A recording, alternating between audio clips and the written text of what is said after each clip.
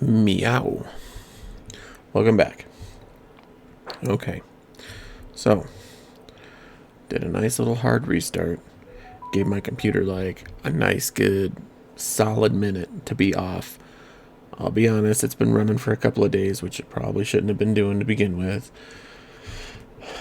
But we should, hopefully, be back in business. So I am just finishing pulling up my chat here.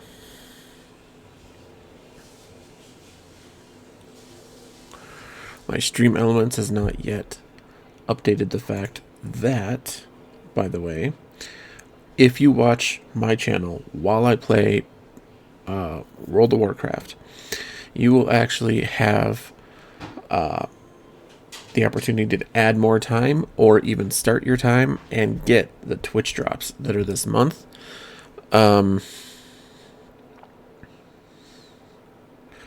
Which is the Fathom Pet, which I believe is just this nice little crab, but still, it's cute. It's got a little pirate hat. It's got its thing. So as long as I'm not laggy tonight, we should be able to straight up World of Warcraft it. If it does end up getting laggy, we'll move on to another game and see what we can do. But in the meantime, we're just kind of letting things catch up a little bit. My computer is still, it's not really loading, but it's like loading like all the micros, apps in the back, that kind of thing. And then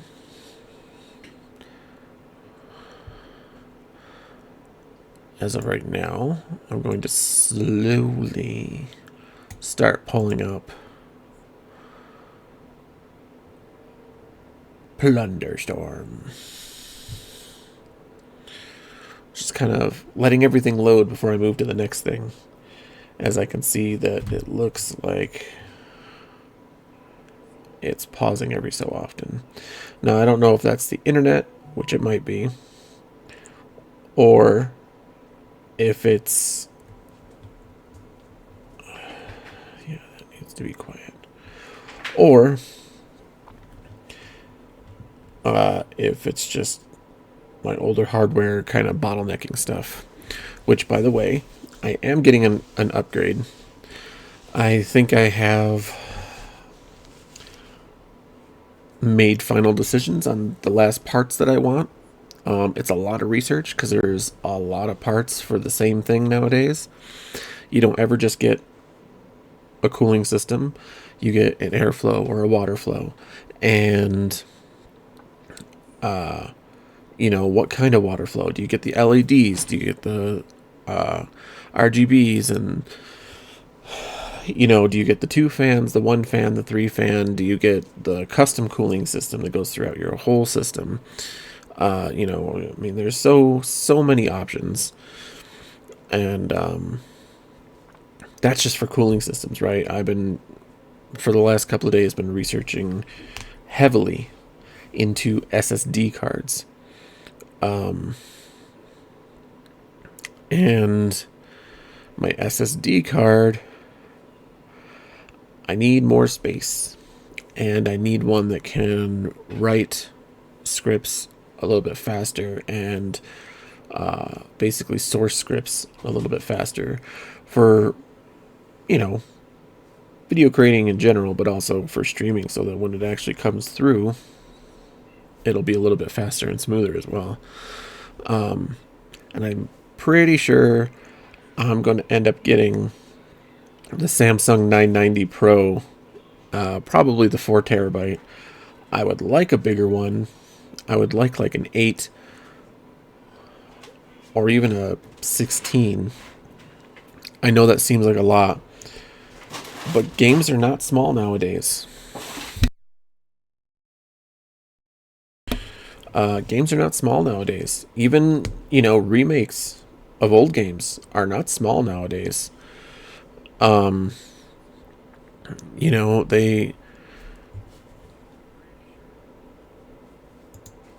what was it? Even though this is a good example of what they've turned into. Unfortunately, they didn't do a great job of doing it from all the reviews that I hear. And it sucks because I would have downloaded it too. I would have bought it and downloaded it, but I'm glad I saw the reviews first. Star Wars Battlefront 2, the original Battlefront 2. I didn't play Battlefront. One of my friends slash former guitarists did, but I played Battlefront 2, and I played the crap out of that. I played that for hours and hours, and I played that for days on end, and I still played it probably, years later after that. Like, I played it all the time. The only reason I ever played droids, literally the only reason I ever played droids, or the Confederacy, whatever you want to call them, was so that I could be Darth Maul. Besides Darth Maul, I didn't play the droid side very often. I literally played clone troopers because they were my favorite era, and it was just fun to be able to run with the Jedi and go through and cut them all down and have a good time. And I don't know, it was just good. It was good stuff. But in any case, hold on just a moment.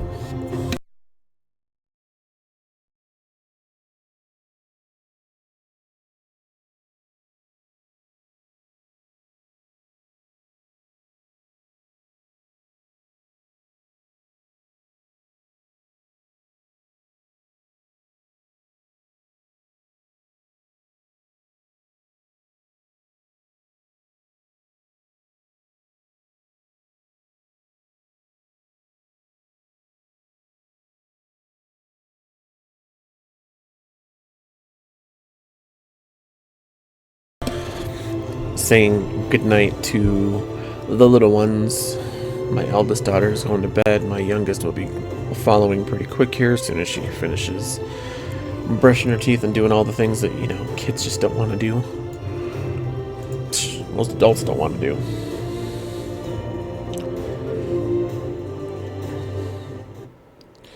The load time was a little bit better this time. I will give that.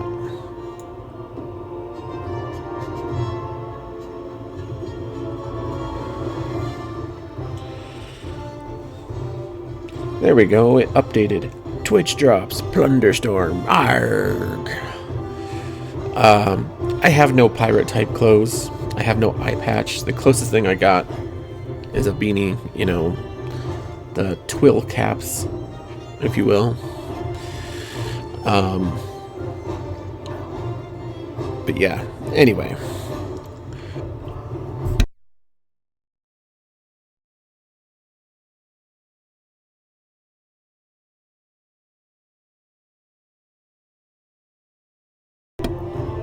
Sorry. Got something caught in my throat. But it looks like because of that last match, I did boost myself up to 19. My next level is 20, where I actually get a mount, and I get the Buccaneer Plunderstorm title. That's Plunderstorm specific, so to me it's not that big a deal. It'd be kind of nice if they actually took some of these titles, and if you're going to earn them, actually have them in Dragonflight, or even put them in Classic too. Like, why not? Let yourself have a Classic title of Buccaneer or any, deckhand and stuff like that. I mean, it's not going to be that big a deal to add something like that. But basically, it just feels like with this being a limited time event, that those titles really don't matter or do anything if they're only for the Plunderstorm. So that's kind of where I'm at with that. Anyway, you guys can't see it because it is currently I'm in my chat position. So let's pull this up. We'll get you guys pulled up in game.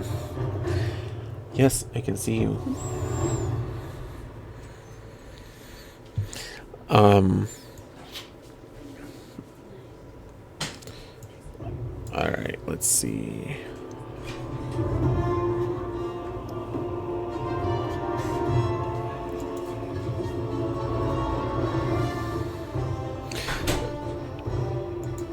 I hate when she starts slamming doors and knowing that my microphone picks everything up.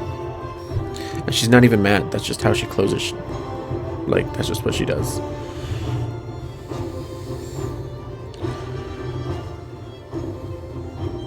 She thinks I don't know when she's doing stuff like that. But I do. I always do. I'm actually gonna go change my sweatshirt. I thought I was cold. I was like chilly, not cold. But I put on my like super thick, super wintry sweatshirt, which was a mistake. So I will be right back.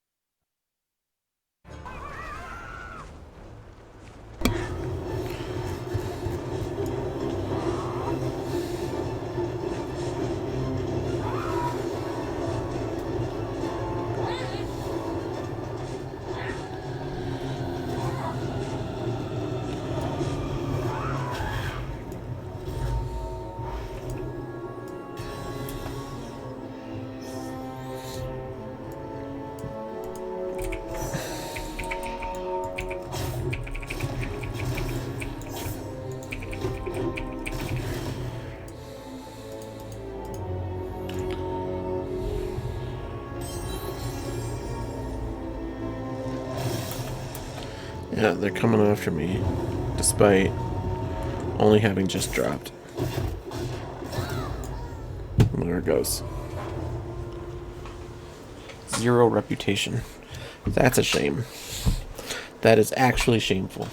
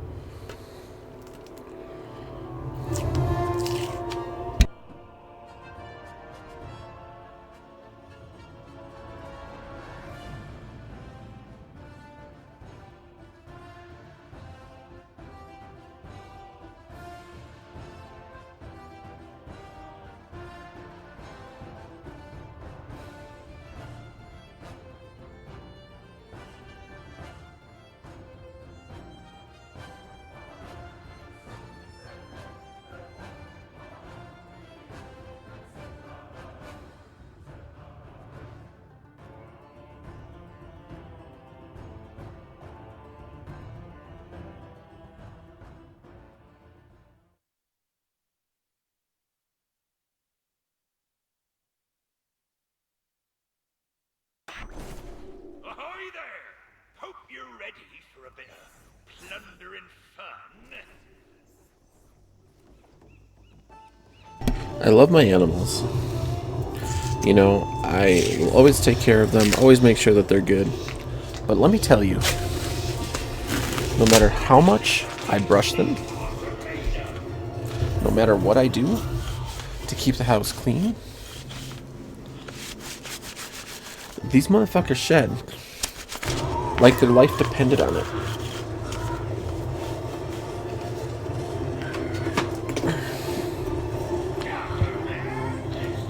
And I can literally not get a freaking half a day. Barely. I'm lucky to get half a day of essentially no fur. Oh, that was a bad lag. It's okay. All we can do is pray that it gets better.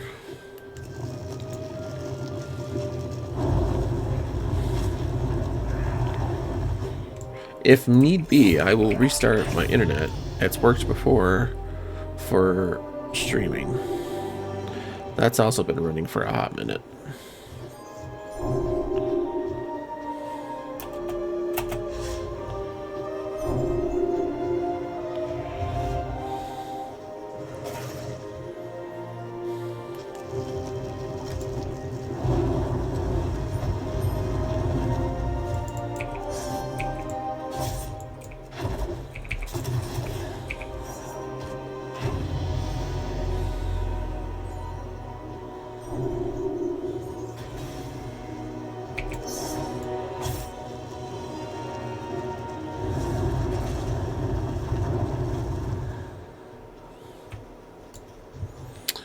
Plunder, plunder. Yeah, I can see it's lagging on my screen too.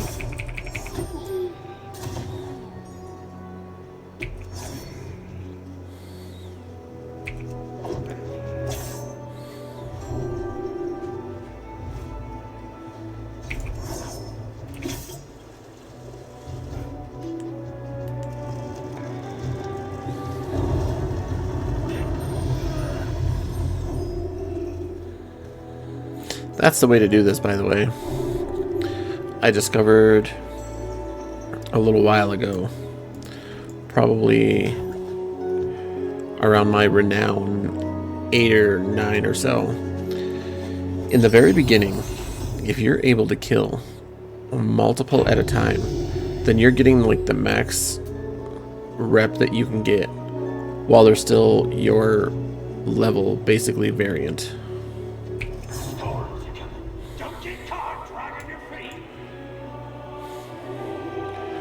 And it'll boost you up like 2-3 levels if you just do a bunch.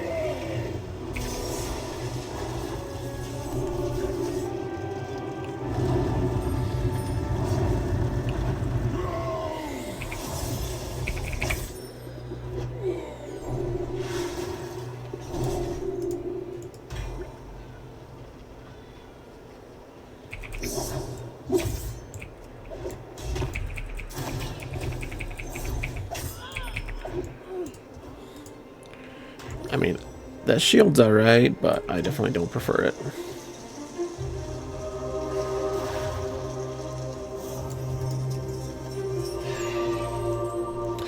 Alright, bird.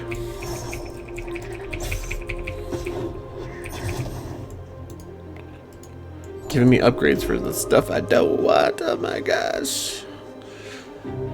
Thus is Plunderstorm.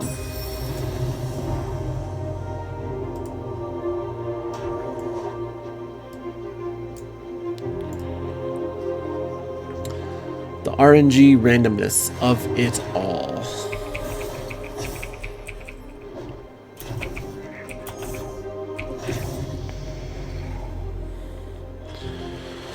So the nice thing is, once I get my upgrade going, not only will I feel a little unstoppable, because it'll be a massive upgrade, and then I won't have to upgrade for a long time, except for maybe like a bit here and, you know, a piece there, because I just really want to. The only thing that I'm not going to upgrade right away is my hard drive. And I'm okay with that.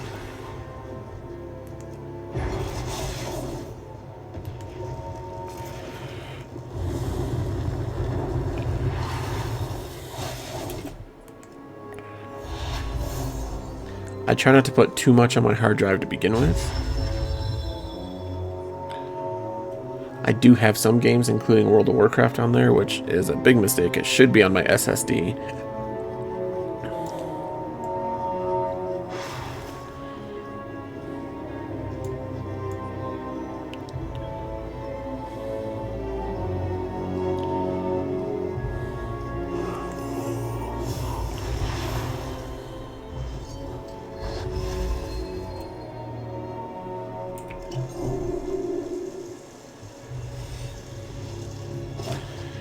But the time that it takes to reinstall is actually quite massive. At least it has been for me. Maybe it's just because I have an older system. And right now I have, you know, a slower internet. I actually found out my internet today. My internet is literally the lowest plan that it can be. It's 25 download, 5 upload, which isn't so great, but we'll be upgrading that soon enough. And I don't have, unfortunately, gig internet available in my area, so that won't be happening, but I will be able to do 100 download with 20 upload. That'll be nice. And the price isn't that much of a difference. I mean, it is and it isn't. You know, I mean, obviously it is, but at the same time, it isn't. The way that they do it, it's weird. Like from the minimum plan to the second plan, because I have 4. It jumps like 20-25 bucks. Then it jumps 15 bucks. Then it jumps 10 bucks and then jumps 5 bucks. And it's like, so it kind of, you know, makes you feel like, what's the point? You'd think that they'd be like crazy expensive on the other hand, and it is not. Yeah, this guy's gonna get me. Yeah, that lag killed me. That lag killed me. Because I thought I still had health and I turned around and he still smacked me.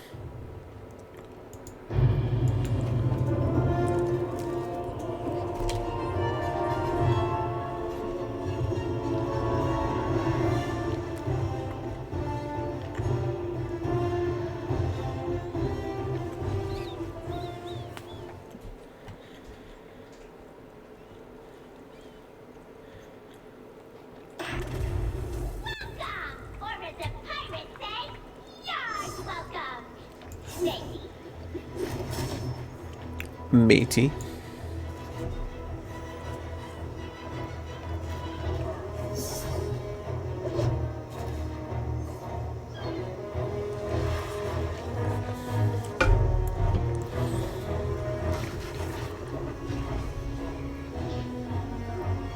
Please let us get quest done.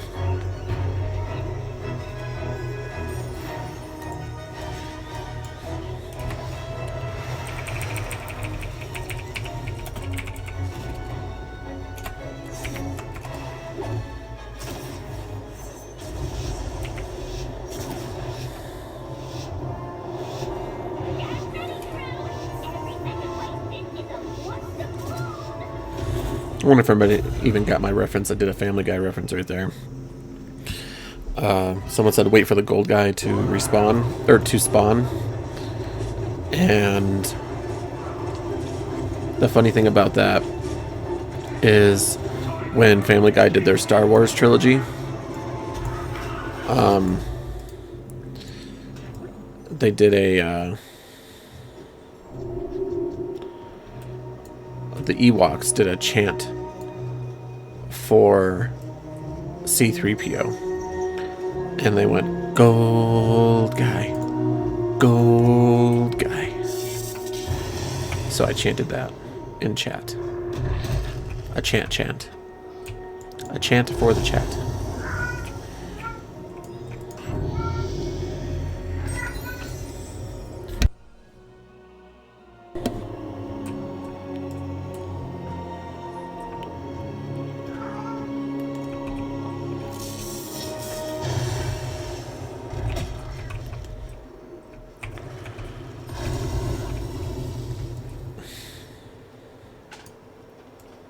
What kind of magical loot do we have today?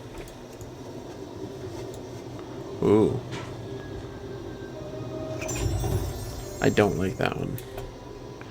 I'm not a fan of the chain. Like, I get it, and I know how it's useful, but I don't like it.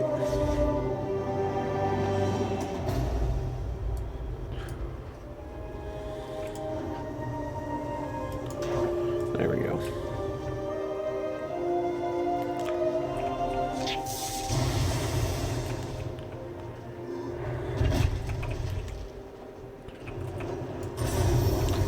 I don't know, lately, maybe it's because of the Zalazane's rise or fall or whatever, but I've been wanting to play Wrath Classic, and I haven't played it this entire time, which is sad, because that's when I joined. That, Wrath and Cataclysm were basically, they were my shit. I will be participating in Cataclysm Classic.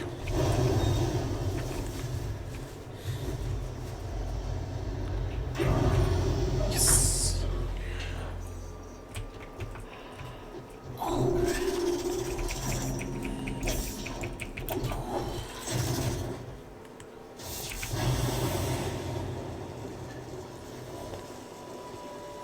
Get moving or die trying.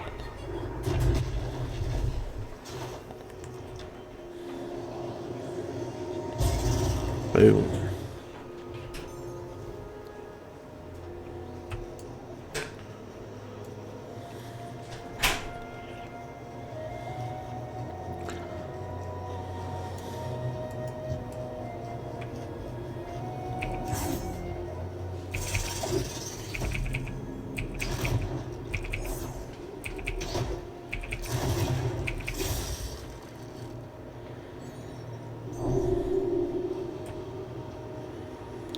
The storms are coming.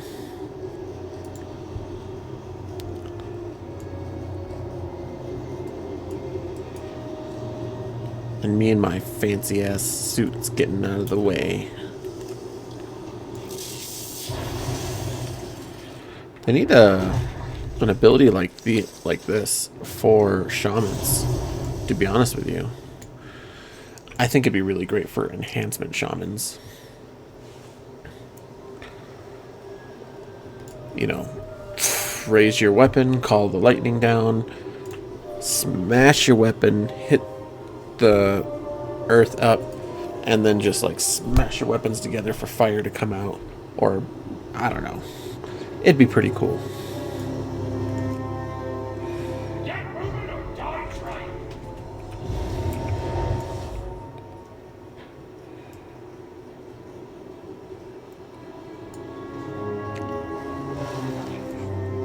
My best bet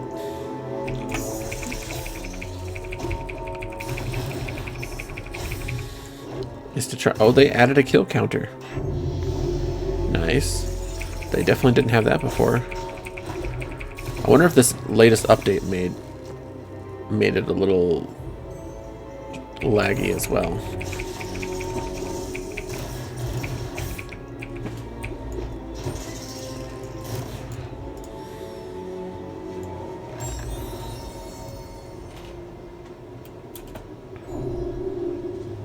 They're coming for me.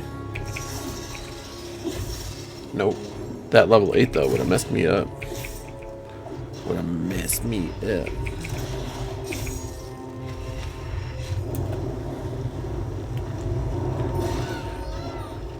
Oh, but I did get to level 20 because I got the Royal Sea Feather. So that's pretty sweet. What's the next one? Dragonflight appearance. Storm Captain's hat. Alright, let's do it. Let's see if we can get to 25. We're officially halfway renowned. So we are a 20 out of 40.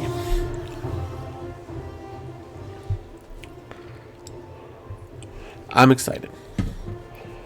I enjoy getting mounts. I'm not a mount hunter. Like, I'm not that person that parks all of my alts, which is a lot, outside of like ICC, and then just run it and run it and run it every week, and then go and run another one week after week after week. Like, I'm not that person. I will do it for like 2 weeks, 3 weeks tops, and then I go on to something else.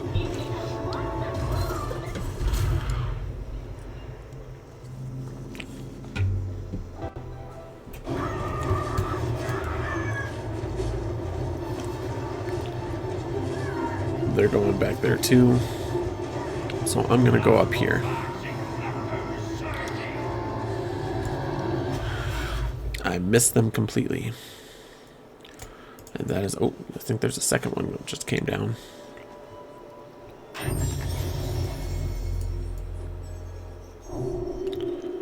There we go, level 2.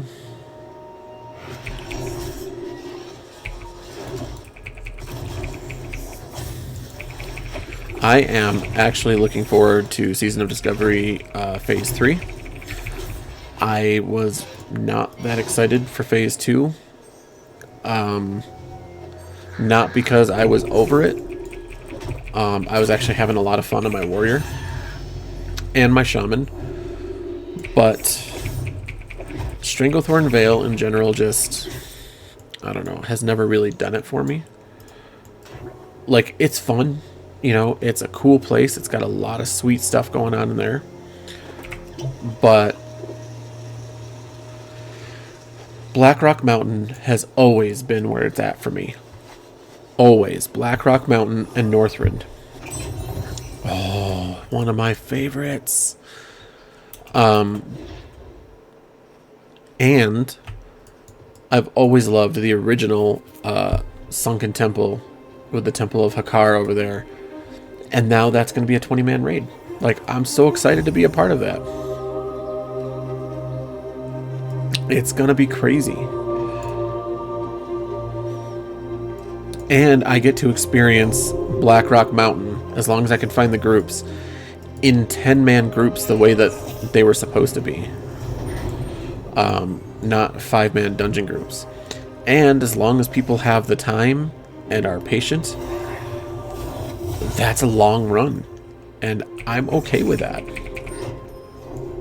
I love Blackrock Mountain, and anytime before it got nerfed down to like 2 or 3 different dungeons for Dungeon Finder, I always straight went out for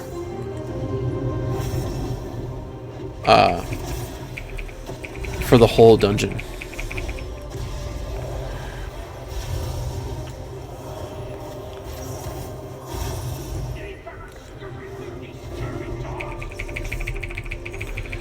Come on. Come on. I gotcha. I gotcha. Yeah, I did.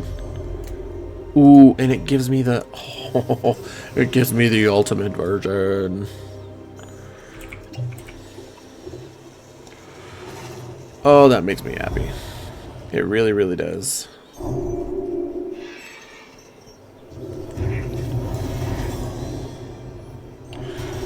Did you want to mess? We can mess. Nope.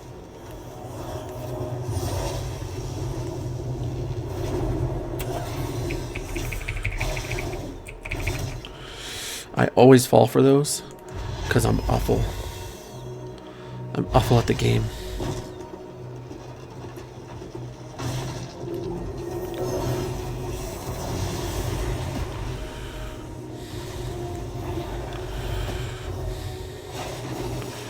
Oh, they got me hard. And I'm rooted. Ah, they got me. And I had the axe. I had the axe.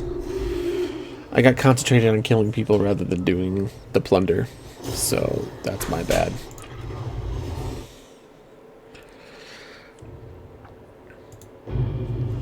sometimes, you know, even though you don't really want a PvP because you're going in for the rep, you get caught up in it. Like, that's the cool thing about Plunderstorm, is you can watch any YouTube video, you can watch any streamer. Most of them will probably tell you roughly the same thing. I'm not that into pirates. It didn't need to be a pirate theme.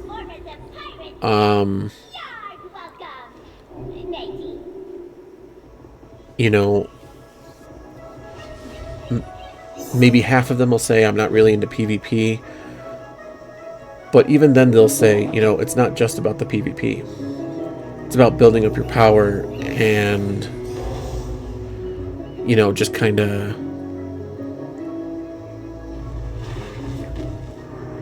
enjoying the game. Get your plunder. Let's, you know, go get it on. Get it on.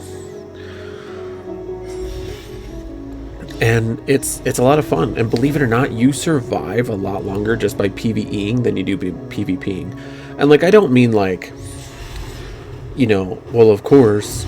No, I just mean like, as you're PvEing, you get way more plunder. You even get up to one of the top spots. The highest I've been so far is 5. I was top 5. Otherwise, I'll average anywhere between. I'll average probably in like the high 20s, low 30s. Just because someone catches me, or it'll be a brawl between like 2 or 3 of us. Otherwise, I end up getting like 7 to 10 for a spot. Here we go. Gonna drop right down on that bear. Sorry, bear. I appreciate you.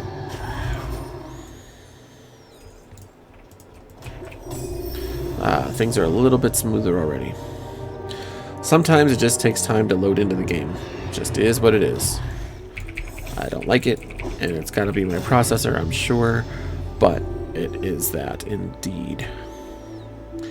And it does look like it's going a little bit smoother on stream as well, which makes me happy.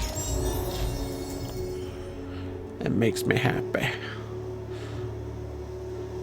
Come on, get happy.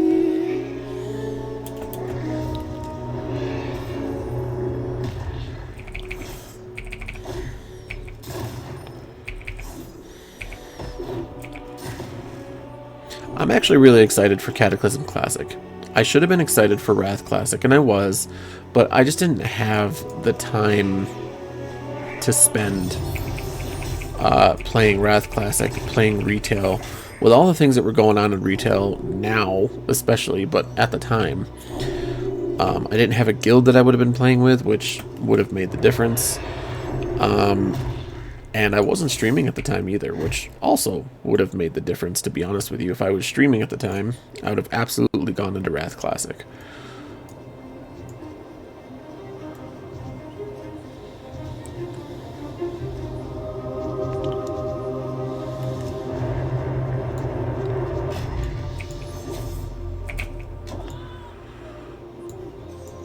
Now, what do we got in here, my pretty magical chest?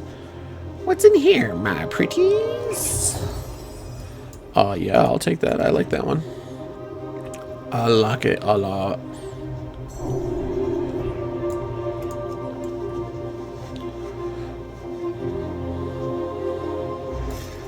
Yeah. Alright, let's gather up some of these people.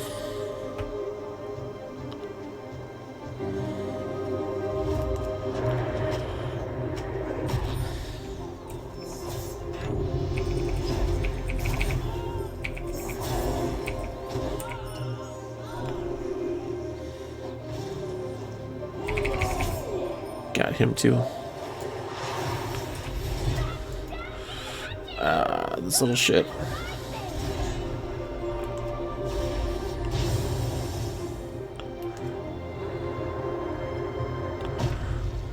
I'm stuck.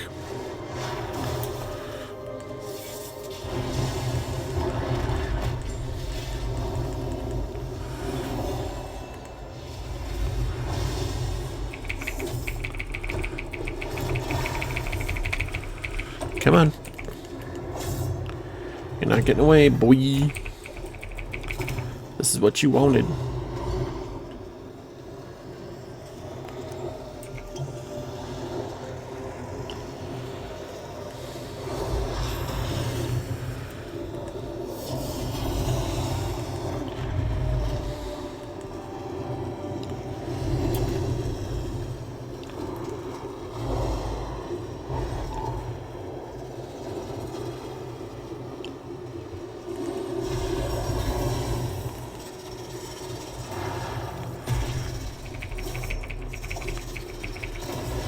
I mean, you literally wanted this. You started it.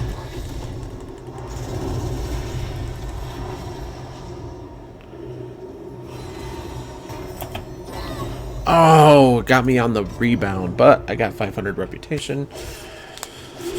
So it's good. Yeah, see? Low 30s, high 20s. I was number 30. I'm okay with that. I am okay with that.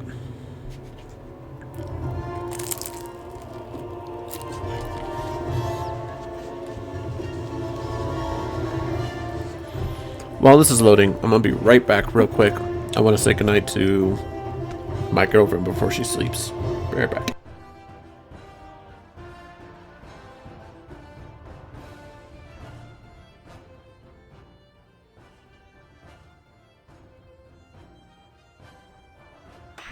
Hey everyone! The new hire, mate is here!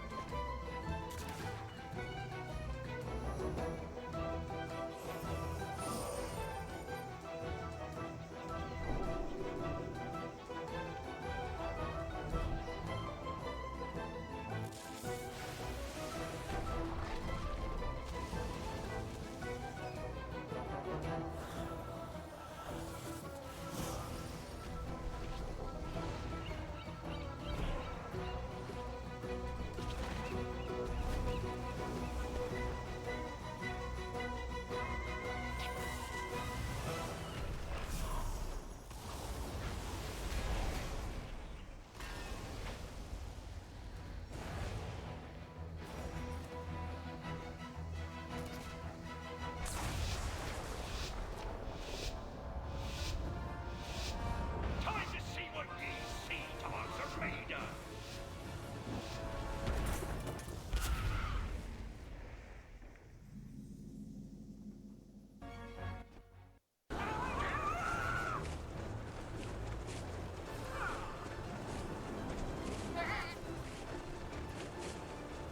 Well, don't just stand there! Get moving!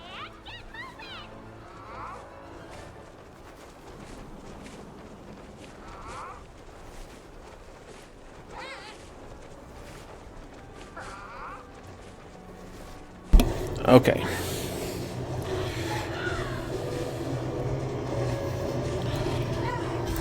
I go in there to say goodnight. What do I get? I get a you knew, and then give me popsicle, give me popsicle. So demanding. I do love her though.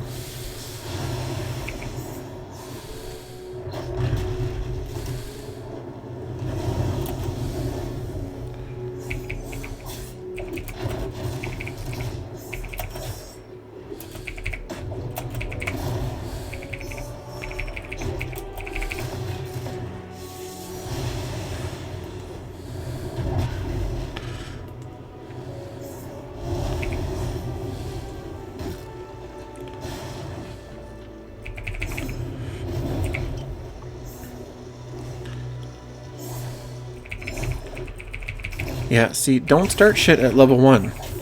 It takes forever.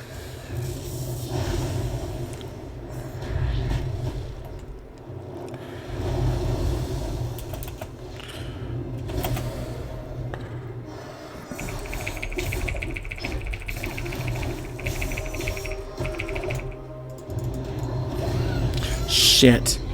If I didn't stop to try and get that power, And she didn't distract me. My youngest woke up with some nightmares, so I went and laid down with her, and then I passed out because I was next to her.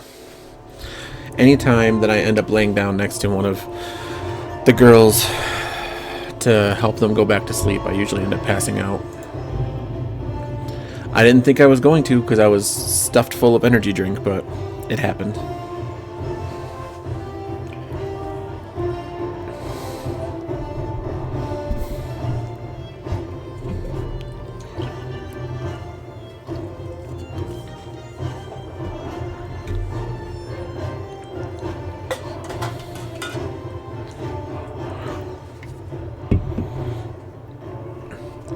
How you doing though, Polar?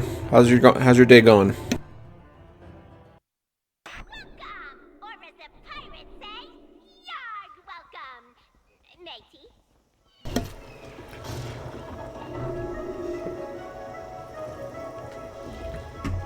Did you end up getting your group together for Mr. Hanky?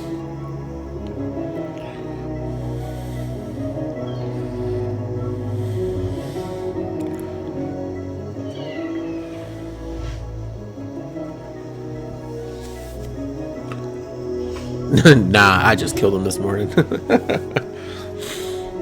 Sometimes it's like that, you know? Sometimes it's like that.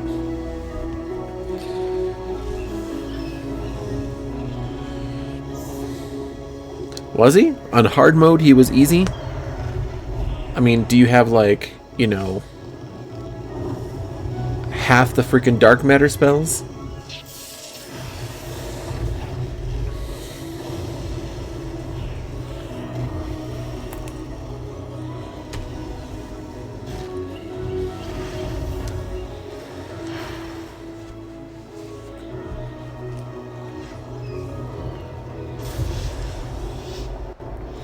Did you, I mean, it's really not so bad, the Mr. Hanky fight, which is kind of weird because you think it would be.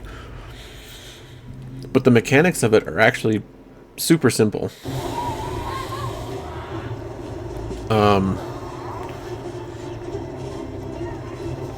It's a matter of like the little hankies running around.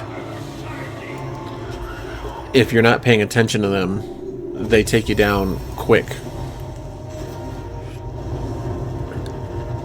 Just because, like, you're trying to gun things out or whatever it is you're trying to do, you know, get the toilet paper. But if you're paying attention to that, the fight's pretty easy. So if you use your superpower, right, your bullshit card, and then from there, keep, you know, one or two of your teammates alive, you're pretty golden, to be honest with you. Because after that, you just get in the gun and just shoot. You don't even have to do nothing else.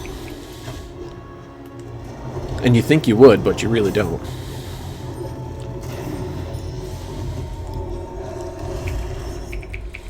You stole my loot. You son of a bitch.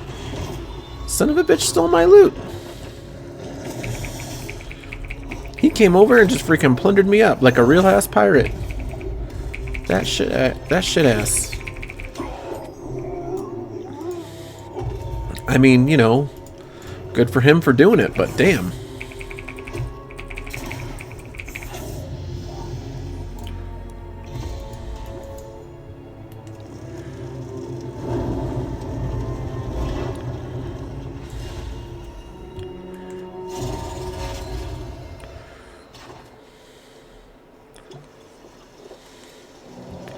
Oh yeah, see? I'm gonna pull you down.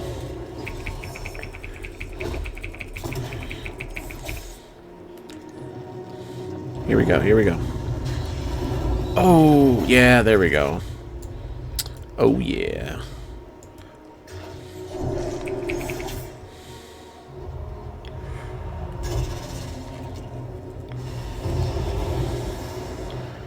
Oh. He almost got me down though.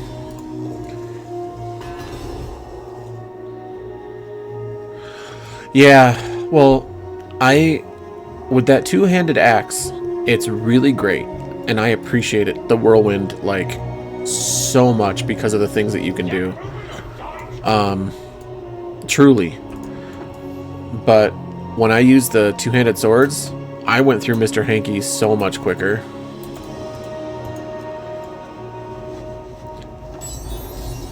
And for me, I don't think it's...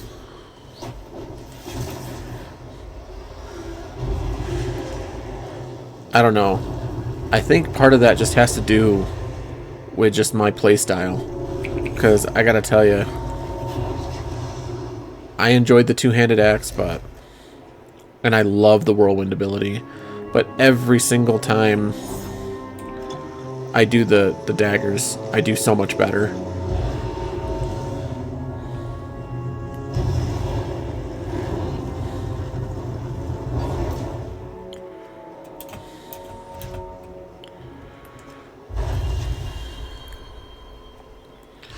And I think all I did was...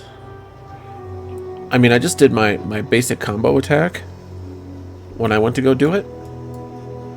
And then... when I was getting rid of the poops, the little pooplets, whatever you want to call them. And I think I pulled off like 1 or 2 ultimates. And I think my ultimate was... Minions? No, it wasn't minions. It was like the radioactivity one, which was actually super useful because I kind of let them swarm me and then just went all radioactive, and I just like killed them.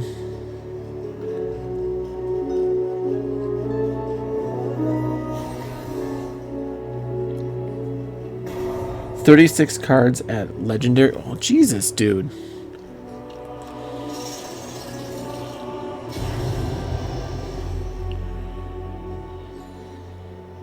I mean, grats, but Jesus.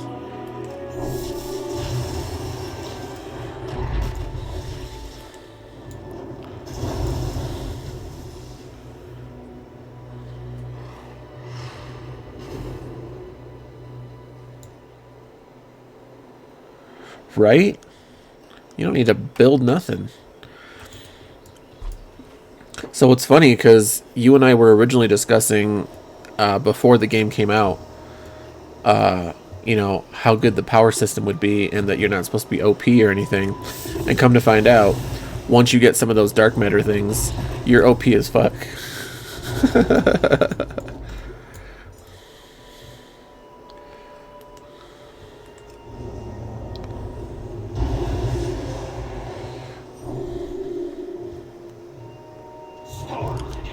Don't get caught right.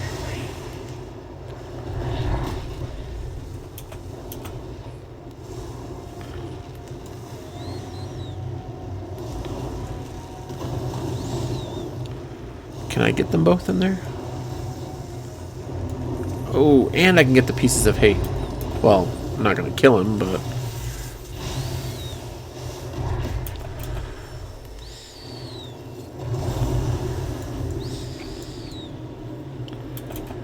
Ouch. He wants to eat me.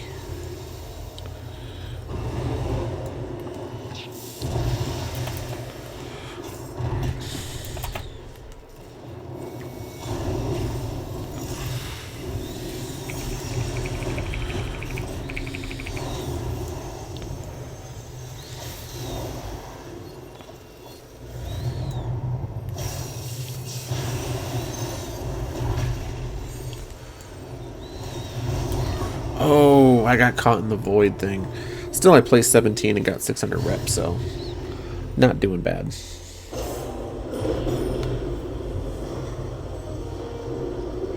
Hurricane? Oh, is that the one that that lets you charge twice as fast?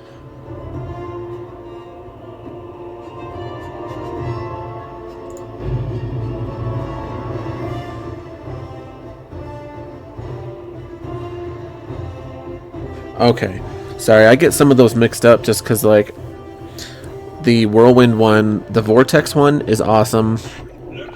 Then you get the one that you get the charge twice as fast, but you can also charge a second time to do it longer for more damage or something like that. And then there's the one that you're talking about, which increases the speed and the damage while you're just in whirlwind in general. That one is pretty cool. I think I got that one up to like I kept getting like those chests that just upgraded the card, and I think I got it up to like 85 speed, 85% speed at one point. That was insane. I was just like, I was flying all over the place.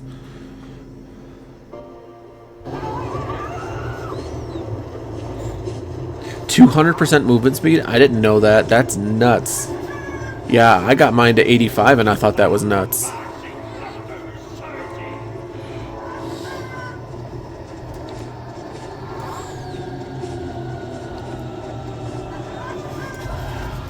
Boom.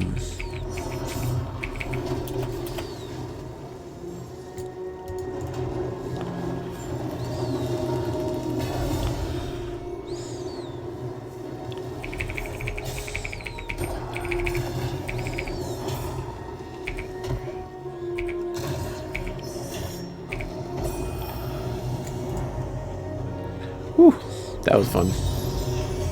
I like shit like that. Just come in and freaking crash. Insta level twice.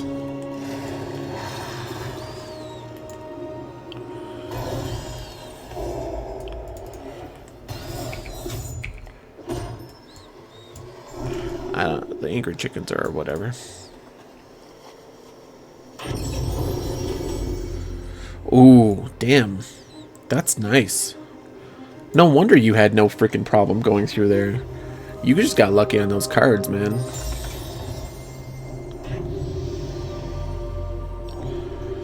The other thing that I think that would be nice, since we were talking about quality of life stuff, was I was thinking about it. When you first draw your cards to do, you know, to start the battle, to start the whole thing, I think you should get one chance at reroll. That's it. Just one chance at reroll. So if you really don't like the cards that you have, then you can get one chance to reroll. That's my thought. Because you don't start off with any toilet paper. It's not like at the end, you know, you build up toilet paper so you can keep re-rolling to get what you want before the next match. Which is fine, I have no problem with that. I just feel like maybe one chance at re-roll so it doesn't feel like sometimes you go into it super sucky.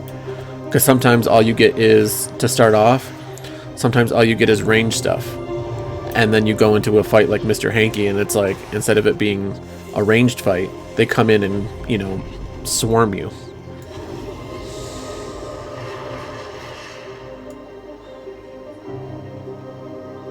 What do you mean you can start with 120 TP? How?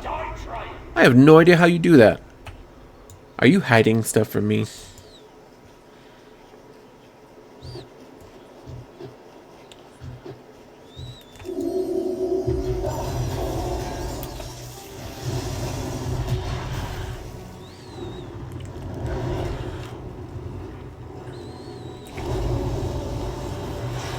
Oh, he's gonna kill me. I could have had a nice upgrade, but...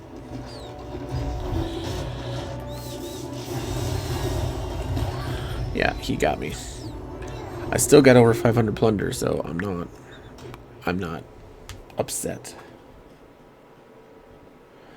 Oh, okay. I think I'm close.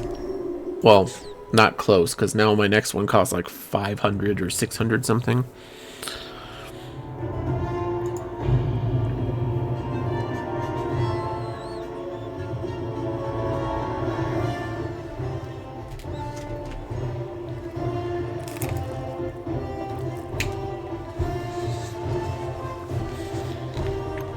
But dark matter's not that hard to come by overall.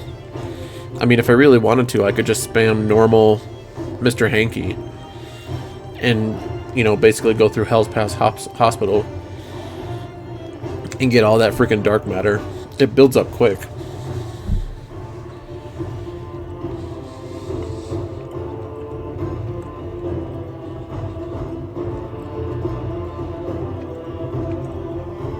Yeah, that would be nice. So apparently they already took my thoughts into consideration. See, I'm changing the game already, man. I just don't know it. Yard welcome, matey.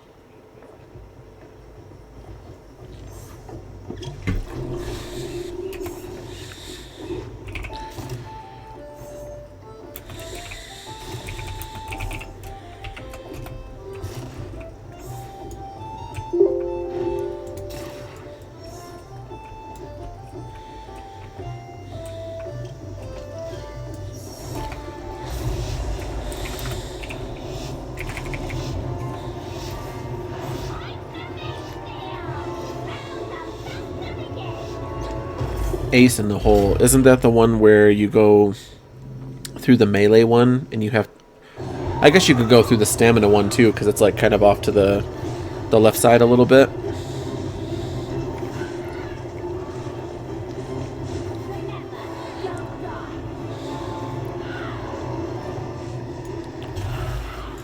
Ooh, I got nobody. That's bullcrap.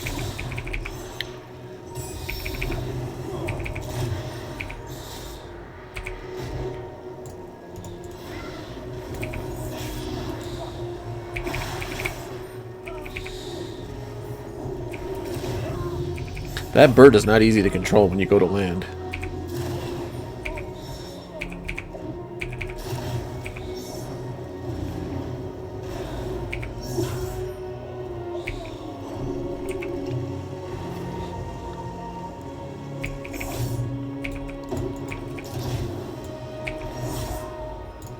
I don't like that one. I do like that one.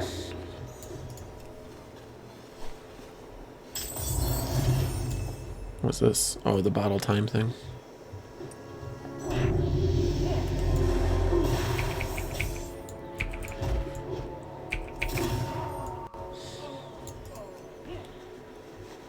You jerk. Come over here and try and stop my chest looting.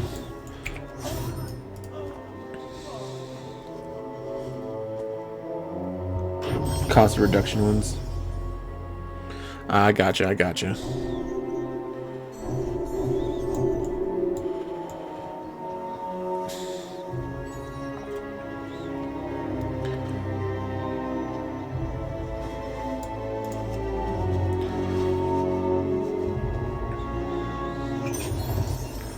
Ooh, yeah, that's a good one to start off that level. Especially with this person. Pew! Gotcha. Level 5.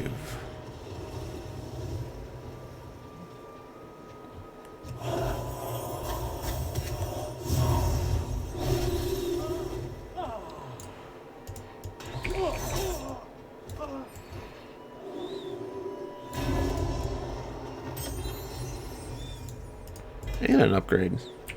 Nice.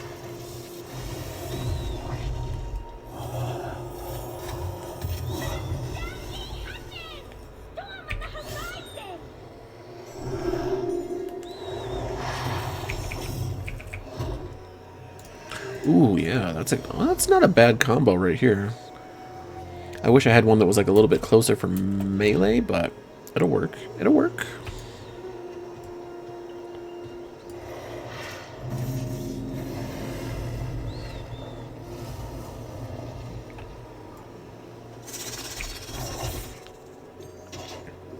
See, I just have this feeling that you tend to understand the point systems intricately more than I do. And I don't just mean for South Park, I mean in general.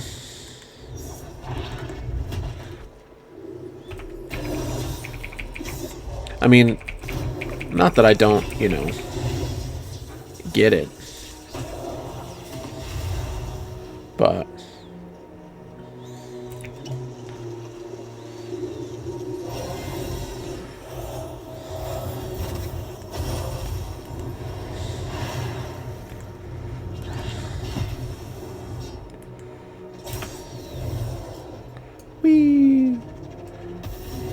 Because even when you were talking about Diablo and you're like, don't put stuff in strength, I'm like, I'm a barbarian. I'm supposed to put stuff in strength.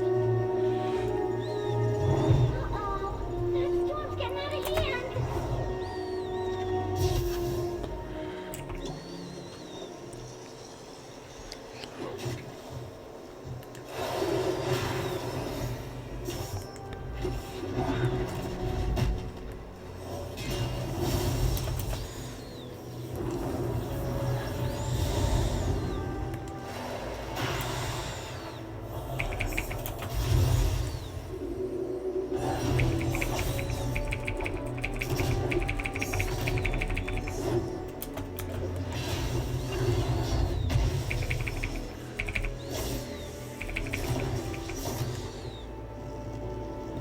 I need to target something first.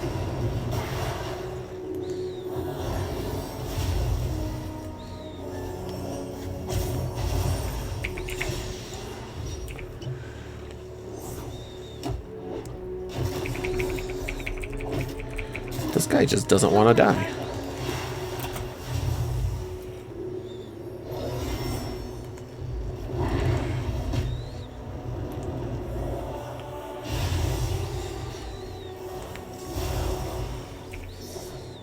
I require a target.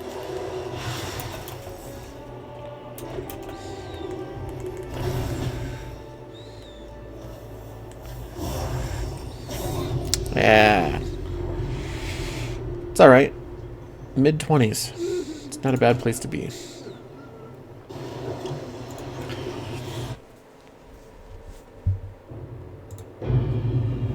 But yeah, the dark matter system is pretty cool.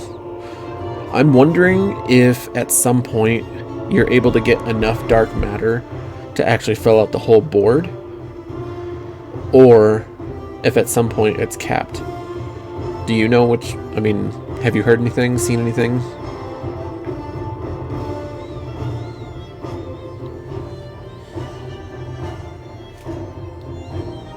Capped at 30 nodes. Yeah, that way you're not like, you know, crazy all powerful.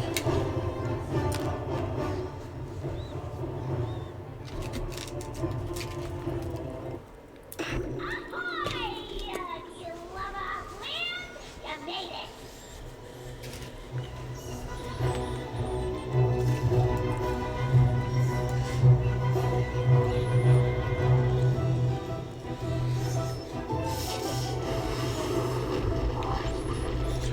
Probably, because if they're going to add more game modes and they're going to add more challenge runs and stuff like that, then the likelihood is that they'll probably expand on it and probably add, like, you know, with the bigger DLCs, they'll probably add like 5 nodes at a time or something like that. You know, something small, nothing huge.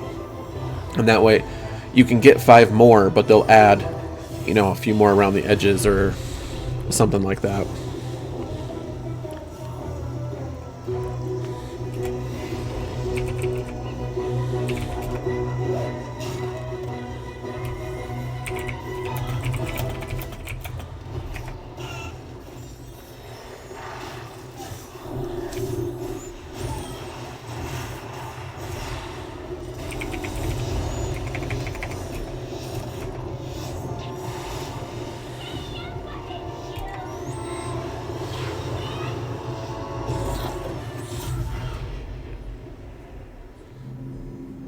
You said you got that DLC though. Did you get a new game mode, or is that just not in yet?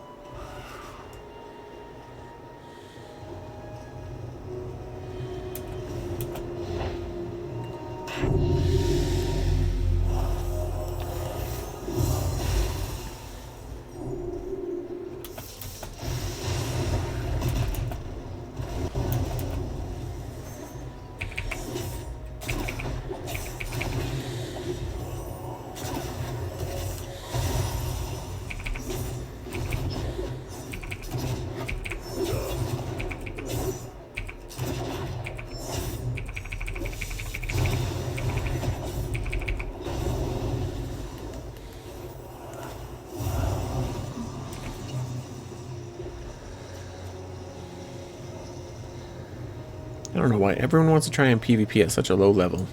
It takes forever.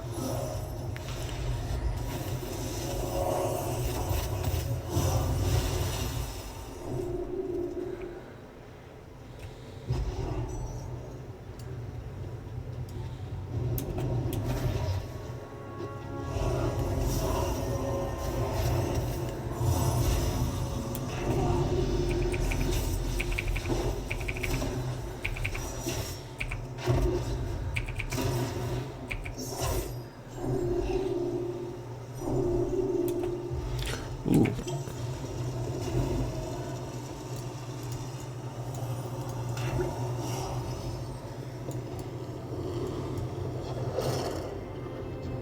Planet Zoo and Planet Coaster? Are those different games, or are those part of the snow day?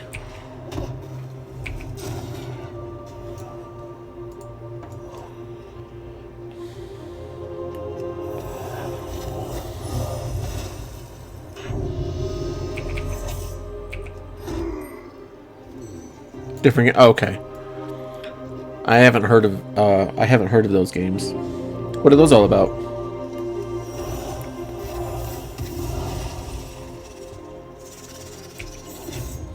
Better get moving. Storm's coming.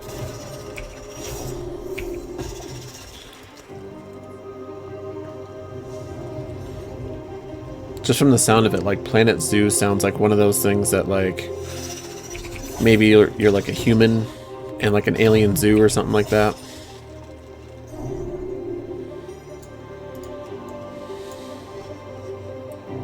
Zoo Tycoon. Oh my god, that's an old game. That came out like right after Roller Coaster Tycoon.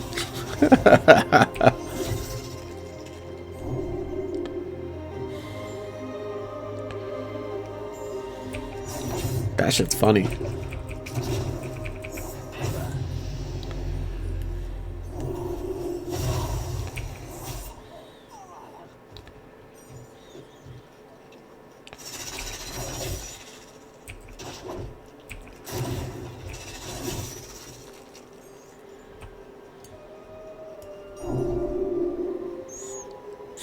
Zoo Tycoon. My god. Zoo Tycoon. Literally, that came out with freaking in the box. And you saw that shit at Walmart. Like sitting on the freaking shelf. Wow. Getting out of hand.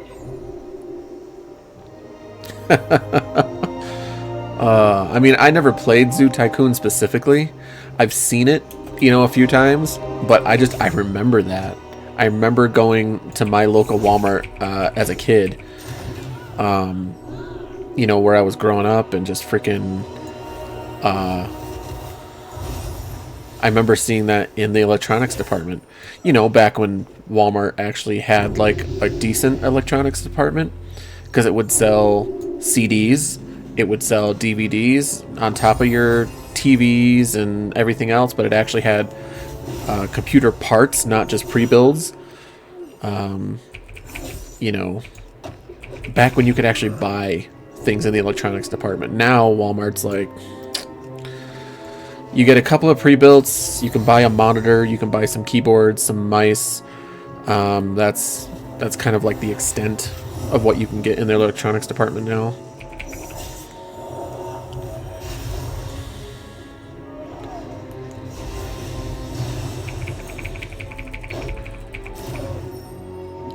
I don't even want to say back when Walmart was good, because I'm so mad at them that I don't want to ever call them good.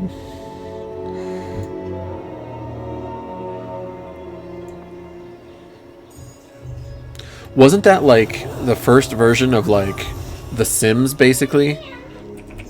Like you got to build your own zoo, or you got to build your own roller coaster park, that kind of thing. And then you get to have like disasters happen, like whirlwinds and hurricanes and floods and whatever. Yeah. Because I remember I picked up that game a lot, actually, and looked at it. Just because I thought the back of the pictures were nice.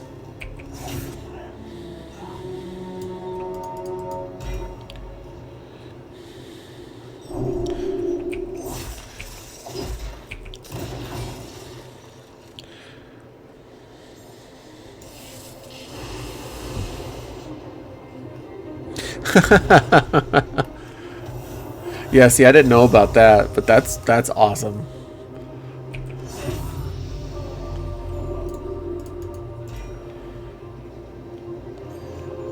I'm telling you, I was trying to explain to my 8 and 10-year-old last weekend or the weekend before.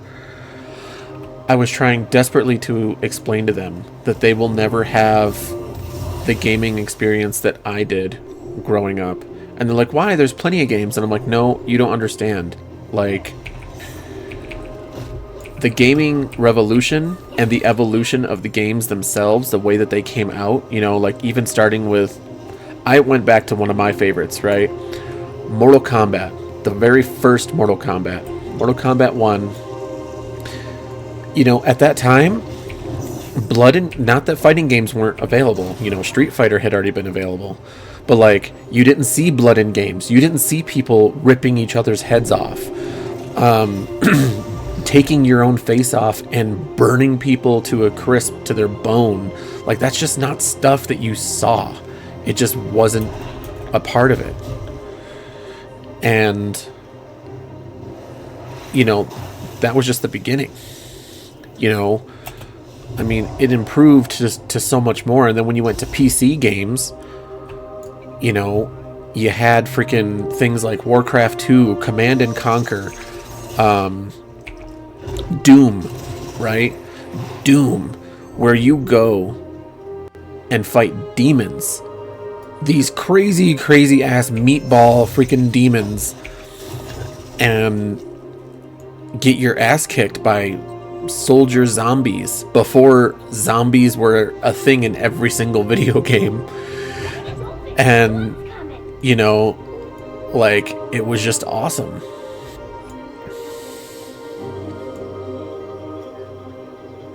Jurassic World, yep. Conker's Bad Fur Day. Oh, I didn't think anybody actually knew about that game anymore.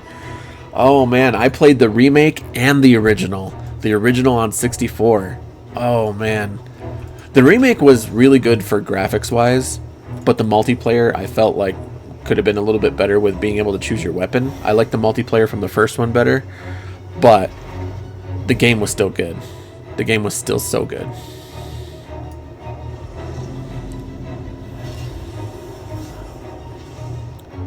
In fact, what's really funny is I didn't want to say it because I didn't think anyone would, you know, actually get the reference. But when I was doing the Mr. Hanky fight, all I could think of is the Great Mighty Pooh.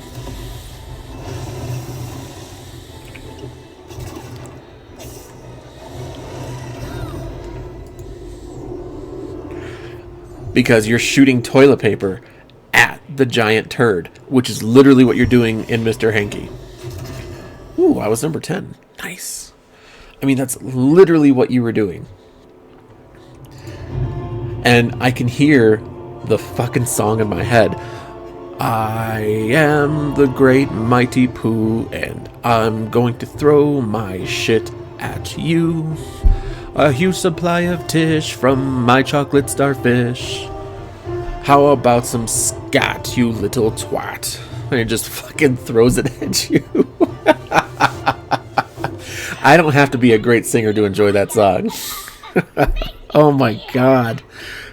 I actually looked, believe it or not, I actually looked for Conker's Bad Fur Day on Steam to see whether or not I could play that. Because I would have loved to play that. To see what people's reactions would be nowadays. You have to get drunk to piss all over the freaking rocks, and then you have to roll the rocks up and solve the puzzles. Not to mention there's that one boss with he's like made of brass, and he's like the downstairs furnace or something like that. And then every time his balls come out, you have to freaking smash him. and he gets angry and whatever, and he goes, balls of brass, like, oh my god, the queen bee. Oh my god, that's right. Yeah, see, I had it on Xbox. The remake. I had the remake on Xbox, and I'm pretty sure I still have the actual game itself, like in a box in a storage somewhere. Because I didn't keep all my Xbox games, but I kept the ones that I really enjoyed, just for collection wise. But man, yeah, the queen bee was a guy, and oh man, that game was so twisted, especially for its time.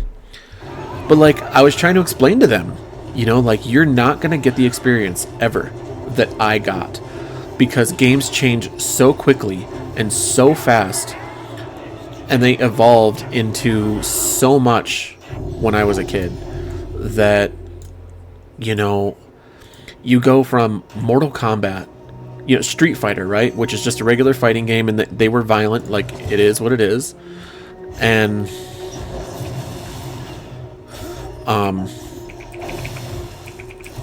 and then you go to Mortal Kombat with the blood. Eventually you go to Conker's Bad Fur Day, which just was obnoxious in every sense.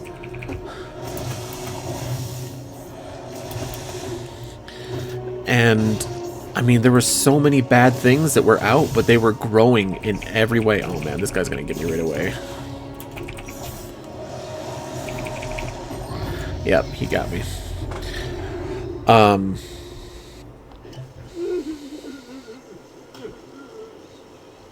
Yeah, exactly. Like, computer games evolved a lot. Console games are crazy. Back when the first PlayStation came out, and you played, I don't know if this was on the first PlayStation or if it was on PlayStation 2 with the original Xbox, but they had the original Call of Duty, not the Call of Duty what they have nowadays. Back when World War II games were like the entire fad for shooting games, besides GoldenEye on Nintendo 64, which was always a classic. Not to mention GoldenEye, like they will never be able to experience GoldenEye. It's insane. They won't be, like, I have a little Sega Genesis emulator for and it has like over 200 games on it, but it can also take the cartridges. And so I actually need to pull that out because I've kept it in the box and I've only used it like once or twice. But I can let them play the original Sonic games.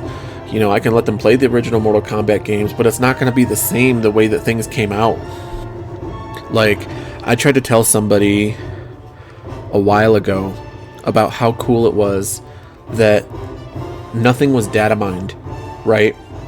The way that you found out about things was through PC Gamer, was through an advertisement in the booklets that you got in your game sets, right? Because like the manual on the back or towards the end would say coming in summer of 1996, new vicious game, blah blah blah blah, join your friends, and and then it just was, that's how you found out about shit. Or you found out because somebody else had the game. Like, it was real excitement for me. That was real excitement. Don't get me wrong, I appreciate the internet to be able to say, hey, a new game is coming out. But then 5,000 people data mine it, tell you every bit of the story, and even if you try to avoid all that stuff, it's hard because your smart systems, your phone, your computer, everything knows that you like those things, or hears you, right, and starts bringing up those advertisements, starts bringing up those YouTubers, and no matter what you do, at some point you see something. So it's really hard nowadays to be just excited over a game without knowing the whole thing. Back then it was just like, you knew a new game was coming out, you didn't know anything else. You saw a picture, you saw a couple of fight scenes from the game as pictures, not even a trailer, and you just went at it, and it was so cool. Yeah, Spyro. Oh my god. And the demo discs, oh my god. I think you and I had talked about this before. The original Diablo, I had a demo disc, but once you installed it, you didn't need the disc anymore because it was just a demo. At least that one anyway. Other demos, I know you still needed discs, but it was the first 2 levels of the church. You got to go fight the butcher. You could play. There were only 3 classes. You could play any of them. It wasn't limited. And you could play it over and over again with the same character, and you could level up as far as you could go with, leveling wise. But man, the excitement of being able to try out a game, basically like a beta, right? That's what it was. That's what demos were. They were betas. And I think they need to treat games like that nowadays. I don't think you should be able to go in and play a full game under beta. Even if it launches with some bugs, that's not so bad because you can come back and, you can come back and fix it. But I think they should treat it like a demo. Go in and not just have everybody say, oh, well, the DPS needs to be higher. Or, and I'm just using Diablo as a reference. Like, oh, well, everybody just needs to be nerfed. No, like, they should go in, they should enjoy the game and be like, all right, my honest feedback is that, I played it on hard and I went through and killed everything like crazy. Or I went and played on hard and I couldn't, or I went and played on normal and I couldn't kill anything,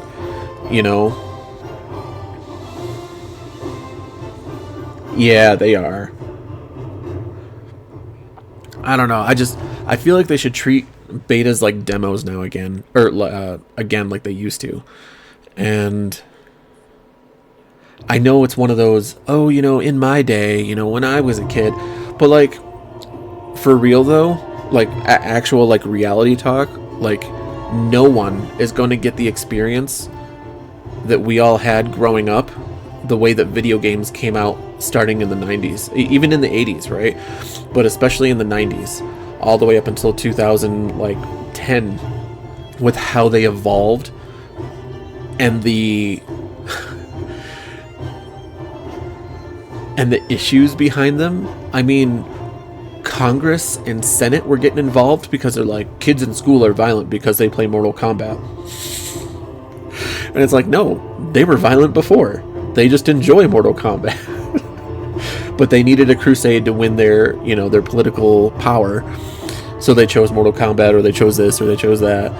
But like, oh man, I really tried to explain how they're never going to experience that. I said, you're going to have fun with video games. I said, the closest you're going to get, and they already have VR out. I said, but the closest you're going to get to experiencing how video games evolve is how VR and AI take you to the next step in the future, right? Because hopefully games use AI responsibly, which we know they're not, to use that for voice acting, which unfortunately takes away from voice actors. But if they can save money on that and put more quality into the game, like the actual gameplay, then I think, games will come out a lot better. But like the next step in virtual reality, right, is immersing yourself into it without having a big clunky set on your head. I mean, how did phones start? They started, this freaking big. They started like a giant walkie-talkie. And now you have phones that can fit in the palm of your hand. You have phones that, smartphones that are typically the size of your hand, but, they have all of that. VR needs to start getting a little bit smaller, a little bit more efficient, and I know that they'll figure it out.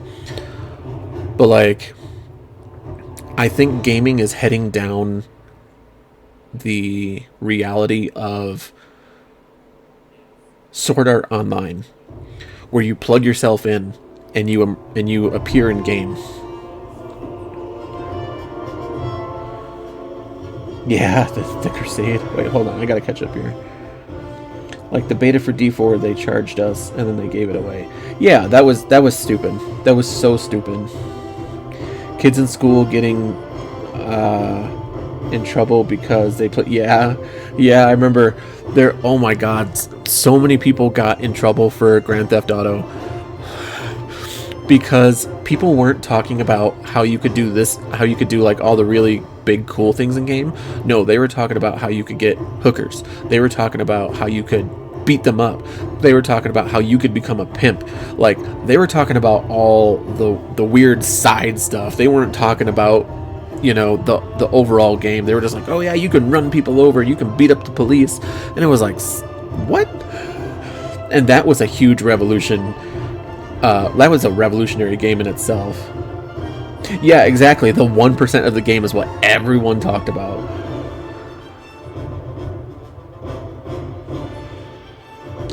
Yeah, that's the thing, is I've watched a lot of voice actors talk about AI and voice acting going forward, and each one of them have different, you know, opinions on it, obviously. But I think there needs to be actual, like, laws in place, like, for basically stealing their voices, right? For, like, big corporation games and whatnot. You know, there needs to be an actual law with no loopholes, where if you want to lend out your voice, right, you go in there and you maybe go in there for like an hour or 2 hours or whatever it is, and kind of go through and let the AI really like synchronize with you, and then they can put in whatever they want. They should be able to get, you know, a straight out pay. You know, like, no, okay, you're not just coming in and working for X amount of hours and getting, you know, however much they make, because honestly I have no idea. But like, you know, I don't know, maybe they make a percent or whatever it is. I don't know. Whatever it is, I just don't want voice actors to get screwed over, because they work really hard at their craft. Voice actors, at least most of them, are very good and work very hard for what they do.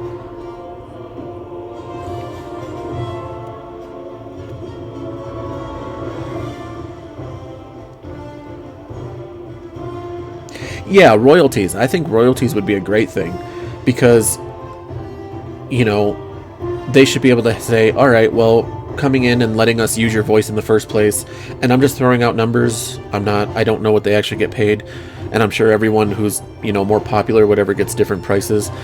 But okay, for coming in for a couple of hours, we're going to give you, you know, $10,000, right? Just as a, like, let's say $5,000. Boom, you get $5,000 for that. But you also get royalties for the game selling, and so on and so forth. And stuff like that would be awesome. Like, voice actors work really hard, and that stuff is not easy on your voice, because I've tried it for a while. Like, not like voice acting, but, you know, like changing my voice to mimic other characters to see what I could do. And there's one that I can do okay, not great, but okay. But he has a really deep, guttural voice. And after I do that for, you know, about half an hour to an hour, my throat fucking sucks. It almost sounds like I don't have a voice. It sounds like I'm sick. Like, yeah, it gets intense on your throat. They're just like singers, you know, like professional singers on the road. They have to take care of their voice.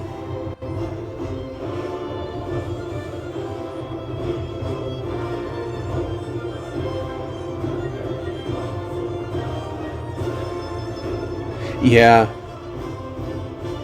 56K. Oh, 56K a year. Holy monkeys. Holy monkeys. That's good stuff.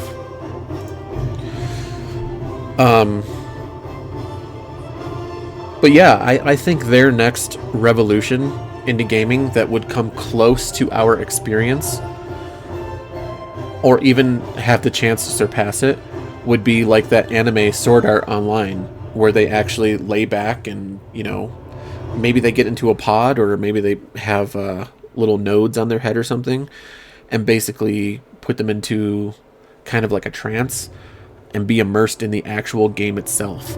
You know, and actually, when you lift your hand up, it's not you looking through glasses, it's you, you know, like you're asleep or whatever, and it like manipulate your dreams or your thoughts or your brainwaves, however that works. But that's the only thing that's really gonna like take people to that wow factor like we had, in my opinion. Like I said, there is plenty of games out there that are really good. They are evolving games, obviously. They are doing better graphics, not always better gameplay, but, you know, and they're trying new things and stuff, but I think that's really the next factor to make anybody go, holy crap, I want to play video games again.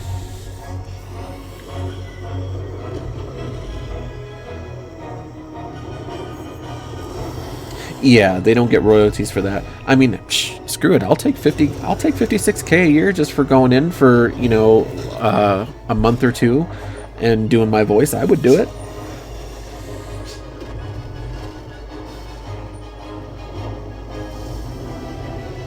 Oh, per episode.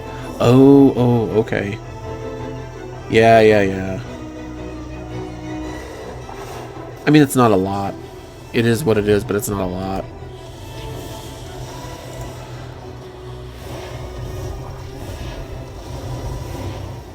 Well, that should be easy to get.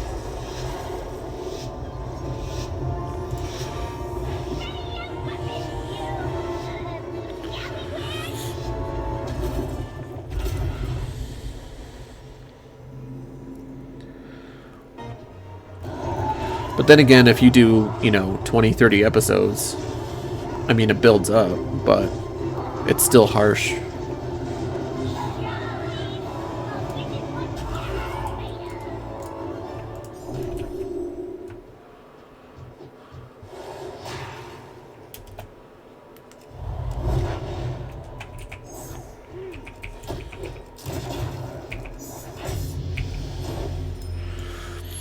You know, like, my girls were born into Mario, right? Like, they know who Mario is. They got the Mario movie now. You know, like, they didn't get to experience Mario for the first time being created and really not knowing who he is.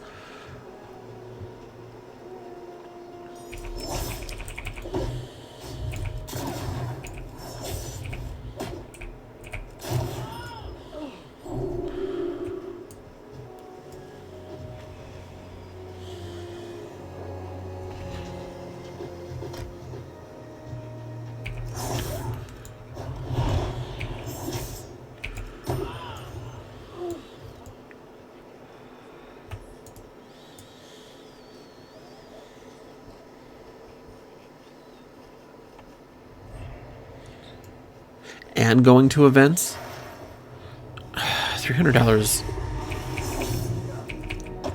I mean, if you do 1 week of events and 1 episode, and you're only getting $300, that's kind of less than minimum wage. That's rough. That's real rough.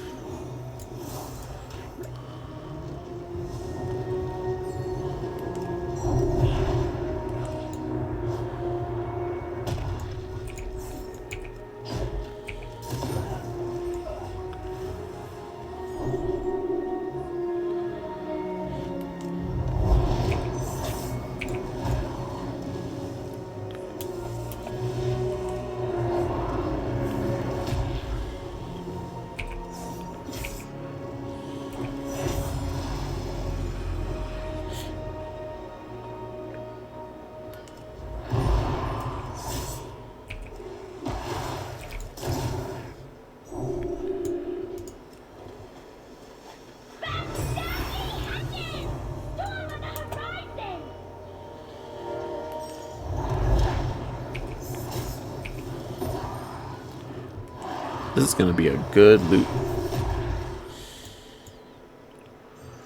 Because I got the mine all to myself. Cobalt mine will give you a good boost.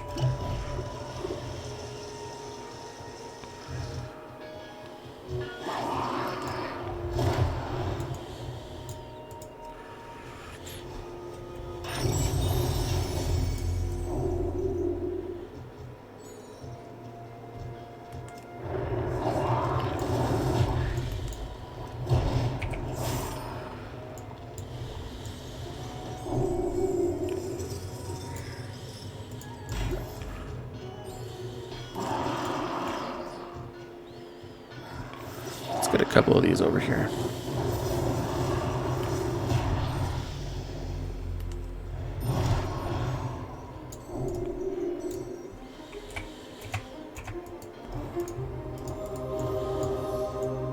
they're on cooldown.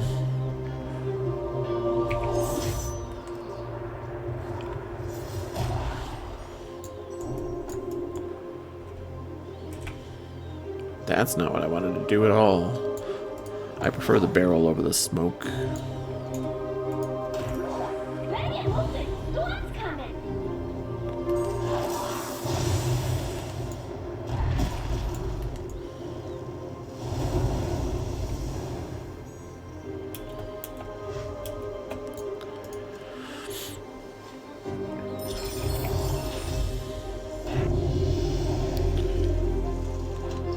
Yeah, the quarry is always a good place to be if nobody else is.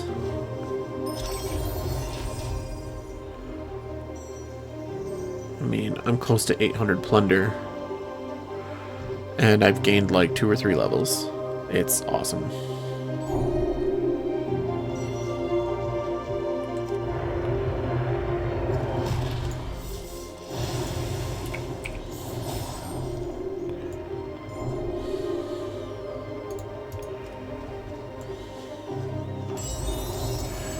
Oh, level 2 Firestorm, or you know what? I just replaced it, but I'm gonna replace it again because that'll give me level 3.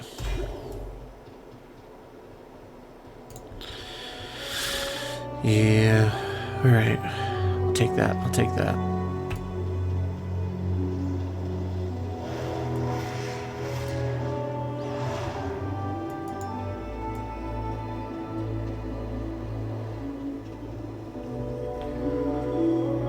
Ready, hold it. Storm's coming.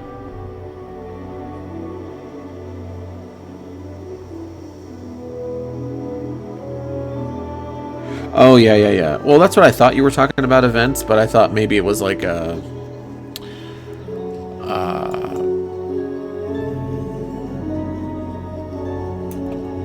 you know, maybe even like a podcast or something that they had to like show off, you know, the next episode or something like that.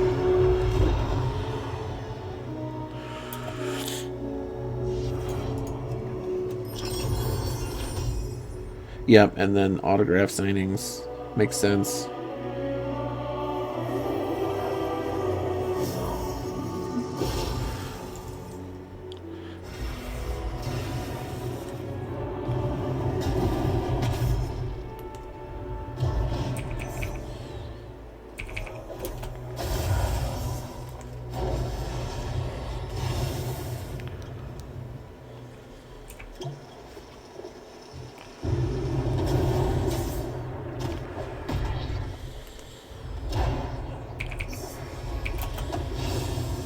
Oh, he got me.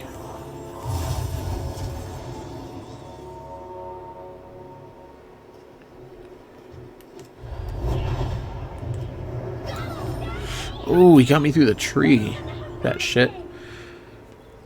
Still 15 at 850. It's good stuff. Alright, so leave this match.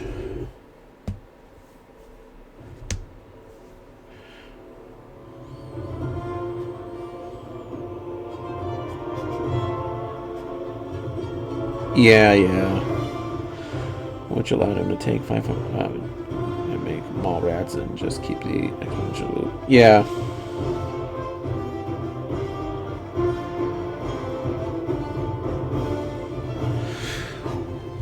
I always wondered about that. I always wondered if, I mean, like, you know, cons and stuff I assumed were voluntary already, unless they were big name and getting, you know, and they're like, you know, well, what are you going to pay me to be there kind of thing.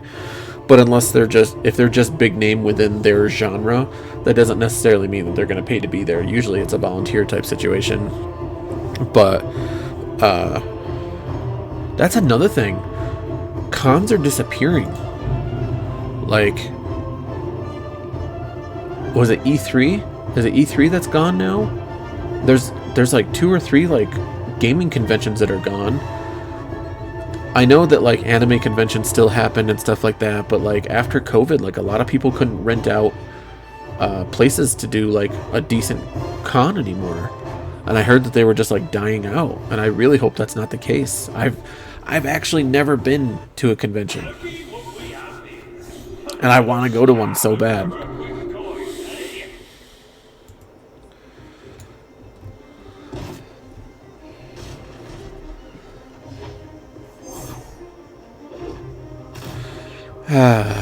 Yeah. Digital age is great and awful all at the same time. I always make the joke, right, that in a wireless age, things aren't so wireless because in order to have something wireless, you have to have like 3 other things plugged in to have that one wireless thing.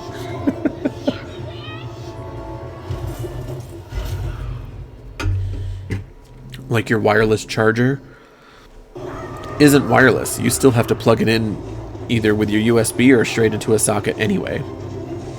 So you're not, it's not wireless, it's just wireless for your phone.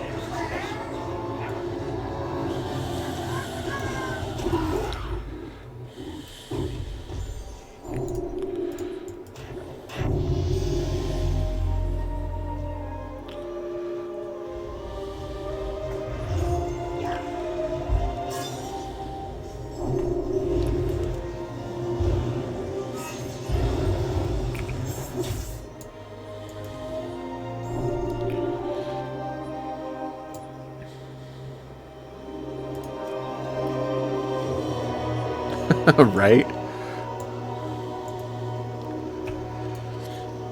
I mean, I still love camping and stuff. I haven't gone in years, but I'm trying to arrange a trip for my family this summer to do some real camping. Not a campsite, not where we go in and have, 3 other people surrounding us in trailers and campers, and freaking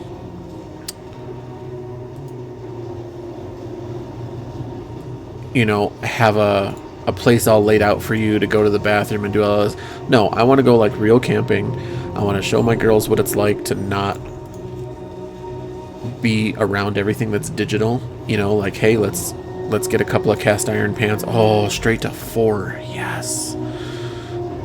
Let's get a cast iron pan and a pot and whatever else, and bring our essentials and go and just enjoy it.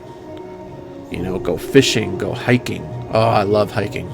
Love hiking so much.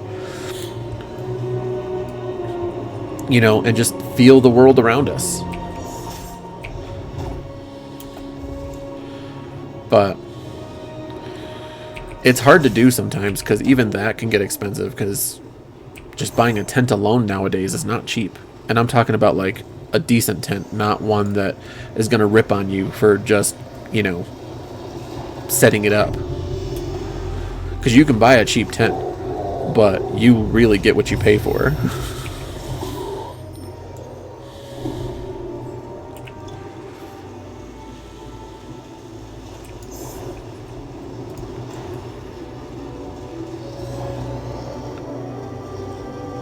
Ye sturdy dogs!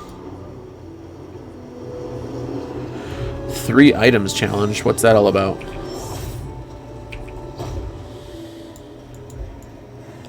I've never heard of such a challenge.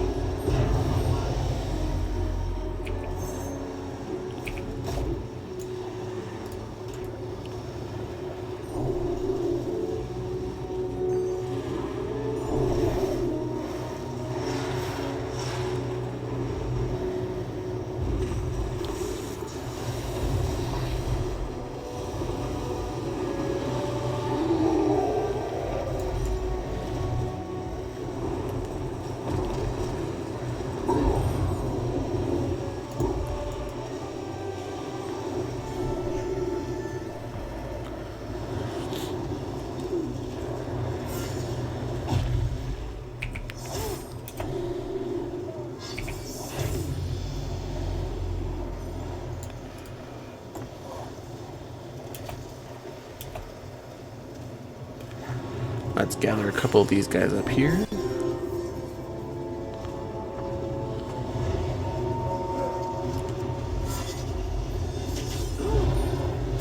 Yeah, that's the way you do it. You kill them all at once.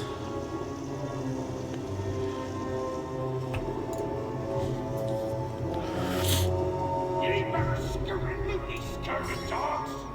You better scoot and loot. Scoot and loot.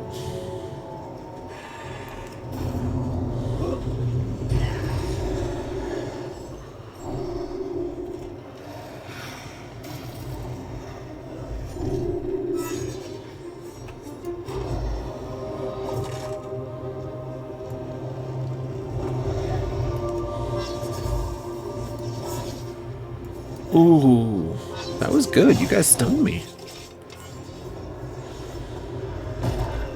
There we go.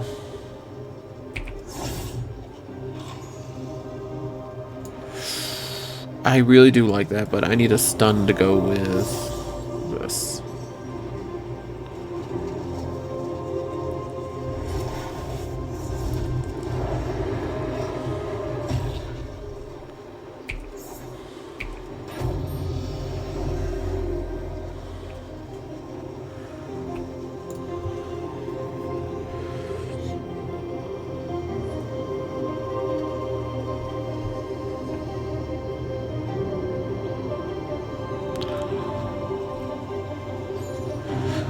Well, as much... That's not what I wanted.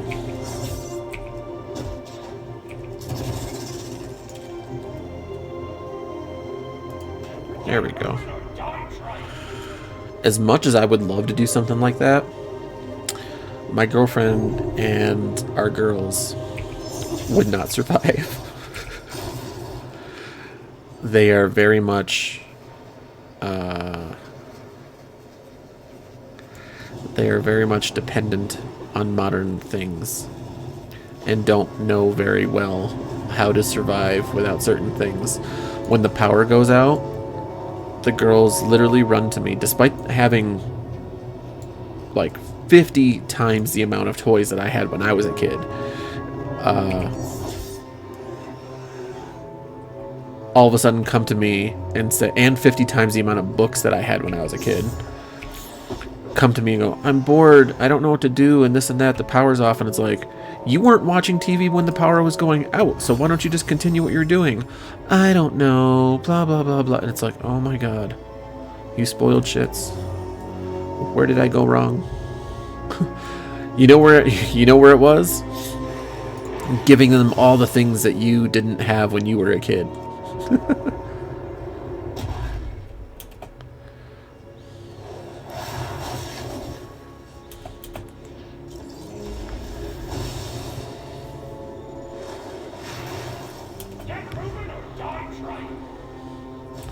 That's where I went wrong. I'm supposed to deprive them of things.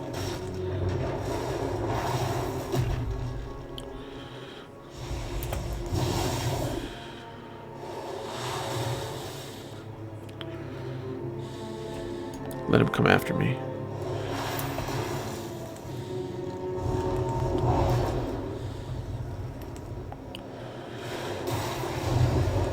You shit.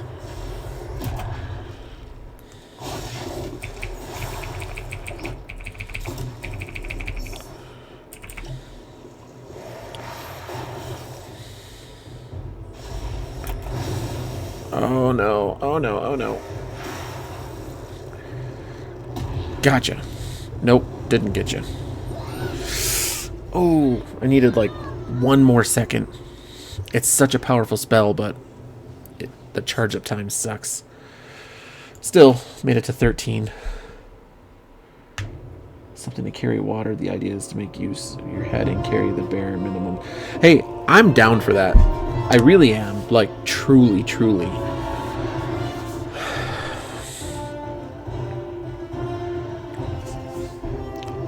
Let me put it this way.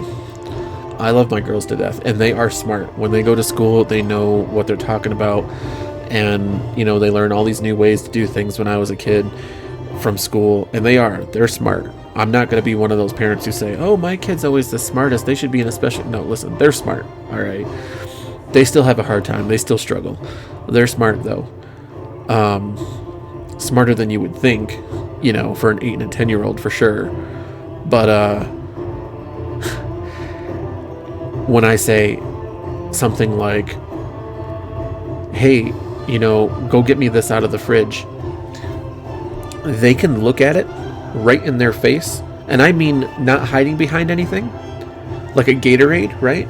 On the top shelf that is quite literally in front of their face because they're, they're that tall to be right in front of their face. I don't know where it is. What do you mean you don't know where it is?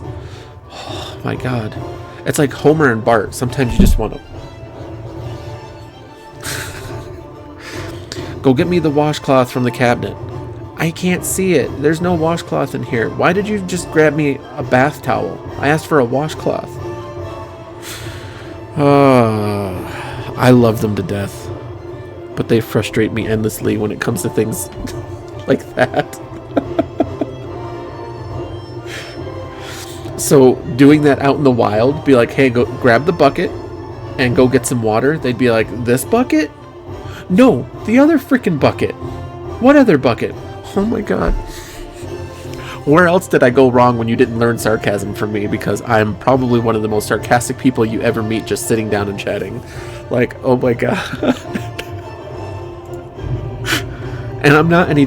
I mean, like, I watch some of the things I say, obviously, around them, but, I'm definitely not any less sarcastic with them.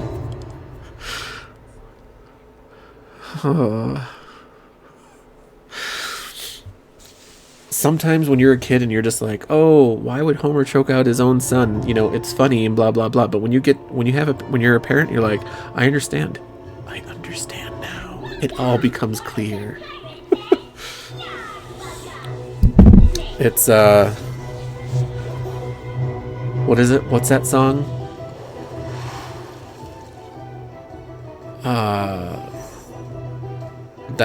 That Silver Spoon song or something like that. It's like, the rain is clear, or the rain is gone.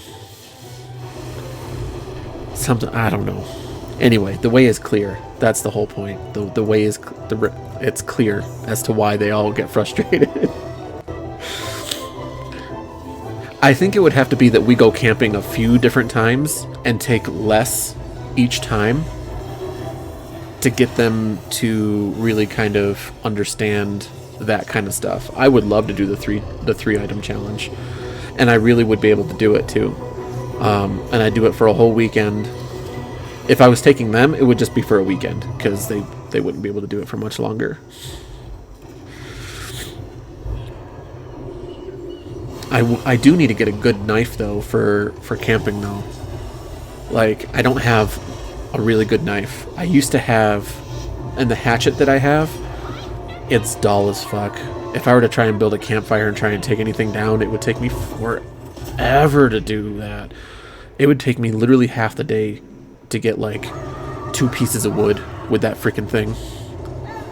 Don't get me wrong, it serves me well for splitting logs, when I have nothing else to do, but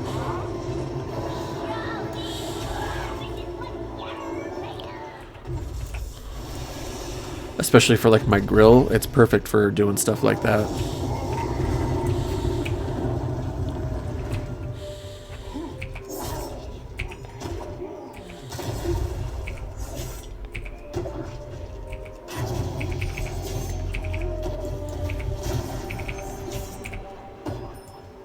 I mean, not perfect because it's dull, but perfect enough.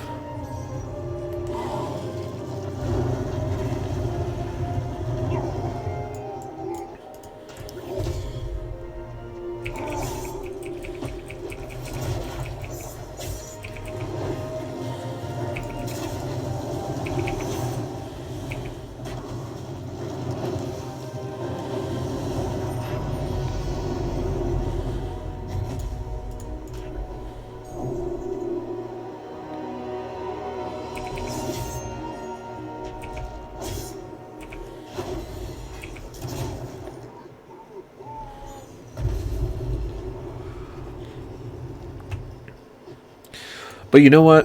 You have something there. You really do. I mean, I think to a point it should go unplugged, right? Not fully. I mean, it would still be nice to be able to know what's going on in the world in the sense of like news and stuff like that. But I don't... I don't think that's a bad idea at all for everyone to go, you know, the whole world basically, even if it took shifts, right? You know, North America goes, you know, unplugged for a month, but then China will attack or Russia will attack. That's our problem now, is we can't take our technology down for a minute because somebody will attack us.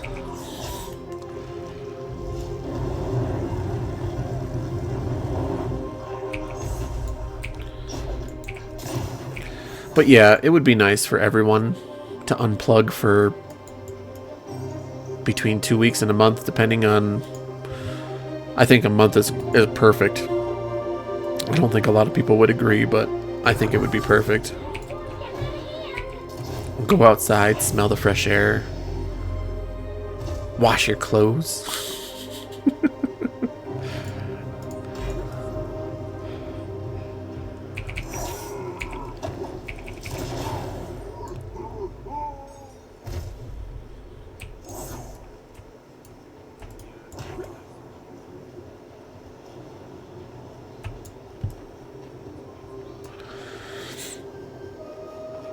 I can see clearly now the rain is gone. Thank you. Oh my god.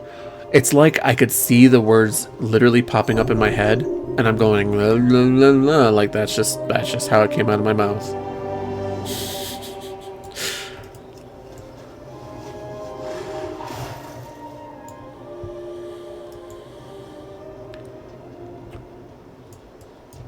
I'm going to get that nice big purple chest.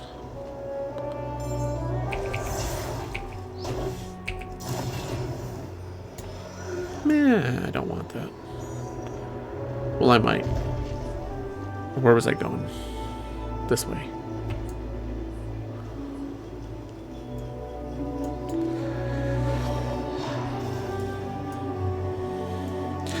And then it goes, I can see all obstacles in my way. Yes.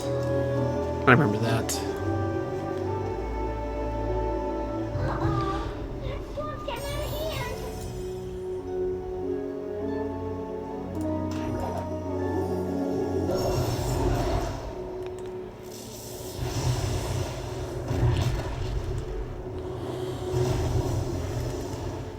Yeah, that's okay. Come on. We'll do it up. We'll do it up.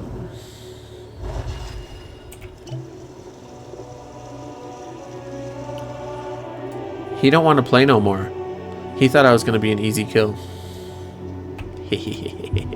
Wrong.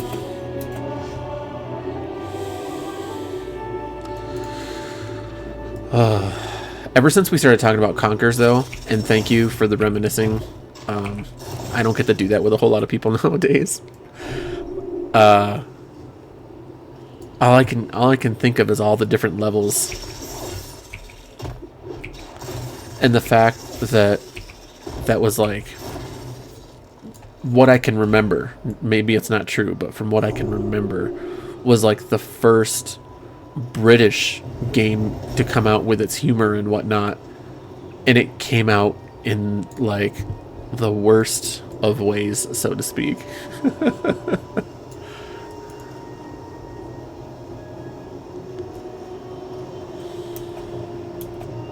I only have 300 plunder and I'm level 5? Where's all my plunder? Maybe I should go to the Pieces of 8 then. Or Pieces of Hate. I keep saying 8 because of the pirate theme.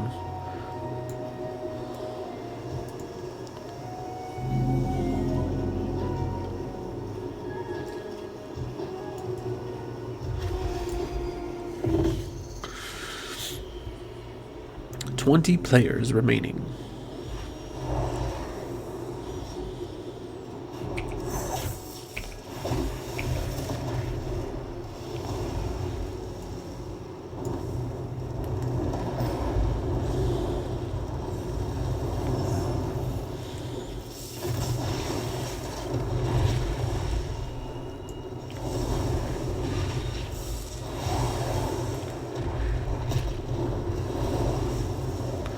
Ooh, where'd you go?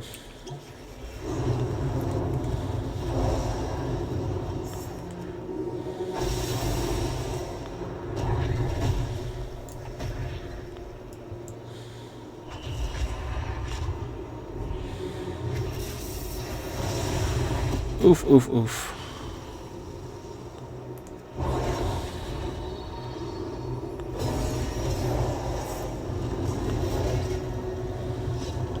No, no, no, no. Storm's getting out of hand. Ah, I ran into the stun. Not enough reputation for where I was.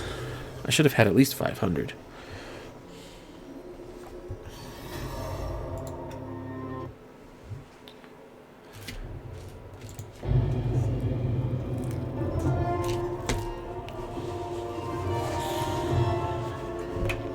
And even though I don't want to admit it, sometimes I feel really close to the damn member berries of South Park. You remember when Han Solo shot first? I remember. See what we have here. Another scab out for a quick coin, eh?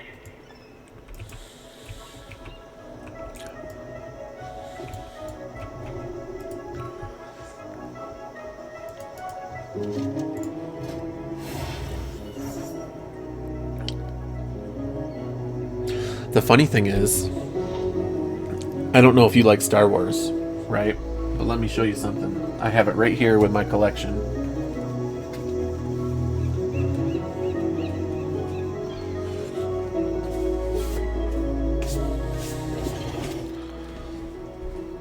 I have with me, before they started remastering, before they started adding all those extra scenes, the original trilogy on VHS. I got it for Christmas one year, where it's got Darth Vader, the Stormtrooper, and Yoda. No CG Yoda, the puppet Yoda. And even a little,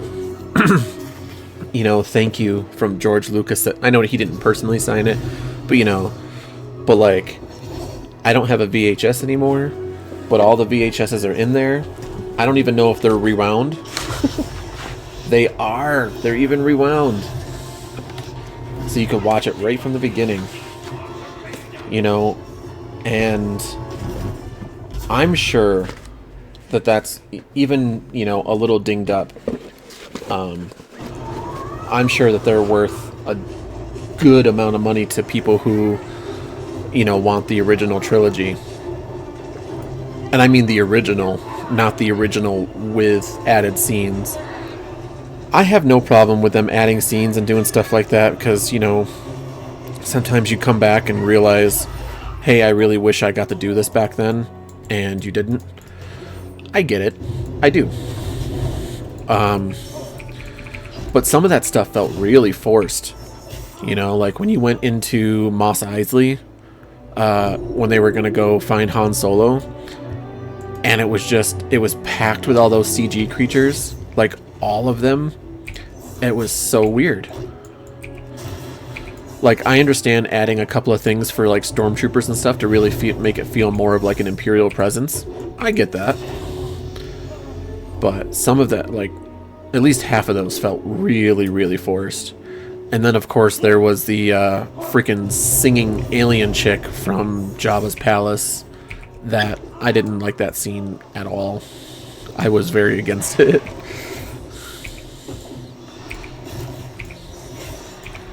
I understand making it feel more gangstery, more, whatever it is you gotta do, but that just felt wrong. That whole thing.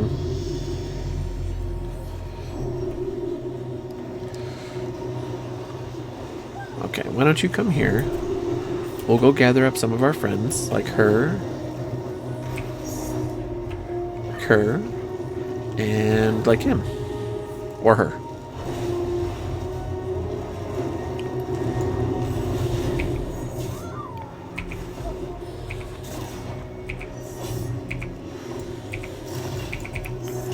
There we go. And again.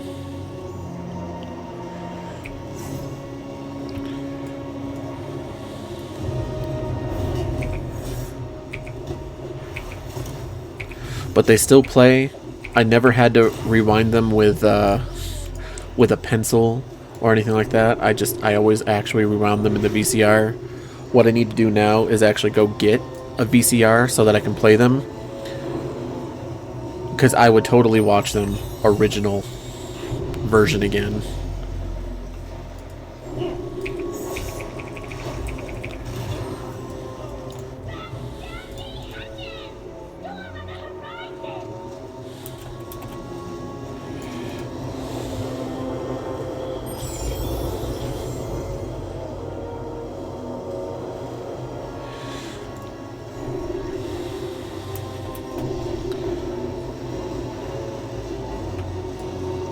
That's probably one of like the few things that I'm like super proud of still having from when I was a kid.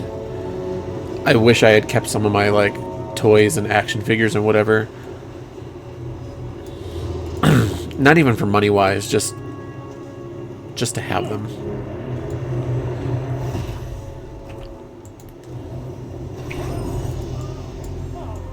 No, I don't want that. I want this. There we go.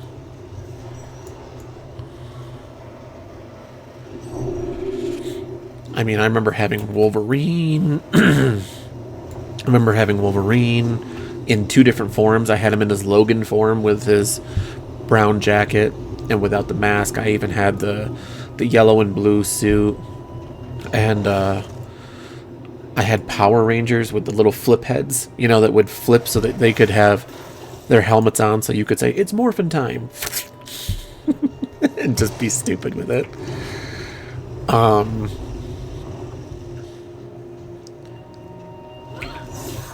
I mean, I had the ninja version, the Red Ranger dragon. Oh man, I had the little dragon flying through the air and all that stuff. Oh man, it was so good. Good stuff. Good stuff.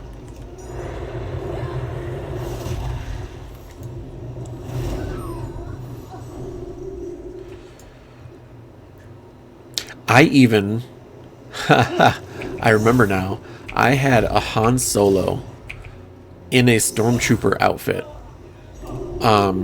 from A New Hope that I got from a cereal box, and I got it from Corn Pops because they were offering, you know, if you send in so many labels or barcodes or whatever it was, that you could get a toy in the mail. And it seemed you actually forgot about it because it took like 3 months to send you this toy after you sent it in. And then all of a sudden one day my mom was like, hey, you got something in the mail. And I'm like, what do you mean I got something in the mail? You know, I'm freaking 10, right? And I'm like, what do you mean I got something in the mail? And I unboxed that little toy, and it was like one of the coolest things ever.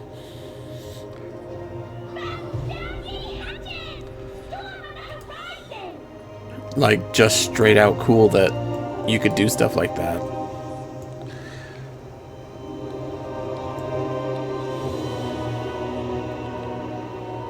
Alright, we're gonna get you.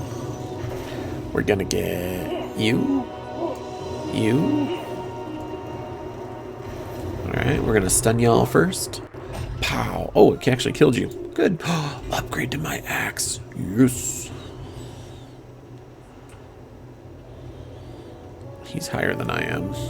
I'm glad he's running away, because I don't want to fight him. Alright, let's get you. Let's get you. And let's get you.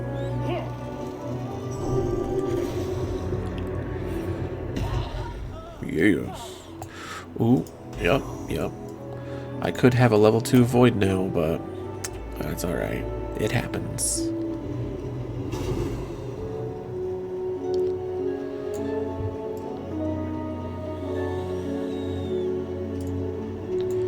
It happens. Oh, there's an upgrade, finally. Oh, it's going to take me to level 3 with that. Sweet. Better get moving. Storm's coming. 16 players remaining. See, this is where I should have been. Now I'm at 900, yeah. See, if I get below 20 for players remaining, I should definitely have like 900. at that point.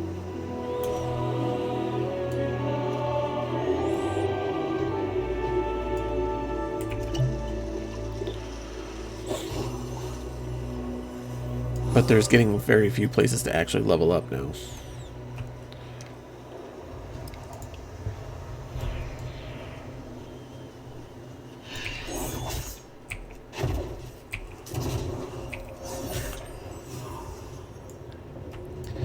And I understand streaming and the convenience of it and all that stuff. I do miss going to a video store sometimes, because right next to the video store, on one side was a Chinese place, on the other side was a pizza place. Like, when you went out to get a video, there was like a huge chance you were getting pizza that night. So like that was like another thing, right? And in that little strip mall, you know, there were other things. You know, you had like a little shoe store and a little this and a little that. I miss little things like that. And now there's like nothing. Now you miss businesses. They like don't exist. You can't even go to Hot Topic without spending $60 on a freaking sweatshirt. And I know that that's kind of like getting the norm now, but like that just feels so wrong.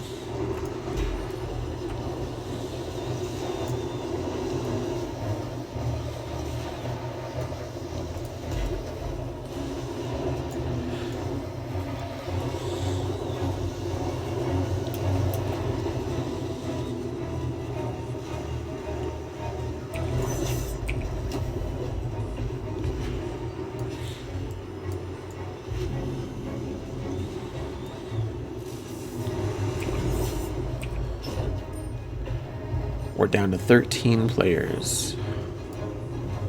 I wonder what I can get to this match. It would, if I could just once before this event ends, just make it to #1, I would be satisfied. Like completely satisfied, because I just want to get the renown up to 40, and then after that, I just want to finish in first once. That's it. That's literally all I want. I don't need to do it every time, just once.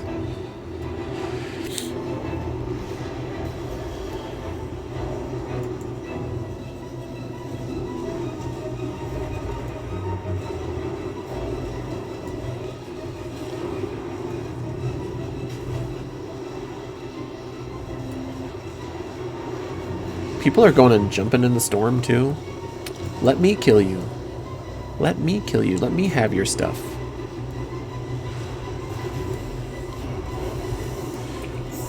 Alright. Top 11. Uh-oh. I got someone coming after me already, and he's a level 10. Not cool, not cool.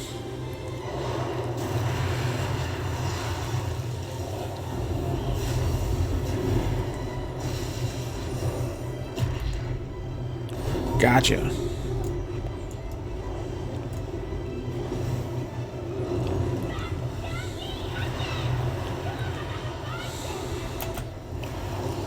There we go. Nice escape.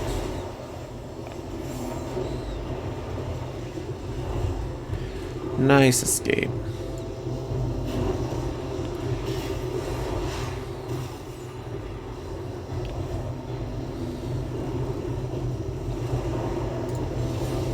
Everyone's like scavenging now.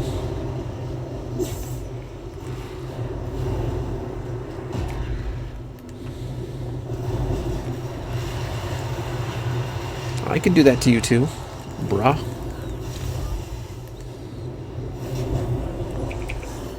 Oh, you shit.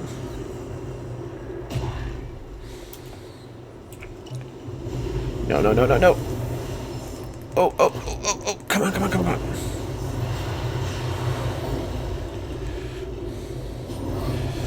Oh, I was number 6. The highest I've made it is 5. Still, that was a good match. Good match. We just got all mixed up with each other at the end there.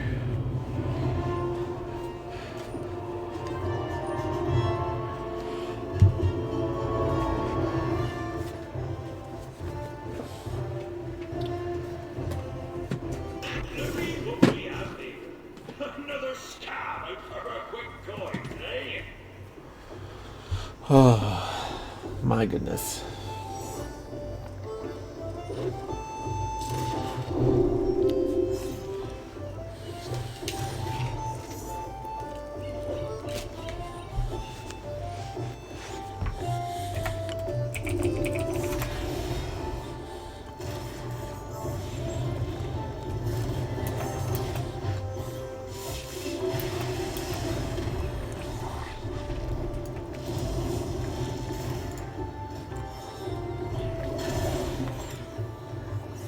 I was gonna say that should have brought me real close. It did.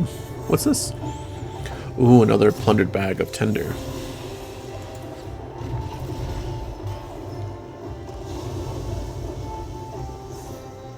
I don't even have a Pepe.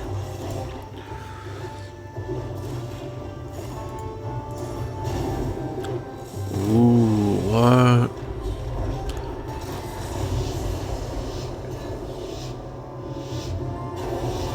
I want to see what that is. That looks cool.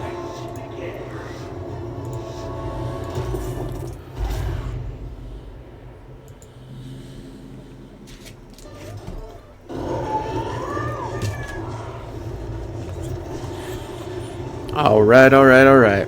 Where are we going? I guess we're going over here. I would prefer the wither bark. That's actually a really good place to get a good start.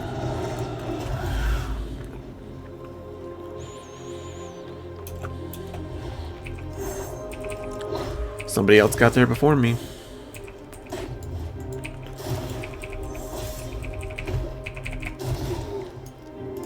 Sweet. At least I got a thing. Woohoo! Left 2.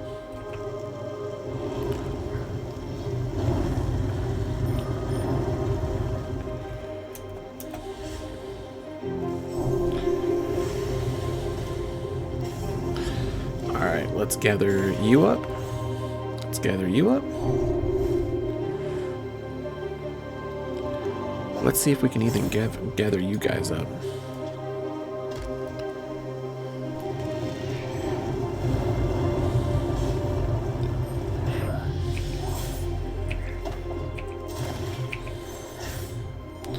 Yeah, look at that XP rise. Alright, they're going over there, so I'm going to go to the bear. The bears.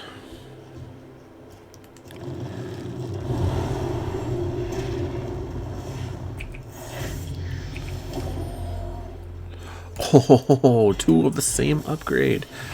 Yes, I'll take it. Ooh, I completely missed that. There we go. Let's take that out.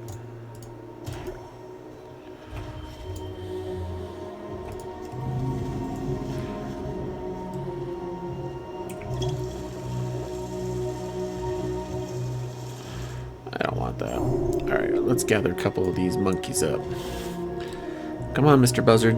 Let's go. Come on, Raptor. Tarantula.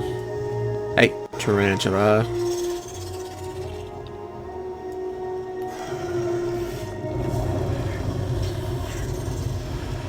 There we go. This how we do it.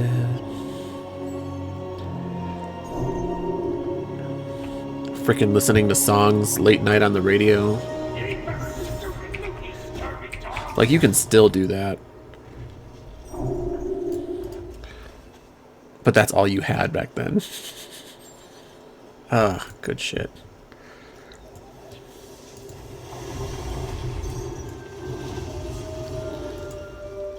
Alright, let's gather a couple of you guys up. Let's go Raptor. Tarantula, Tarantula.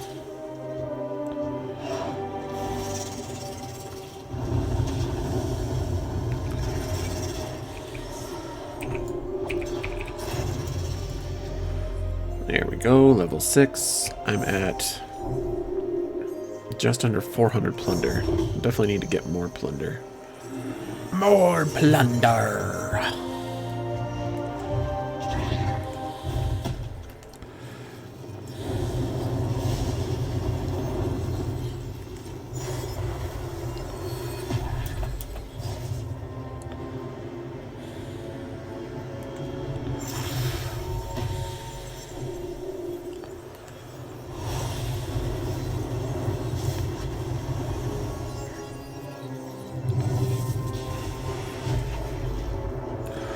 Ooh, and a griffin.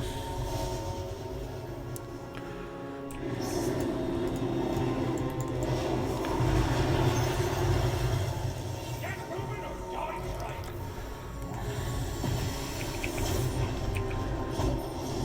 trying. Yeah. Give me that plunder. Plunder, plunder, plunder.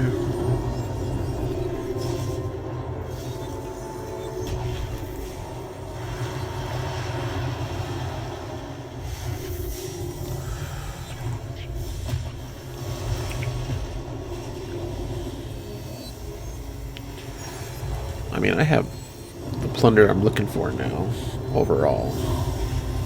So that's not bad.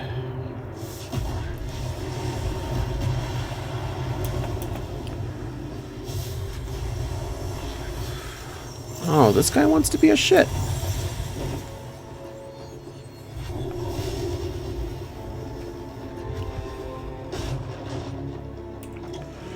I was minding my own business.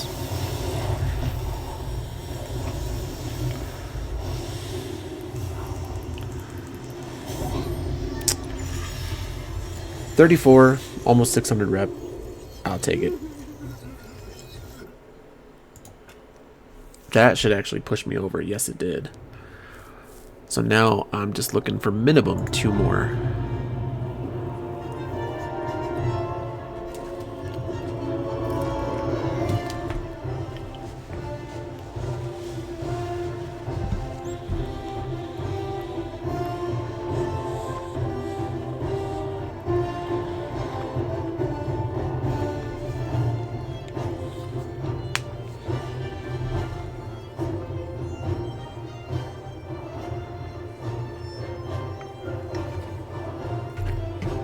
Welcome! Or as the pirates say, Yarg welcome! Yarg, welcome. I should be like 1 or 200 into my next rep. Indeed I am, 250. Almost. 242. So what was this? Plunderlord's Golden Cinch. Oh, it's okay. It's the belt. Yeah, I want this. Thunder adventures about to begin. That's awesome.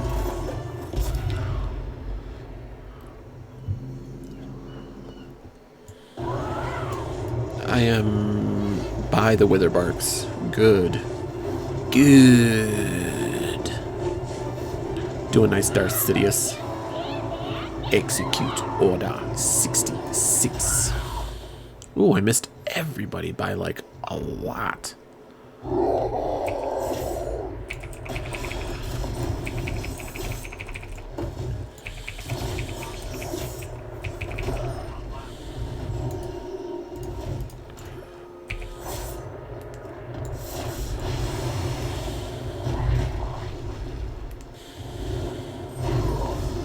There we go. Gotta drink something because these guys are gonna whoop my butt. I don't have a target.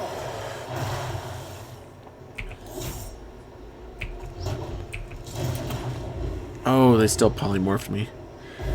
Oh, they got me again. Sons of bitches.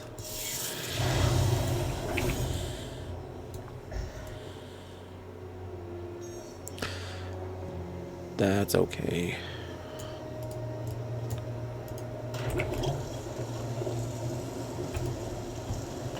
Damn it, somebody else came over here too.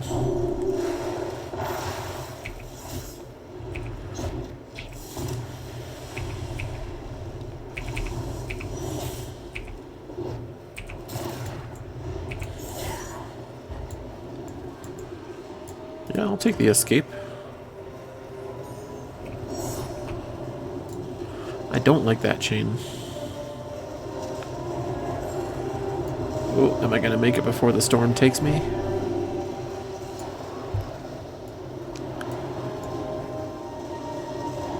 It's a coming.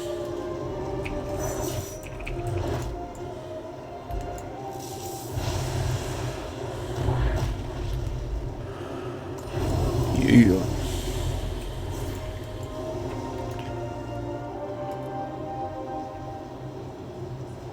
those guys are mostly dead. Mostly.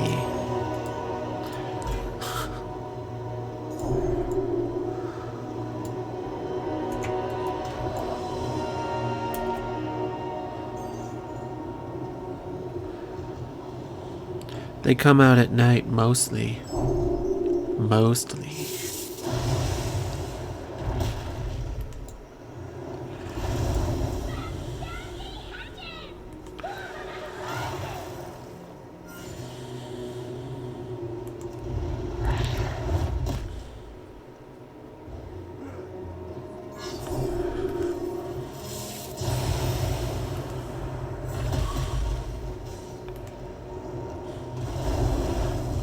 Yeah, I knew I wasn't getting out of that.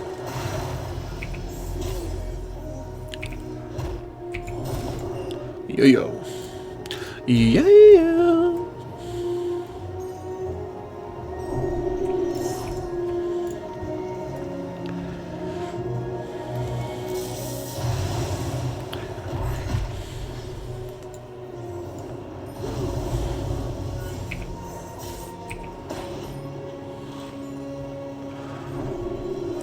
Carrier has arrived.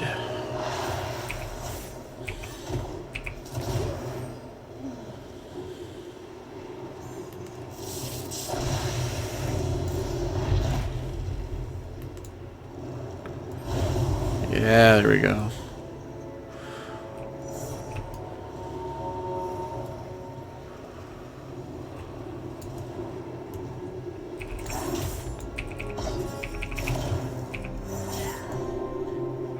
If you're gonna murder the trolls, murder all the trolls. They regenerate. And they never forget.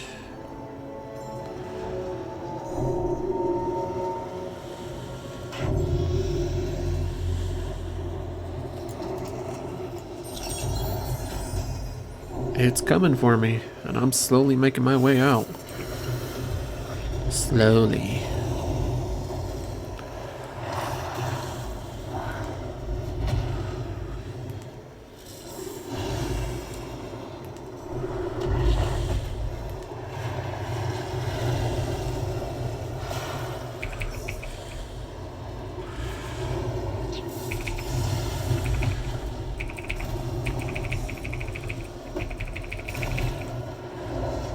I require a target.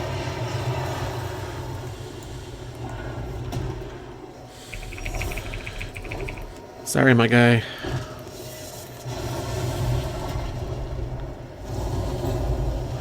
Ooh, yeah.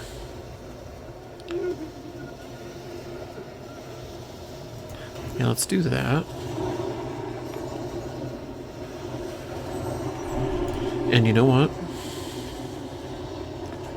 I'm gonna replace that. Yes, yes indeed.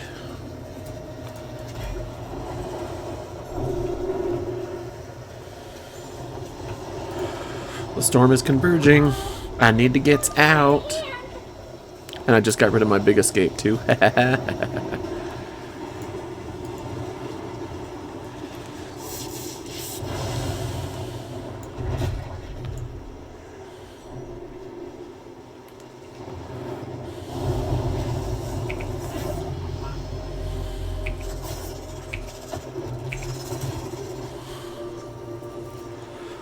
I'm playing it risky on the edge of this storm here.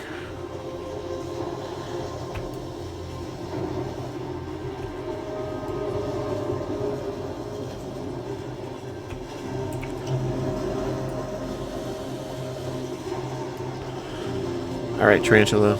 You, come with me. We'll go with this other tarantula.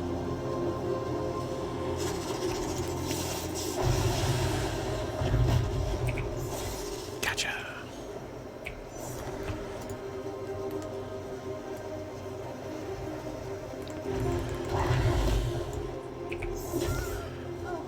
Gotcha too.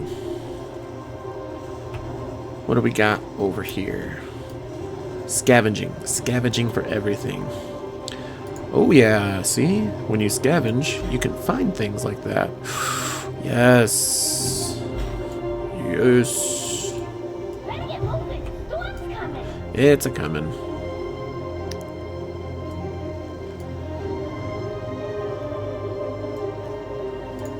These aren't so bad as long as you know how to like direct the freaking quaking leap, which can be hard to do at times, but if you can get that off, you're usually pretty good.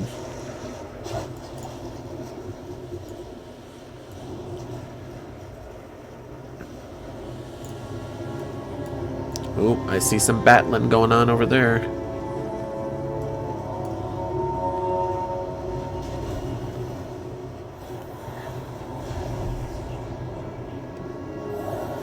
I feel like maybe I'll move over here and let them battle it out. Man, there's a chest. Double win.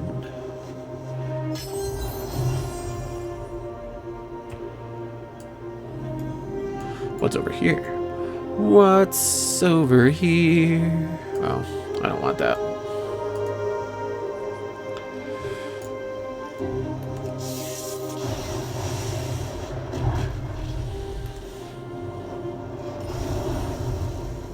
Yeah, and I got almost 1,000 plunder. Ready and open. Storm's coming.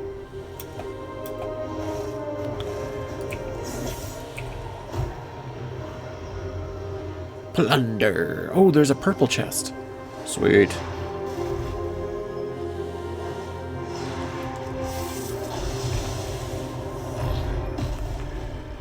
Uh-oh. Someone's gonna take advantage of this. Yes, they are.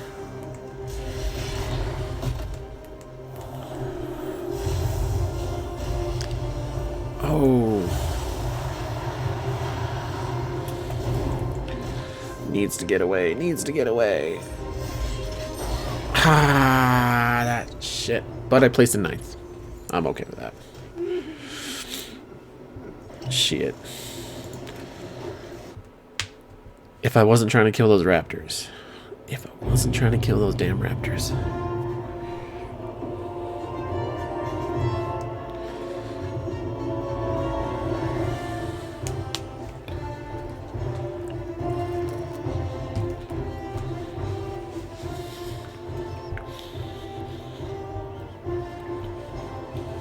Ahoy there! Hope you're ready for a bit of plunder and fun.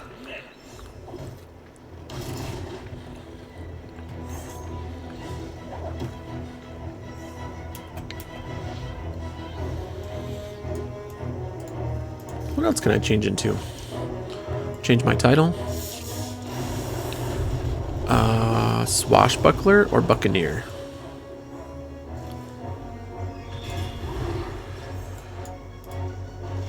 And then shabby outfit default, so okay.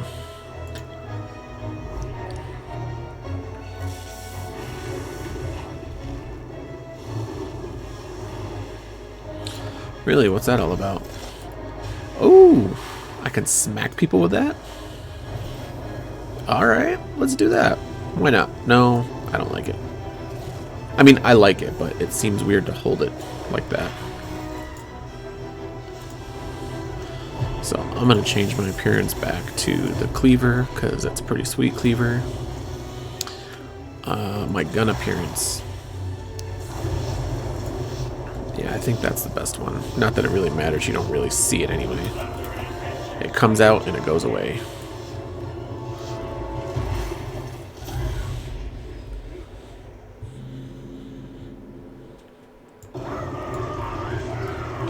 Okay, I'm by the ogres this time. Right there. Give me that elite. Smirk. In your face.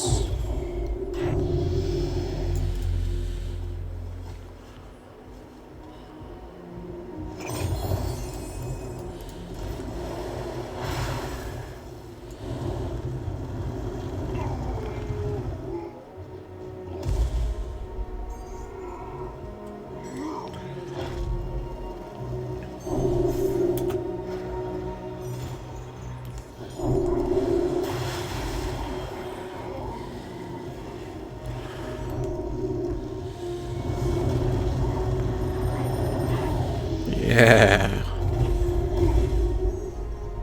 That's how it's done.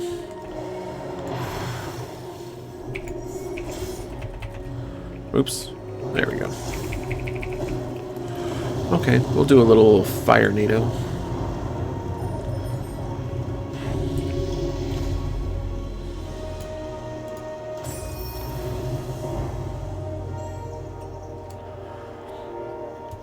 Already level 4. Give me that plunder. That's what I wanted. Okay, Tarantula is coming. Okay, perfect.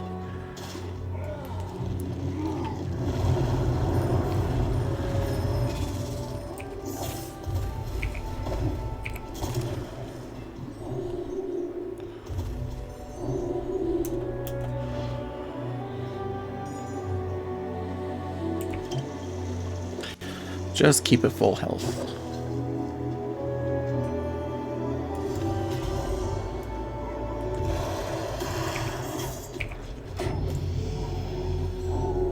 Level 5.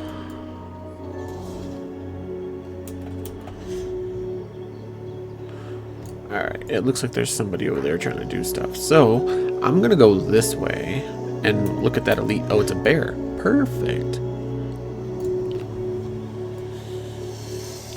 We're gonna take a couple of tarantulas over with us if we can, if they'll follow us all the way over.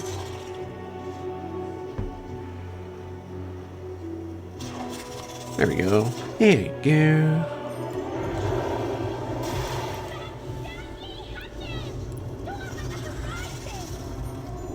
Sorry, bear. I appreciate you. And you, because I appreciate you, you upgraded me. You are awesome. Love you, bear.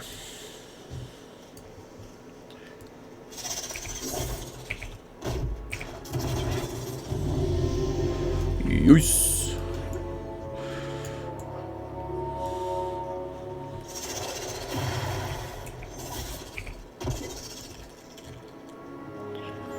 Alright, let's gather up a couple of these spiders. You know, but with the freaking loot.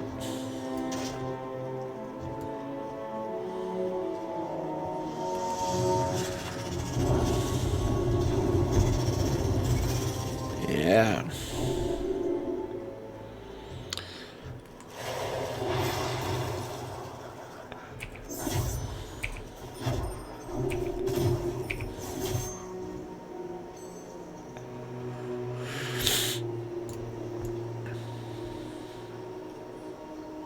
Nice. Nice, nice, nice, nice, nice, nice.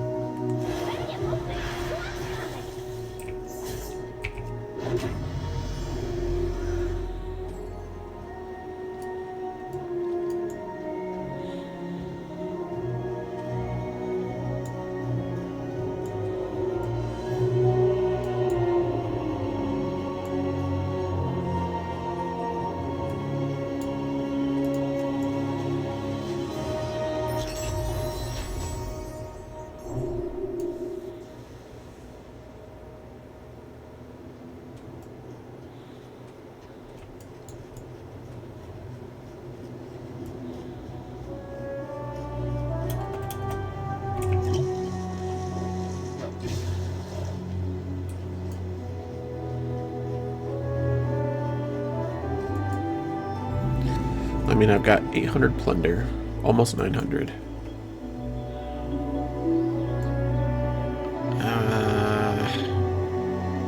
No. If I had a different utility or a stun. That's not what I meant to do, but I guess that works.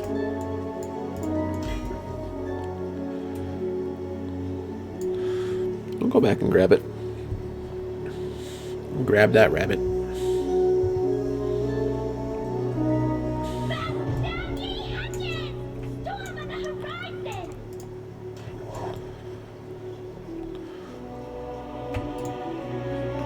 Oh yeah. Boom. 2 upgrades. Tight.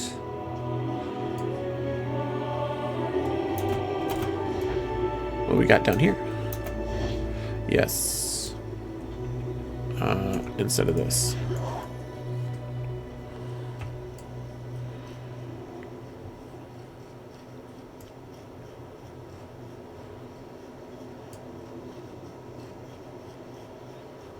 There's not a whole lot of things to keep just grabbing, but they are there.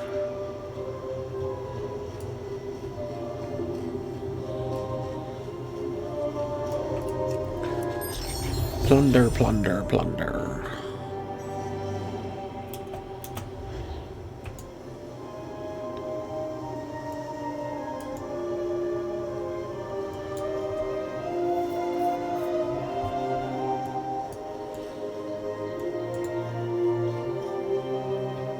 Searing axe. Ooh. Ooh. You know what? Screw it. I'm doing it. And it's a level 2.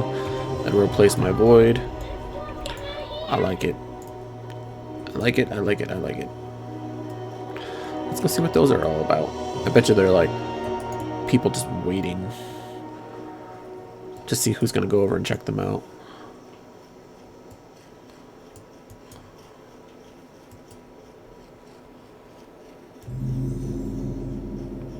Yeah, like this guy over here.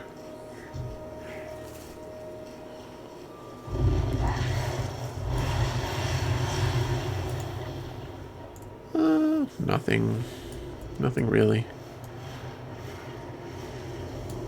Take that though.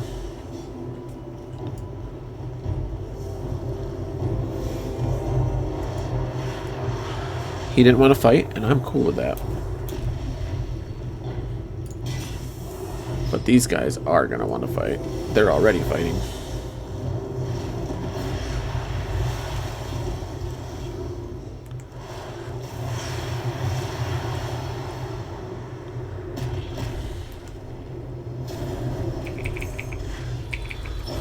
Gotcha. Yes.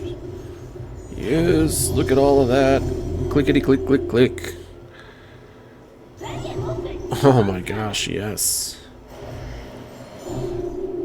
Okay, that fills me up there. Bitch.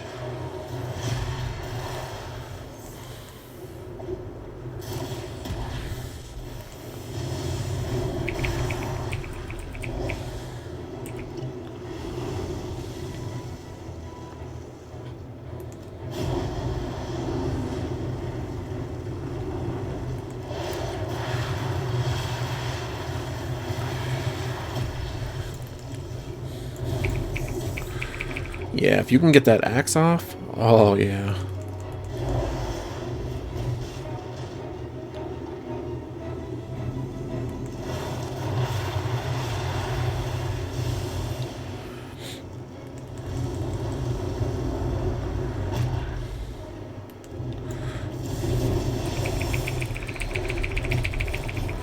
Yes.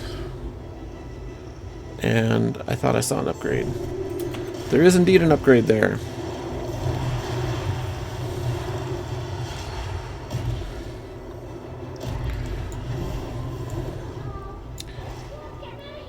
No, it's not. It's not an upgrade. And I need to get out of the storm area.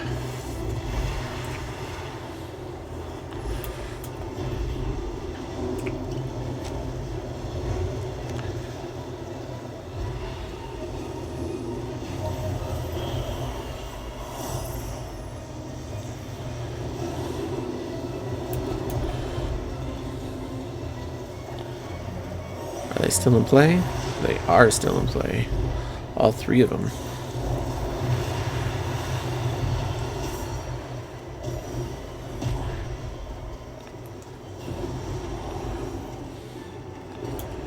Super shit. There we go.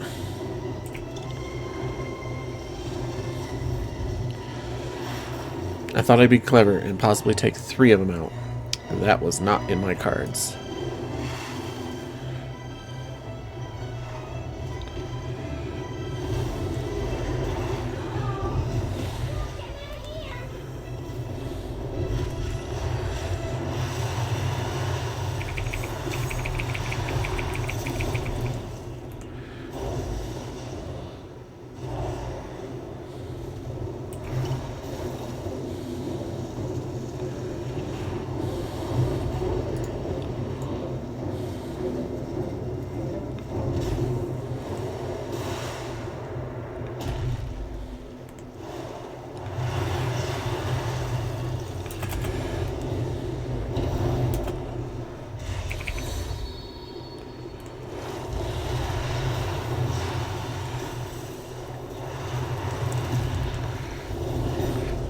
Oh, oh, number 6 again.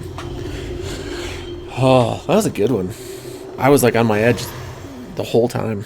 That was a real good one. I had it in my gut, churning and everything. Good times. Good times.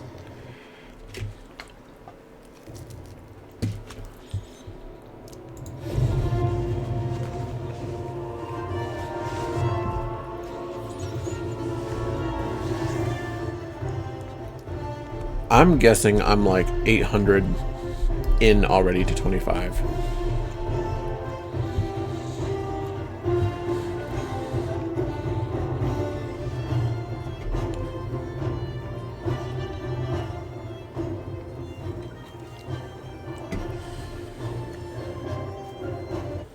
Ahoy there!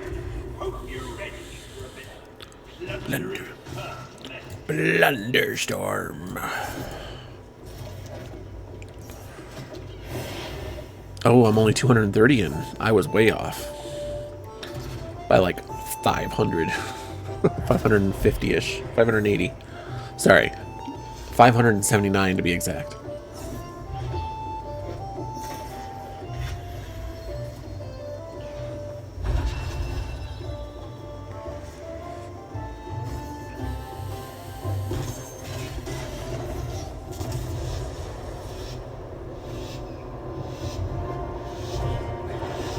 Hands on deck. There be treasure.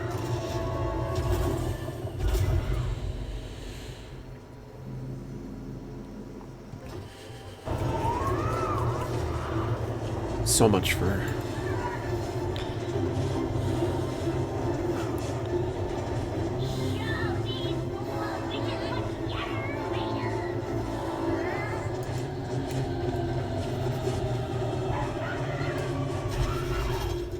I saw a few people going down this way already. So I'm just going to collect what I can real quick and start heading out.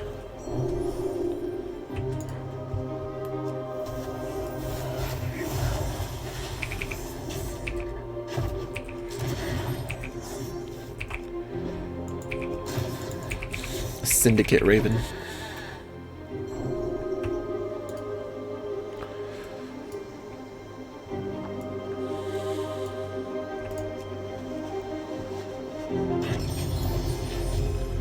Let's throw that gold all the way back there. Rude. Rude. Alright, golden chest. Come on, give me some gold. Give me some gold. Give me some plunder.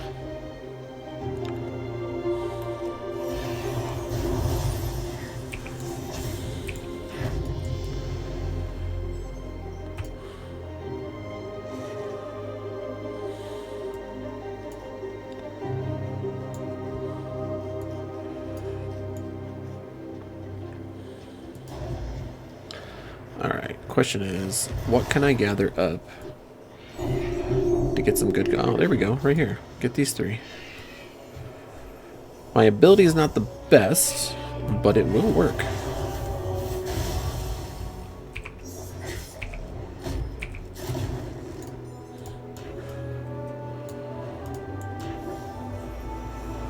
And there's a magic chest right over there. And guess what? Along the way, we're going to pick up a couple of tarantulas. Come on, come on.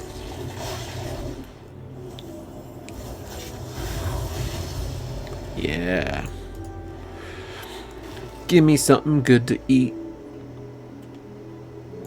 Level 3? Yeah, that'll do, level 3.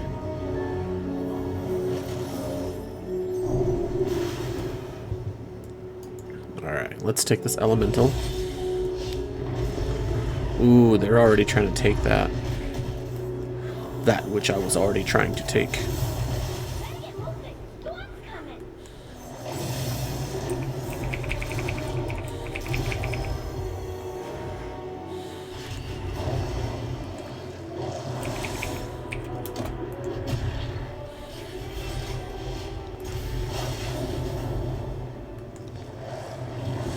Woo! I'm not gonna make this. Yeah, he hit me good.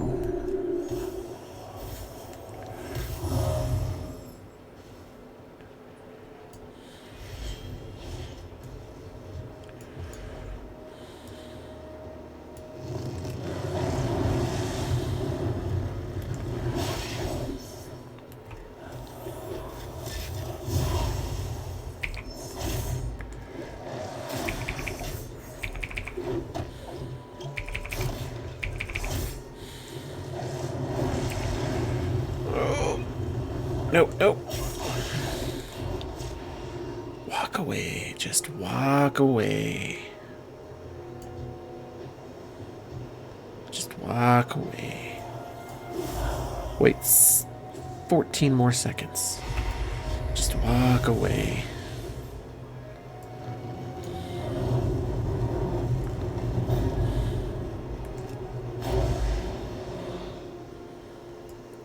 There we go.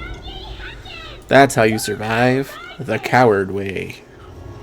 Run, run. Well, you're a pirate, so it's not like you're the hero of Azeroth or anything. You just gotta run away like a pirate would. I'm gonna go to the pieces of hate. Oh no, don't do it.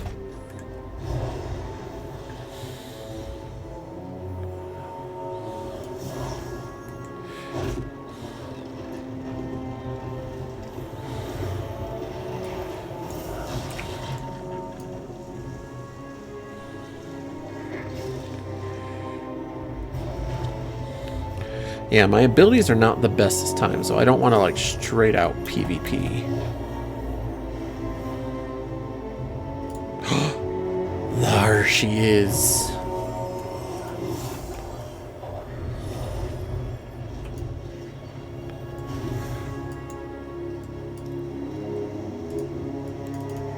Hey, get back here. Upgrade, I said.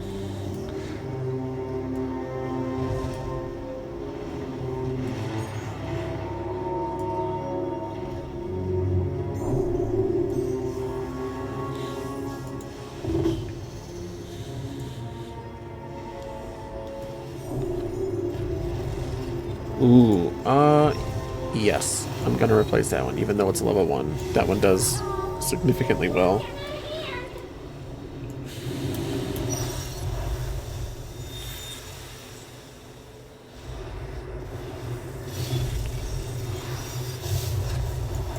There's an upgrade for both. Yes. Yes. Ho ho ho.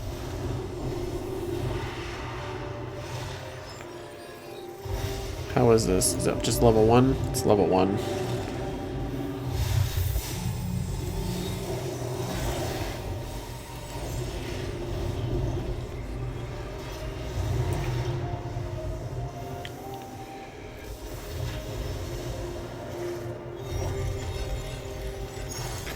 Well, I guess that settles it for the fish.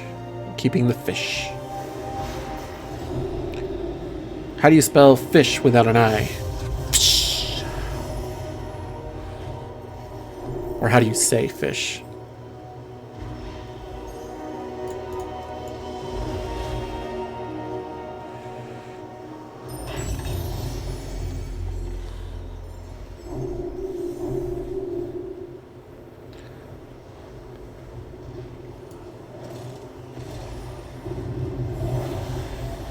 I mean, do you want to go? We can.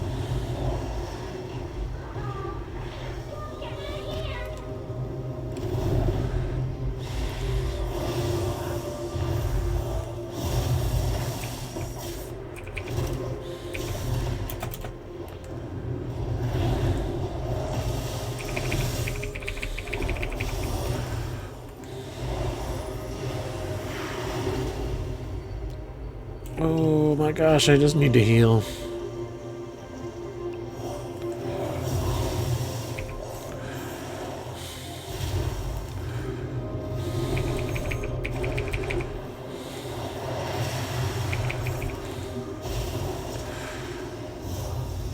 Oh, they all missed me. Oh, they want me dead.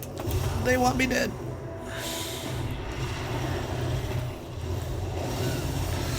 They got me. I was hoping maybe I'd get that guy before I headed out. But that's alright. I'm having a real good time on freaking Plunderstorm tonight. Even though I usually have a good time anyway, it's like after like the first like 3 or 4, then the game for me just becomes really good. Maybe just because I'm used to it, it becomes quicker, things become smoother. I don't know. It's a whole thing.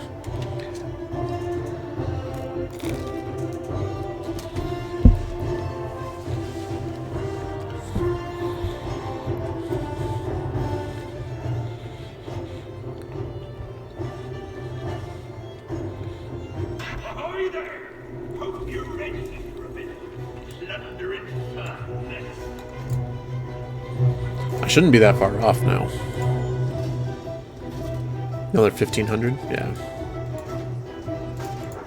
So that'll take me 1 to 2 games, depending on where I finish and how much I actually really land in the beginning.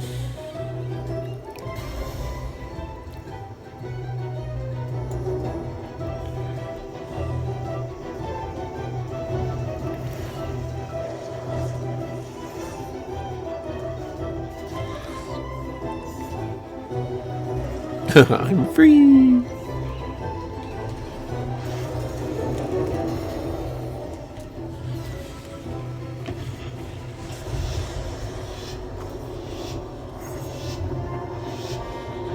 Thunder and adventures have to begin.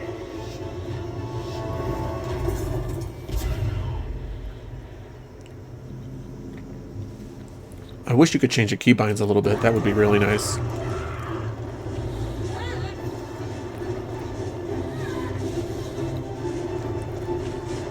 Time to earn your keep, you Bill's rats.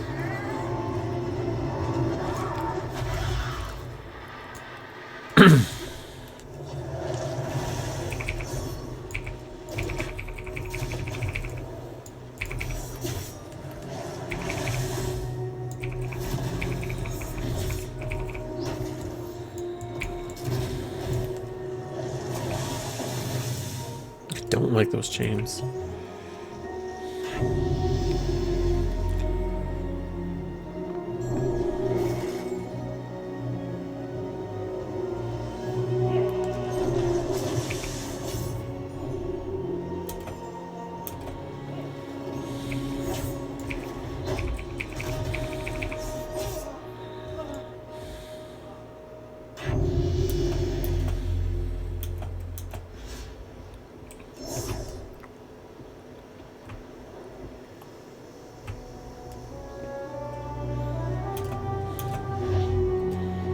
I do believe they should use those islands from BFA to their advantage. And then each island, whatever island you're on, would be a theme for that Plunder Isle. So whether it be dragons, elementals, ancient trolls, dark, old gods, that kind of stuff.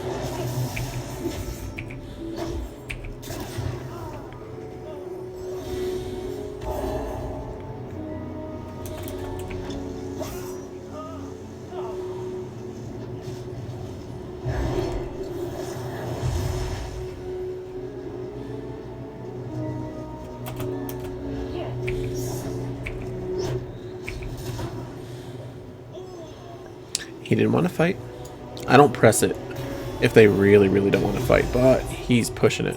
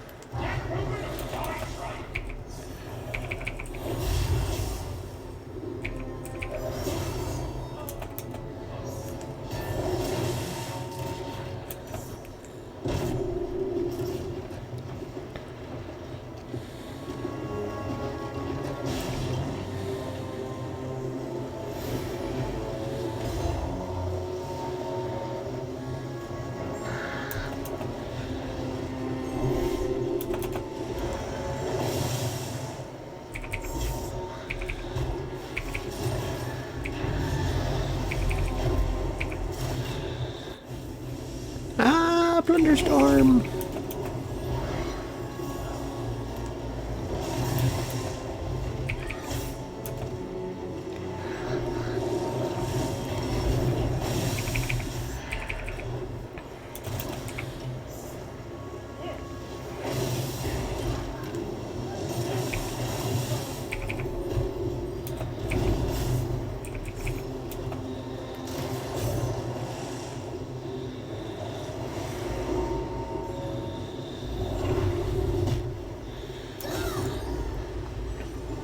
I got almost 400. But that guy was hounding me the entire time. So, not where I should have been, but I'll take it.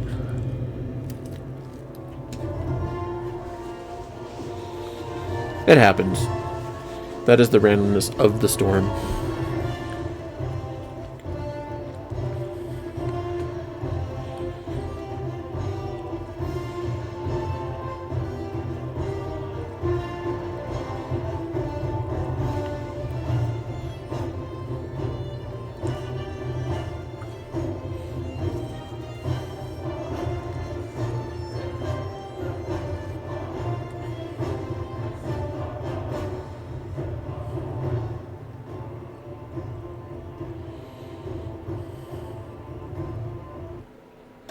Well, well, watch this. Here have some fun.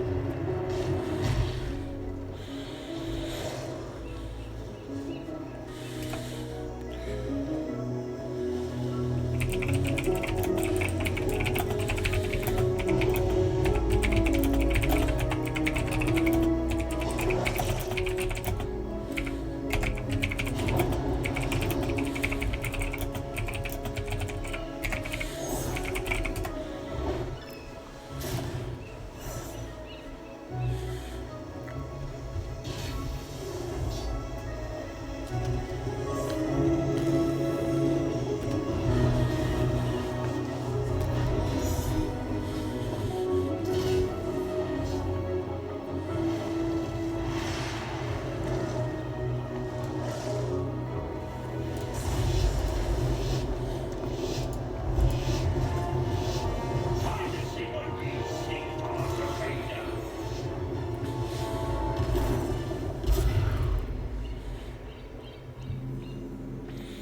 All of you who are yapping.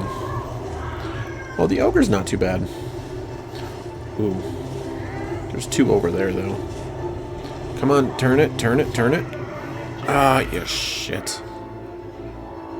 That thing is not easy. It does not just want to turn. I will tell you that.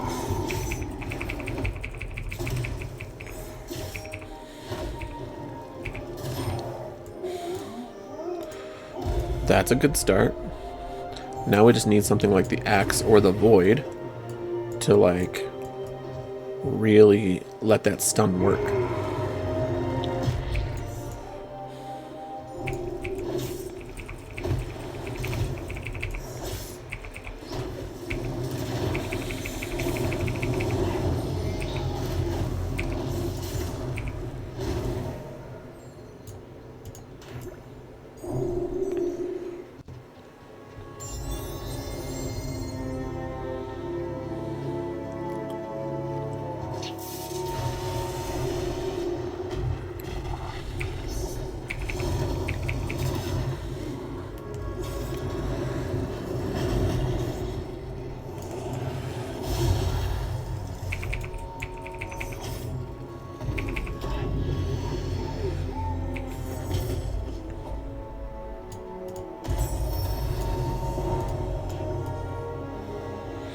Or replace it with that.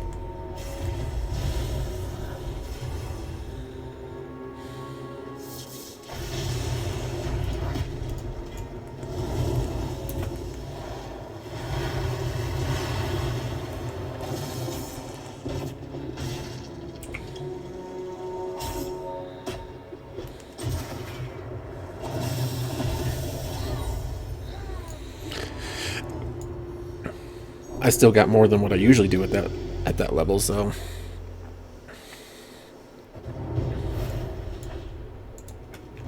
However, it's going to take me a couple more games than I thought to get to 25. Hopefully this one I can just bust straight through. If I'm left alone to my own devices, and no one's around me, I literally get like over 1,000 plunder, maybe even 1,200 like every time.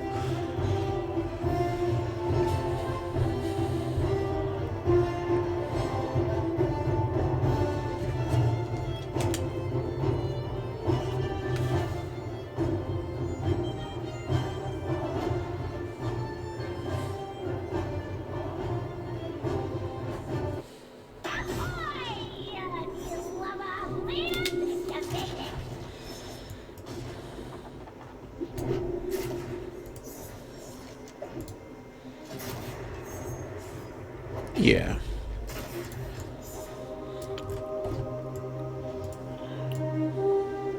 Just need to find somewhere where there's not a lot of people. And then they show up anyway.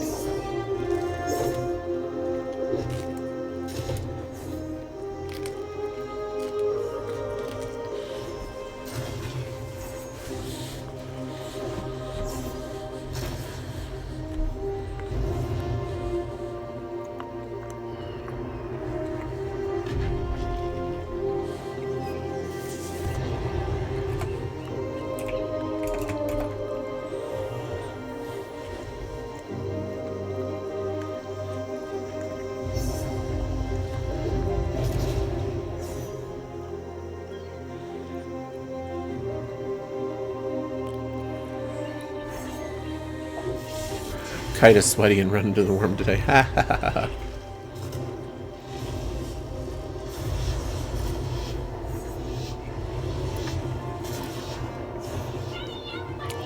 While they're beelining you, bring them to the edge of that storm and kill them off.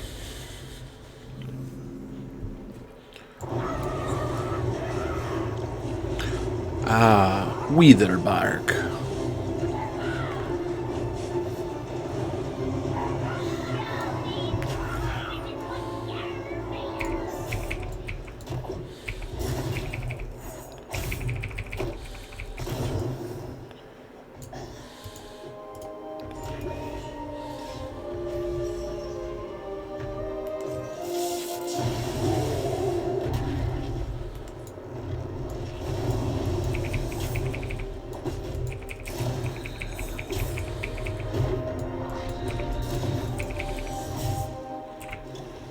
Oh, that guy's hurting me. There we go. There we go.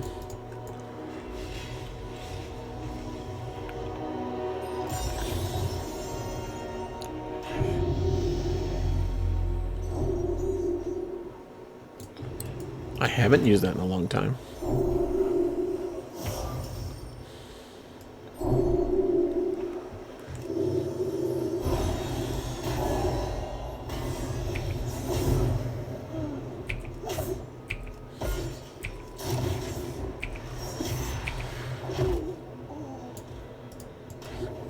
Yeah, see, the luck of the draw. I got things dropping for me. They're not bad at all.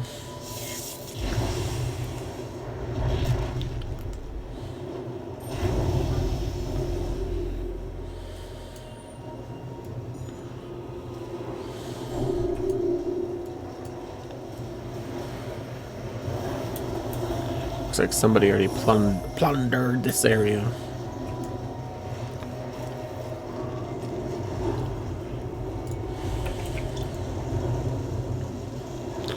Yeah.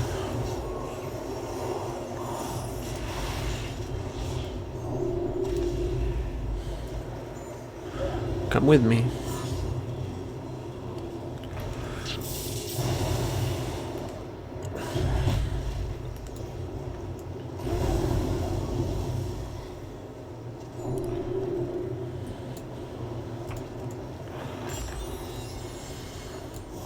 Meh.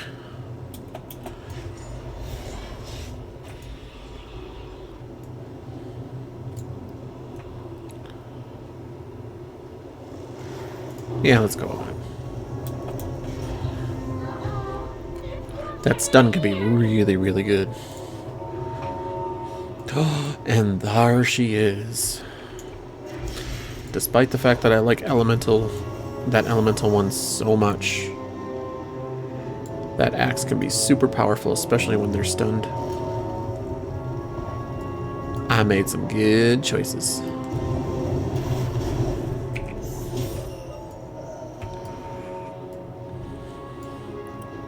That's good soup.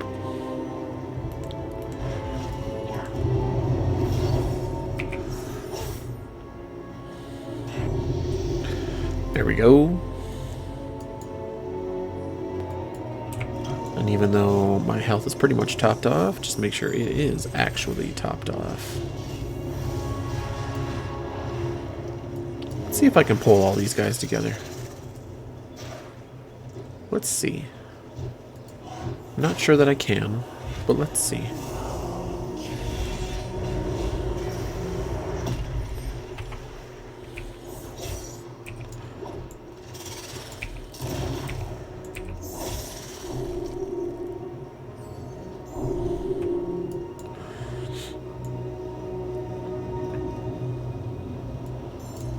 What is this? No, I don't want the smack roll.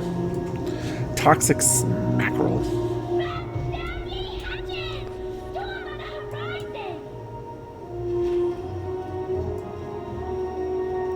Okay, we're pulling you. Pulling this raptor for sure. Oh shit.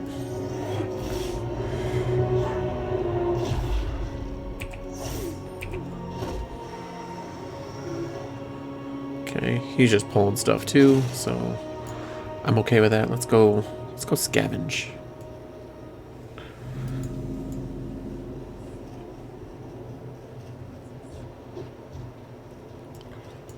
Ooh, there's two of you over here. Let's bring you and you together to make a W.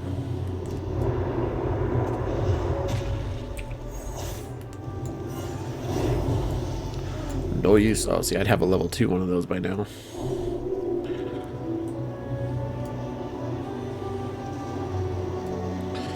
Although, I did get an upgrade from scavenging. And all my power slots filled.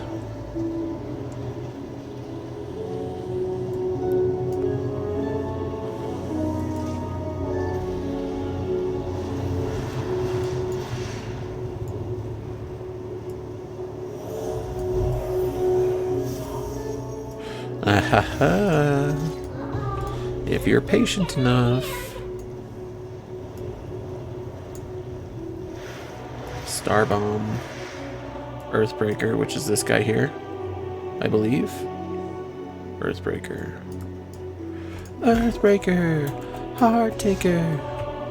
I don't know. Oh, see, I could have had a level 3 one of those by now. Possibly a level 4. That's alright. That axe, though, it does stuff to you.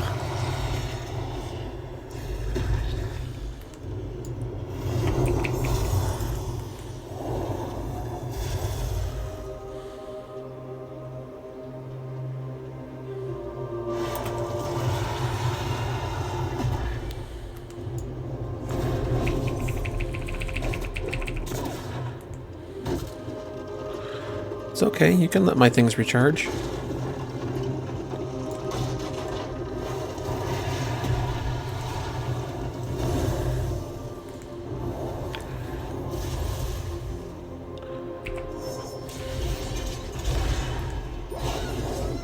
Oh, that son of a bitch got me. He got me.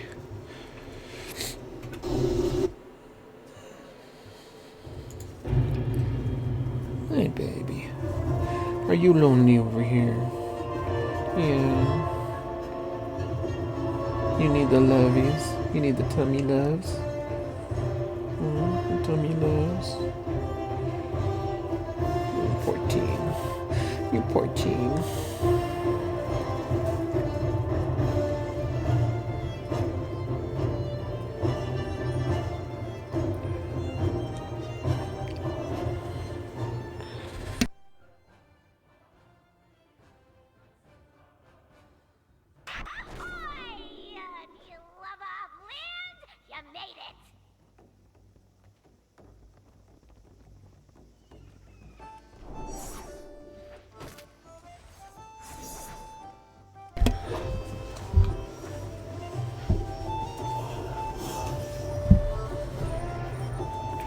Go to bed.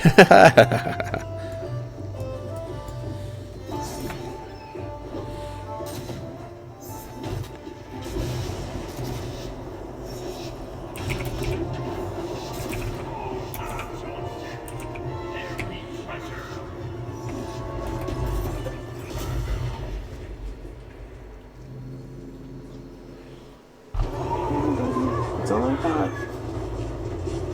That's all I got, my my Funyun. That's all I got, my Funyun. I'm going for that, for those trolls again.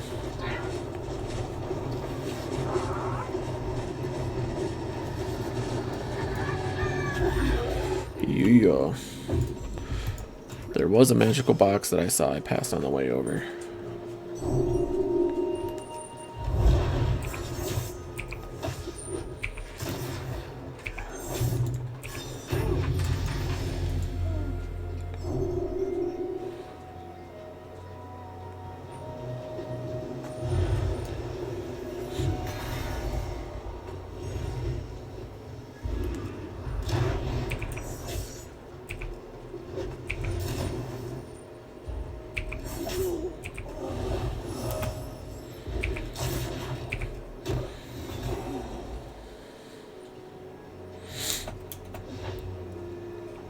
Alright, let's take you.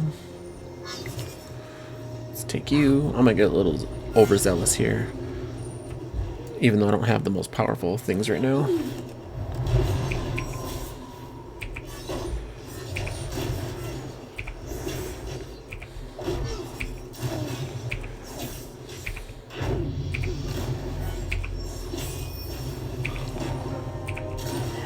There we go. They're not dropping a lot of plunder, though. That makes me sad. Or maybe I'm just picking it up beforehand? I don't know.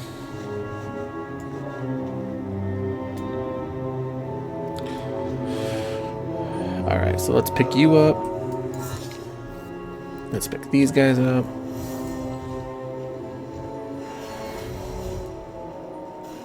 Not really a whole lot out to pick up right now.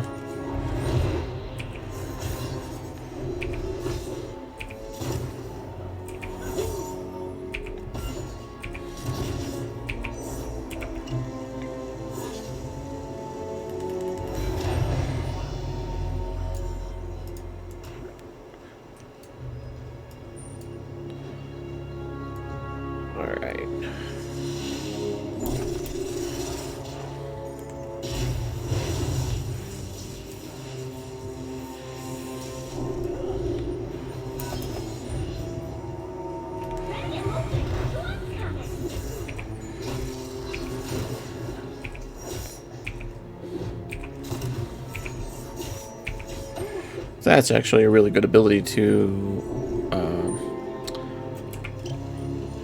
gather up NPCs for that.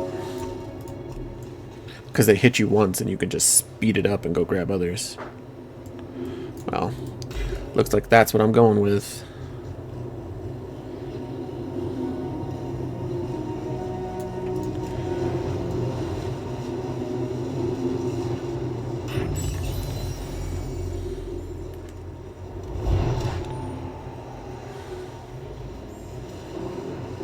Is that on the edge? Am I going to be able to get it? Nope, it's beyond the storm now. Damn it.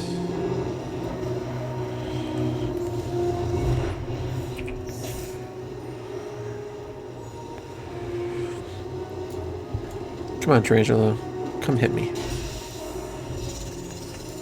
Damn it. Too soon. Too soon, R.I.P. Rip it up, go to bed.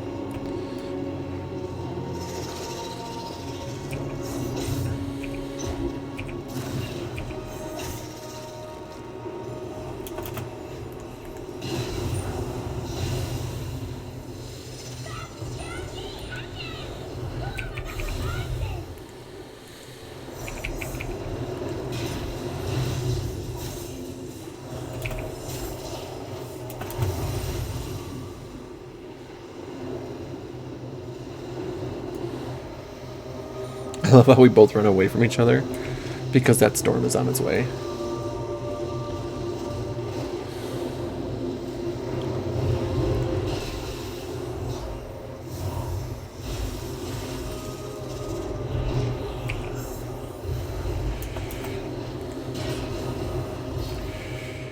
And he's still trying to chase me.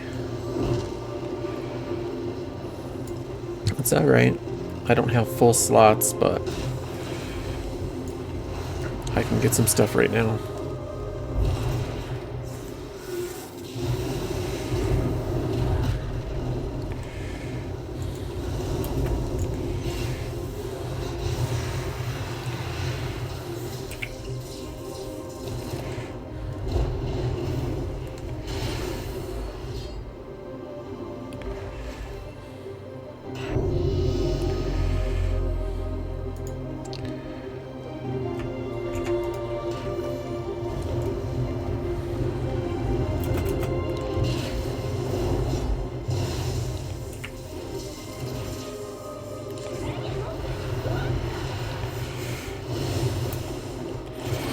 Yeah, he got me. That's alright. Almost 600. That one should have pushed me over the edge. Let's see. It did indeed. It did indeed. Wow, I didn't even realize how long I've been playing for. This game really makes you lose track of time. Like, it's actually that fun. Despite the fact that it's like the same thing. Sort of. It's randomness, but it's the same thing.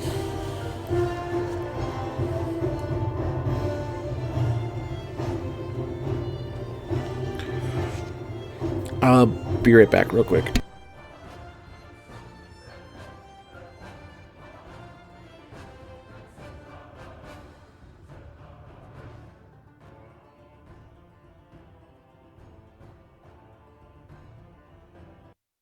Looky what we have here. Another scab out for a quick coin, eh?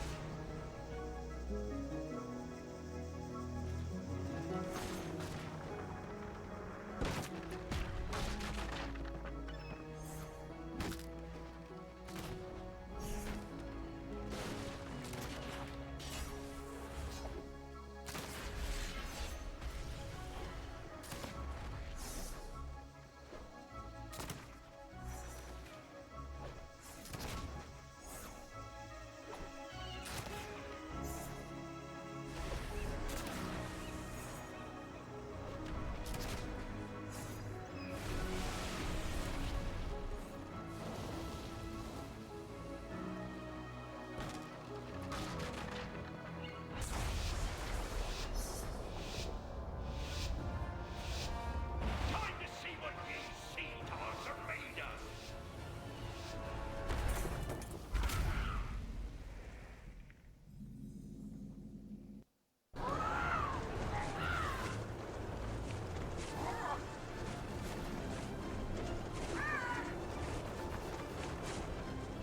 Last one passing, look those sardines.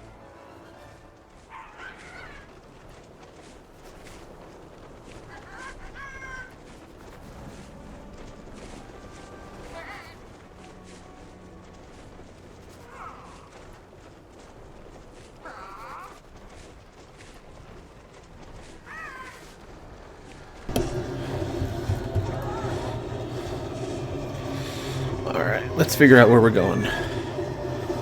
Right there. Alright. I don't like this mackerel, but it gives me something.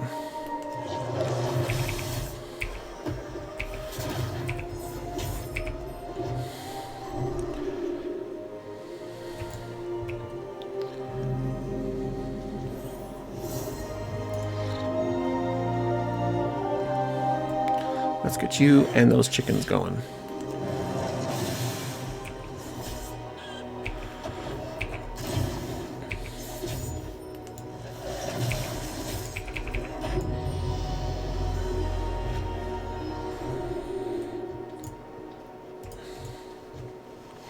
plundering.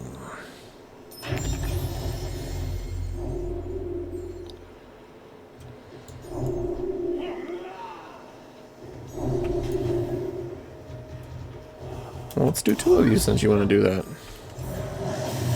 Oh, there's more of you. I didn't even realize.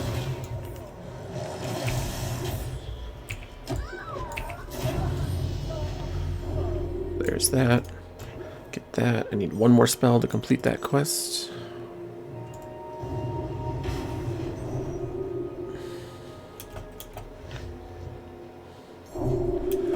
Angry chicken. So I'm not a huge fan of Blizzard's little Warcraft Rumble. Like, it's alright. You know, I play very rarely. Like, very, very rarely. I wouldn't spend any money on it. But there's a spell that you release, and it has to do with chickens. And it's funny, because if you play it just right, you can sacrifice the chickens to your guys for, like, more power. And it's called a snacrifice. So, like, I always just hear in my head, snacrifice, snacrifice.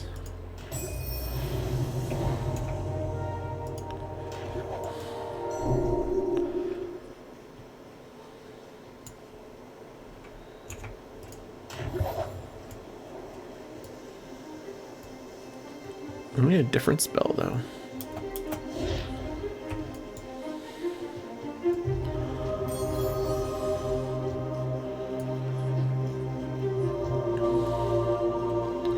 Alright, let's pick you up. Let's go pick these other 2 raptors up. Oh, these other 4, or 3 raptors to make it 4.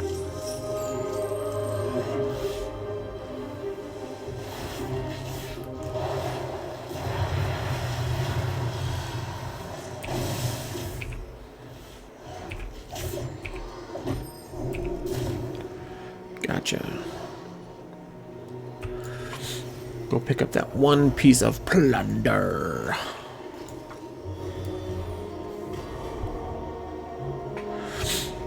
Yeah. I'm surprised they're coming out with more uniques. And the question is are they going to raise the item level, or is it going to stay at 925? Like, for the highest. Or not highest, but, you know, achievable. Wait, is 925 the highest?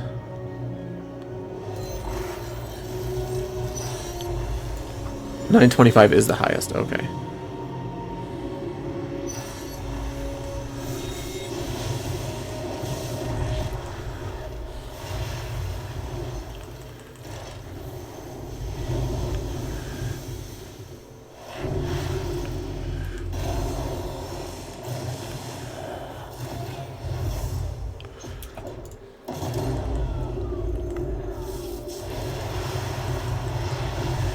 Oh, he stunned me, that son of a gun. No, no, no. Oh yeah, he's gonna get me.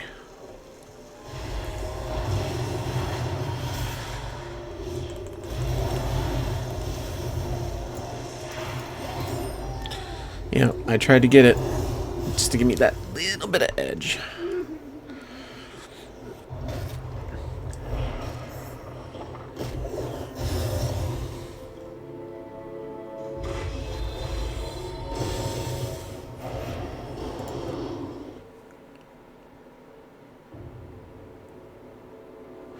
Ah, gotcha.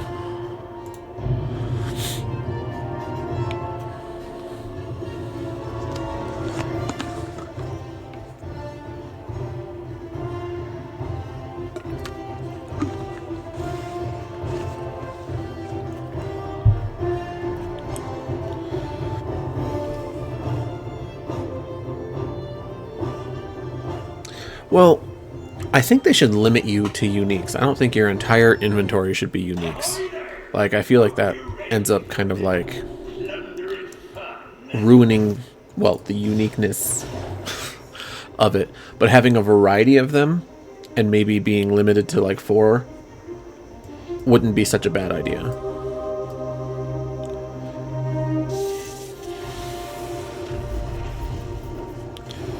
That way you're not always after the same boot, the same chest, the same sword, or whatever. But you're like limited to 4 uniques or uber uniques, but you have a variety to go after for different builds.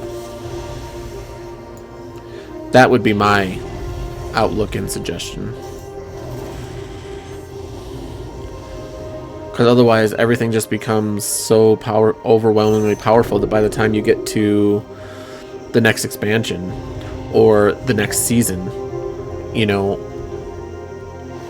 you're just like, alright, I just need to fill up my inventory with uniques and then I'm good to go.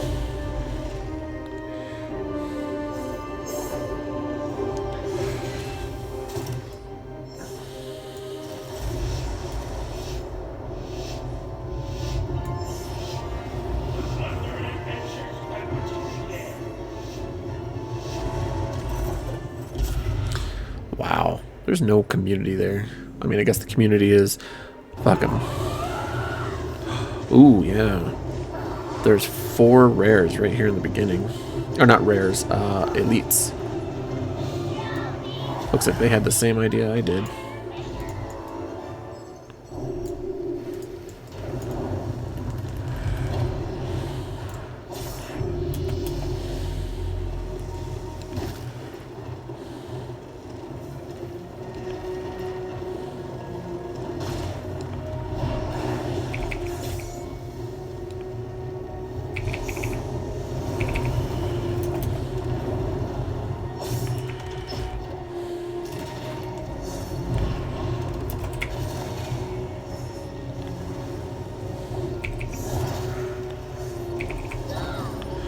Yep, right from the beginning. I'm not a big fan of that. Hunting ones down. I don't think you should be hunting anybody down until you're like level 4. But that doesn't mean I don't enjoy the game.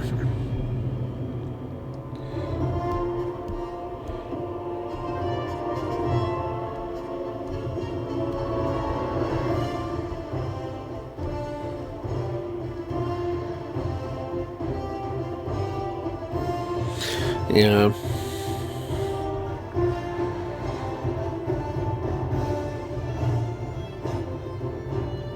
That's such an awful name. Uber Uniques. Sorry. Like, they could have come up with a much more medieval Diablo name than Uber.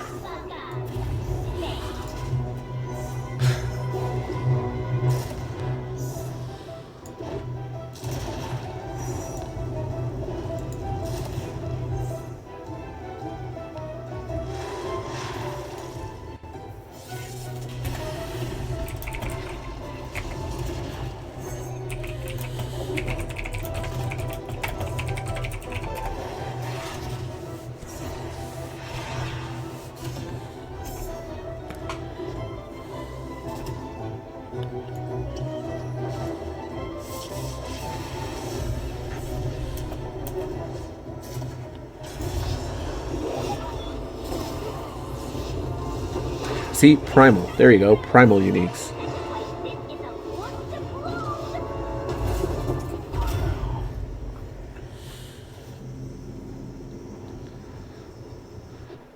I mean, sometimes it sounds weird, but sometimes just hearing a name can turn you off from something too, before you even actually get it or play. Everyone's just like, I don't know. I feel like the Diablo 4 team was like 75% of the way there from what it needed to be in general.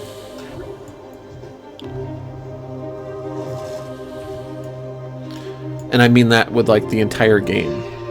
I feel like they still needed 25% more time and more creativity to be able to pull off what would have been an amazing launch. Not an okay launch, not an but like an amazing launch. I think they could have used just a tiny bit more time and they would have been good.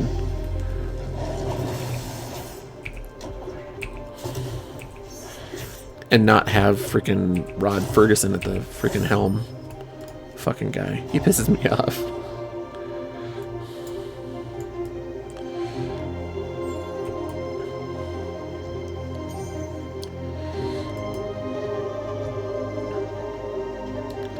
Come here. Come here. All of you, come here. Skadoosh.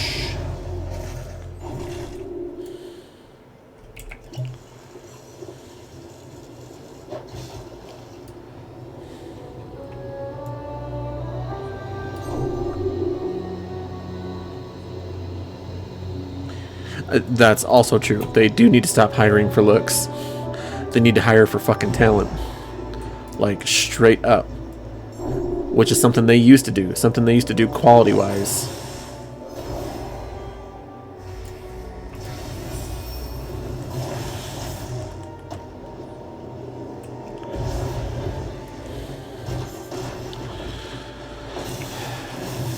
Blizzard is not as much quality as it used to be.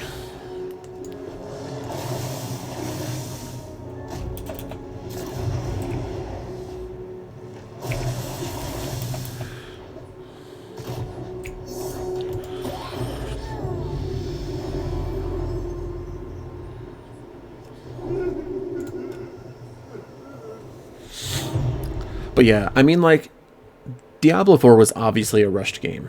Because the very first preview that we got of Diablo 4 literally looked like Diablo 3 with better graphics. Like, that's what it looked like. I'm glad that they evolved since then.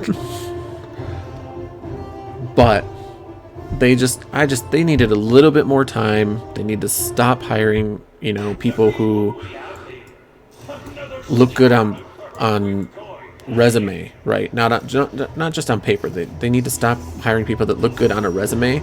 I can look good as a computer designer on a resume, and I've never done it before. I know how to do it. It's not that hard to make yourself look that good. So much of it is wording, and then when you get in there, you're just confident about it. But in any case, that's how I got half my jobs in life, was just being confident about what it was I was applying for. But like,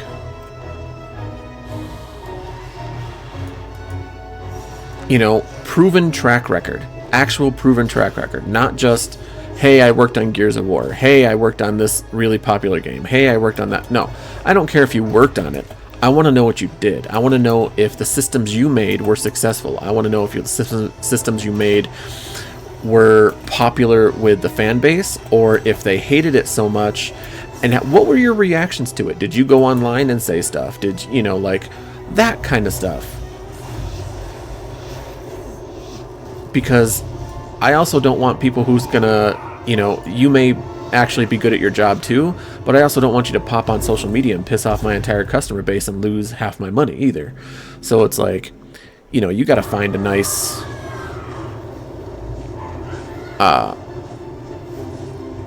balance, which is very hard to do, but it can be done. It has been done. It should be done.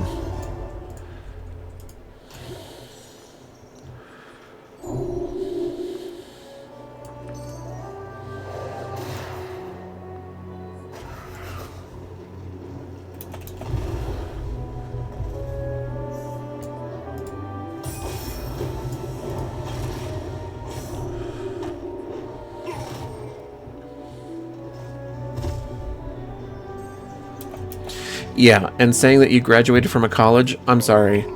I've done better jobs. Like, I've done a better job at jobs than people who...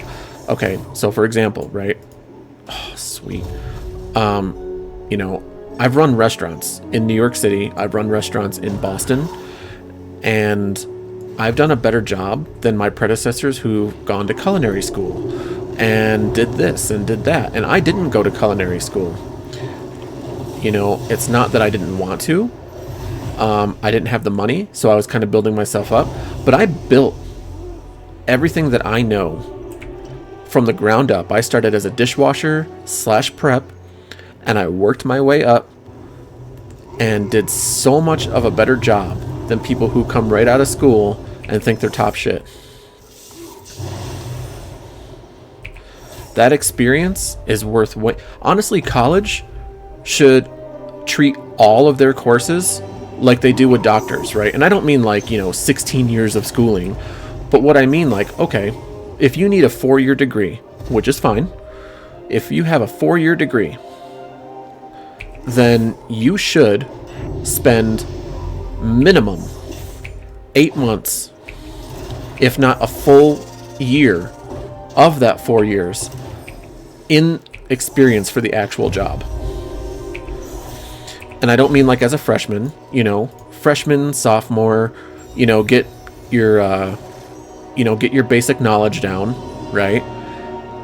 And then maybe sophomore year or senior year, probably senior year,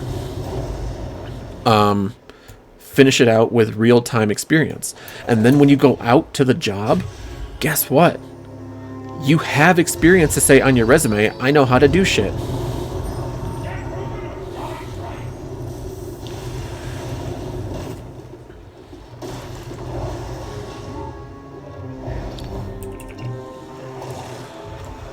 Like, there is too much of people saying, hey, you don't know what you're doing and you don't have any experience. But it's like, I also just spent, $80,000, $150,000 on college. And people don't know what the hell they're doing.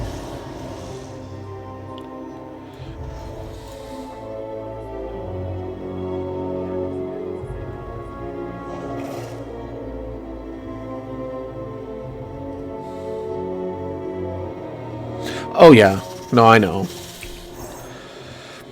But that's the thing though, right? Like, all these people can look super good on paper. Like, I know I went off on a little tangent there, but like, all these people look super good on paper. I know how to look good on paper. You can look up online tutorials on how to look good on paper. Like, it's not that hard.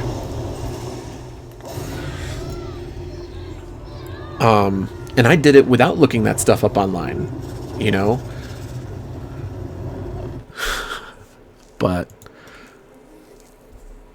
I honestly feel that colleges should treat all their stuff like they do with doctors. Doctors are not allowed to even go in the hospital without having X amount of years as a resident. And I think that's so important, right?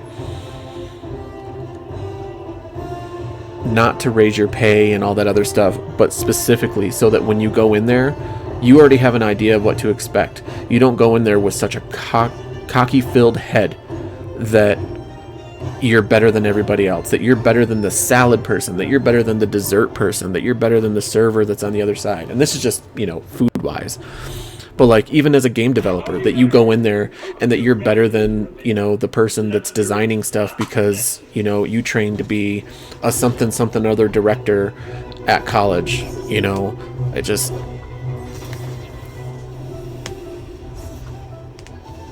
I don't know.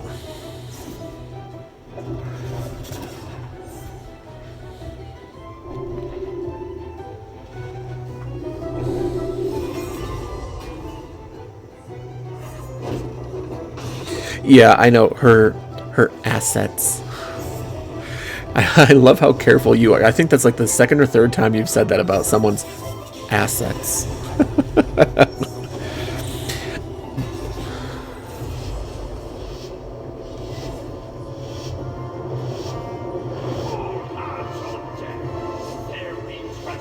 Oh no, I know. That's why I said I know I went off on a little tangent, but just overall, like, they need to stop hiring just for good looks on paper.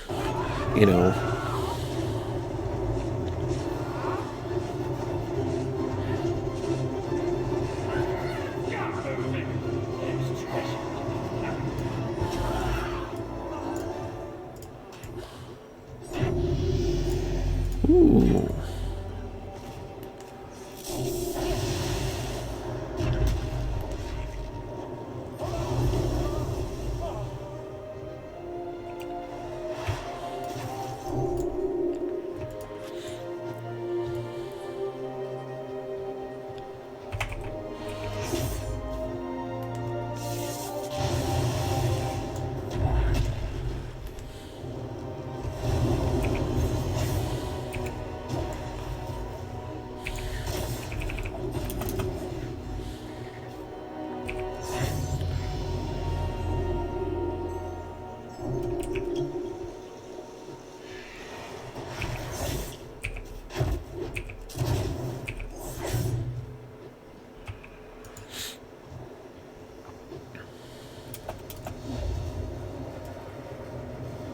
somebody went up there and cleaned house already.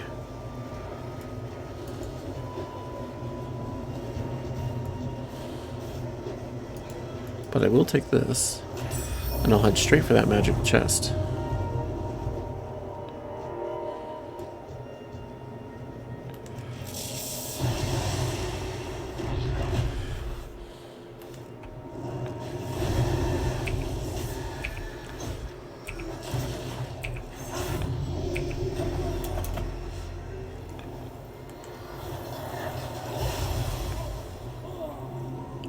Oh, yeah.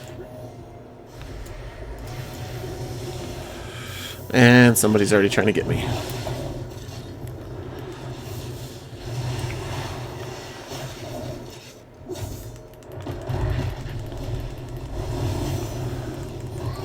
Yep, there it goes. But I got 400. That's not awful, but meh. Meh.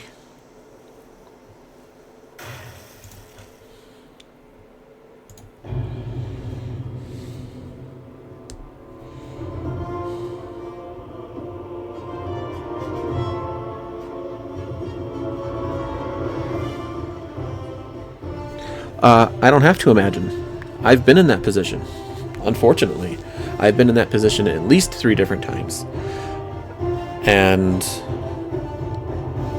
I wasn't happy.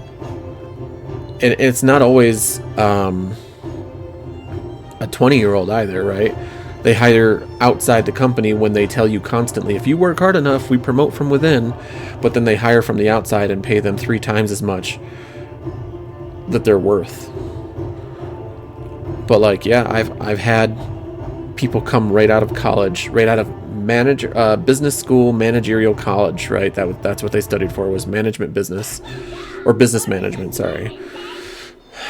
And they got the job. And I had worked at there was this one company I worked for. Actually, they're no longer a company, so I can say this now. Bed Bath & Beyond. I was working at this company for 3 years. And I worked at the 2 busiest stores in the entire company across the U.S., right? One was Fenway Park. That's where I started and trained and learned. And I worked there for 2 years. Then I went to Providence, Rhode Island. And that was the second busiest due to not like all year round, but during school year, back to school. Which, by the way, back to school, so they had these things called pack and holds, where wherever you are, you could be from Florida, and if you're going to college in Rhode Island, then you basically go into your Florida store, scan all your stuff, and then they send it to the Rhode Island store, which was us, and then we see what it is, and then we pack everything together and hold it for them. So it's called a pack and hold. And then when they get there, they go through all the stuff and decide whether or not they want it still or if they're going to get something else. I personally got to pack Emma Watson, Hermione from fucking Harry Potter. Personally, I got to pack her stuff when she went to Brown. And I didn't get to meet her, but I saw her. And at the time, I had a huge crush on her before she even got to the store anyway. But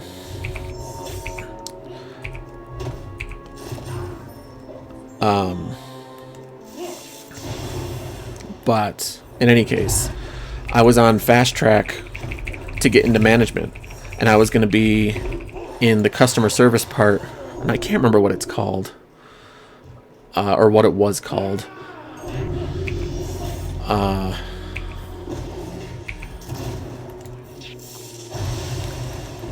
It wasn't HR, it was something else. I don't know. Anyway, it doesn't matter. I was on the fast track to be a manager in one of my own stores. I wasn't going to be a store manager, not yet anyway. And then if I had done really well in about a year or two under that management position, they were going to actually put me in regional. Because I was that good. I was good at doing wedding stuff. I was fantastic at doing wedding stuff. I don't know why. I've never planned for a wedding in my life, but apparently I was fantastic at that stuff. People loved me. I got good numbers. Like it was awesome. In any case, then this, and I was like 26, 24, something like that at the time. And this freaking 20-year-old literally comes out, gets to be a floor manager instantly. And whose floor manager does it get to be? Mine. And every time I tried to do something the way that I already knew what to do, he basically stopped me. And then I got pulled aside by the store manager one day, and they're like, hey, how come you're not doing all the stuff that you used to do and this and that and blah, blah, blah. I'm like, look, you know, this guy's doing this and that, and he keeps telling me that I'm not supposed to do this and I'm not supposed to do that, and don't get ahead of myself and blah, blah, blah. And he's, you know, the store manager's like, what? He was telling you all that? And I'm like, yeah. I mean, he's like, he says, what was going on? And I'm like, I'm not trying to put the guy down. I figured you guys put him in place for a reason. I'm like, so I'm not trying to rock the boat. I'm like, I'm not happy about it, but I'm not trying to rock the boat because, you know, I've trusted your judgment. And even after, and when they talked to him, he came back and pulled me aside at some point. He's like, what do you mean? Why'd you go over my head? Why did you do this and that? Oh, you little shit. I didn't go over your head. They came and talked to me. Because I wasn't performing where I was performing at before because of you. Oh, that pissed me off so much. So much. And then ever since then, he basically just kept putting me in shit positions to make me look bad. And I ended up transferring out. He went to like a 2-year college. Like he wasn't even like, he was barely 20. He went to community college for business and got to be my manager. And I had already been in the business for over 3 years. I knew how to handle, like, the store manager had literally pulled me aside to have me do like store manager stuff just to see if I could handle, you know, like the paperwork and stuff. Like before you can be a regional manager, you have to be a store manager for X amount of years. Like they were going to try and fast track me through the whole thing. And they had a whole program for fast tracking. And I'm not saying I'm the best manager in the world or anything like that. I just knew what I was doing. Literally, that's it. I just knew what I was doing. And I had a passion for it at the time. And that guy ruined my passion for it, like, severely. And after I ended up transferring out, I went back to the Fenway store. They really sucked the soul out of me then. And I was done with retail. I knew it. I knew I was done with retail because of what they had done to me. They put me in charge. They already had a manager for the wedding stuff, which is fine. So I worked under her, and she didn't like me because I stood up for myself and I wasn't a kiss ass. And the store manager and her wanted people who would kiss ass, and I don't do that. I will respect you, I will work with you, I will do this, I will do that, whatever, blah blah blah, but I don't kiss ass. If I think something needs to happen or needs to be said, then I will. And I don't mean in a rude way either, but man, between her and the store manager, and I'm not even kidding, they literally did this.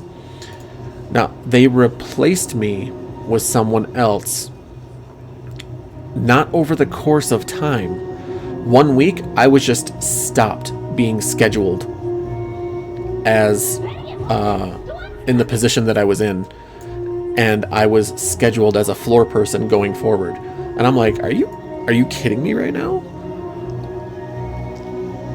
So yeah, I left that company probably about 4 to 5 months later. I was done. I was so done.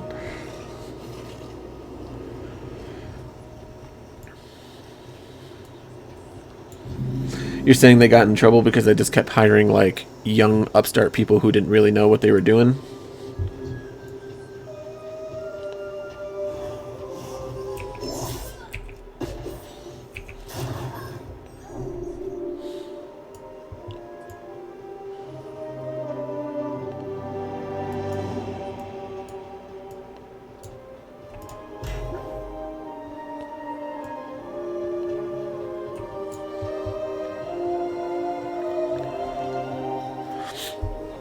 I gave them over 4 years of my life at that place. I mean, company, I guess. Because I worked at multiple stores, like during inventory and stuff. I was always the person who volunteered to go to all these other stores over the course of a month. And I went to all these stores and did their inventory and all this other stuff. And I don't know, just after a while, I was like, you know what? I'm done. You want to literally... This guy wants to take me down because he thinks he's top shit. And then when I go to the other store to try and start over, they didn't like me because I didn't kiss ass. I've had a couple of jobs let me go. Not like fire me straight out. Because I didn't kiss ass. And so like going forward in interviews, I have literally said, look, I just want you to know that, you know, I'm here to work hard and do this and that with you, but I want you to know that I will be respectful, but I don't kiss ass. Like, I've literally said that.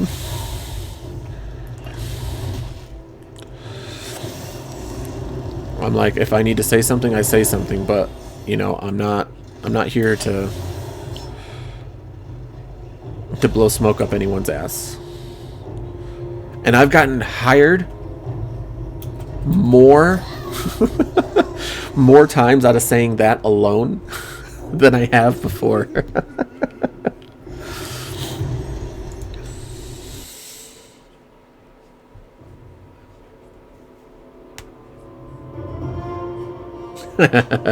I know you're not. Yeah, I know. I mean, I'm not saying that any of those young developers didn't have any talent. I think a lot of them do.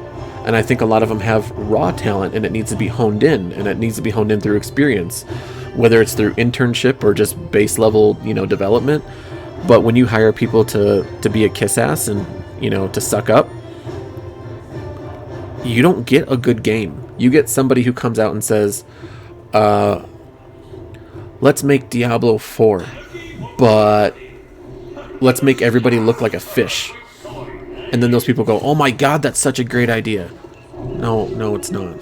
Let's just get rid of barbarians. Let's rewrite the lore and barbarians don't exist. Oh, that's a great idea. Like,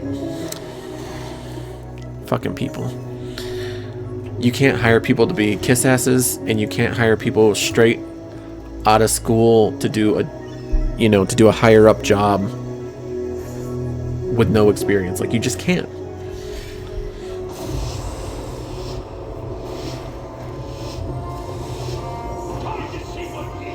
Oh, I know. Oh, I completely agree. Oh, she was 17. That I didn't know. Those fuckers.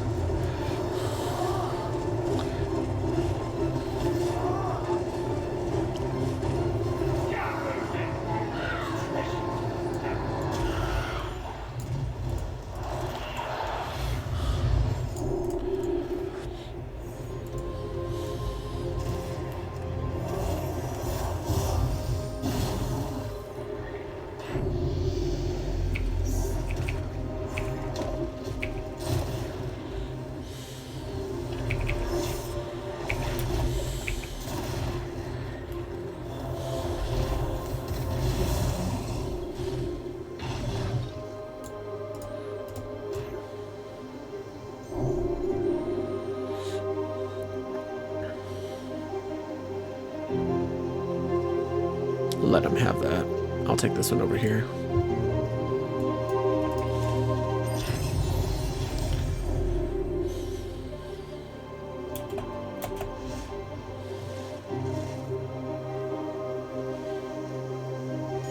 Is there any magical chests back here? No. Okay.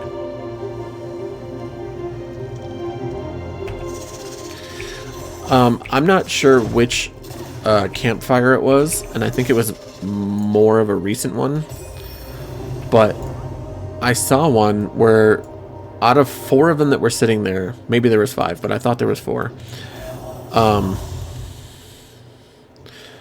where he looked completely defeated.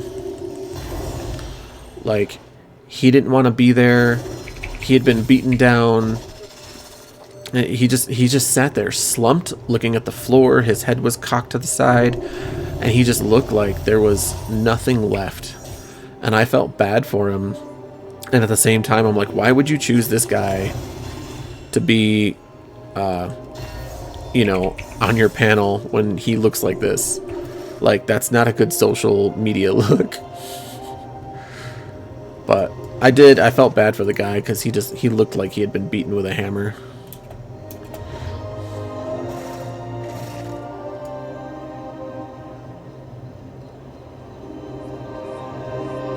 Yeah, exactly.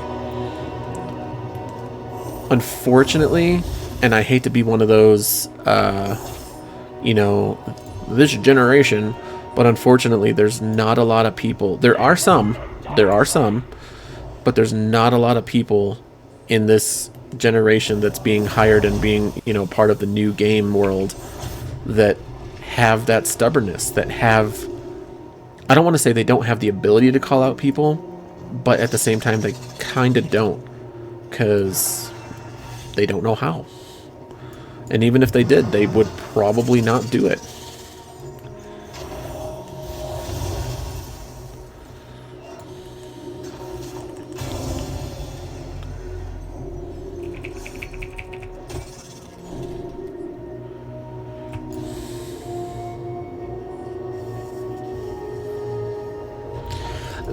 That is the thing. They should have plenty of people to actually say, what if we did it this way?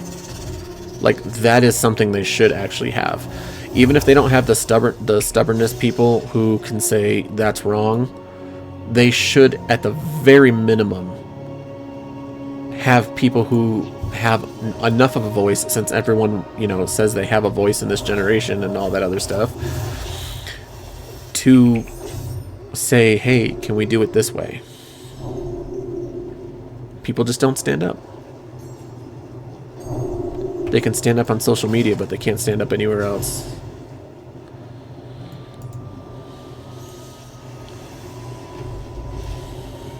Get moving or die trying.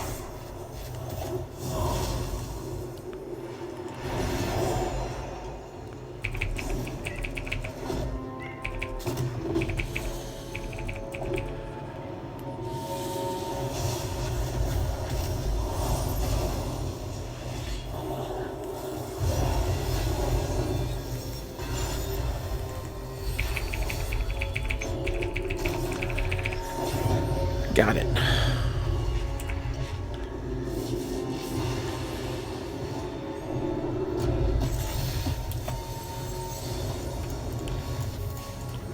There we go.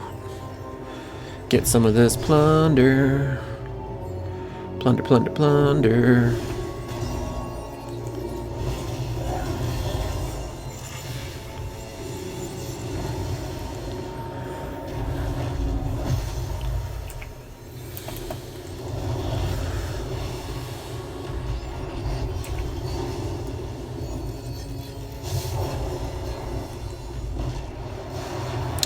Ooh, you shits. You got me. But I got a decent amount of plunder. I'm good.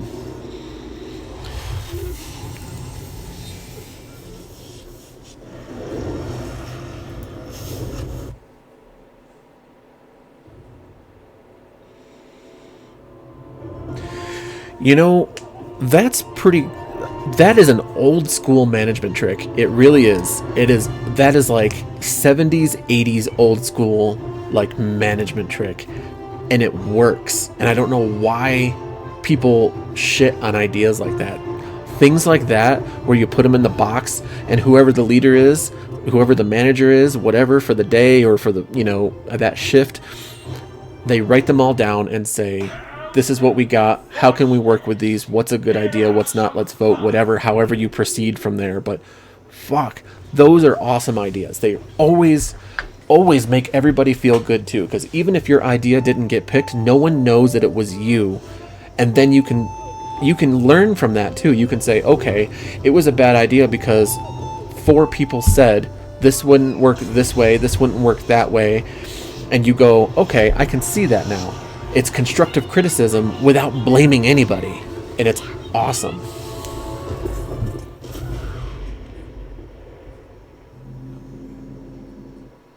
Yeah. Yeah. I remember. I remember, in all honesty. Come on. Ah, shit. Alright, so I remember computers when people were like working in development or even in a cubicle, which cubicles suck anyway, but I remember there were post-it notes all along the bottom of the monitor, just the whole thing, because they were like, okay, I'm working on this project, but Dave has it. I'm working on this project, but Kelly is finishing that up. Talk to Kelly at noon to go get this. And you could have like 5 or 6 things being worked on, and you go back and forth and being like, when someone comes and says, hey, where's your project? You don't just go, I don't know, I gave it to somebody, but I don't think they have it anymore. No, like, everybody knew where their shit was. I remember that shit so clearly. There were so many post-it notes on the bottom of your monitor, or even on the side of your tower if it was like right next to you.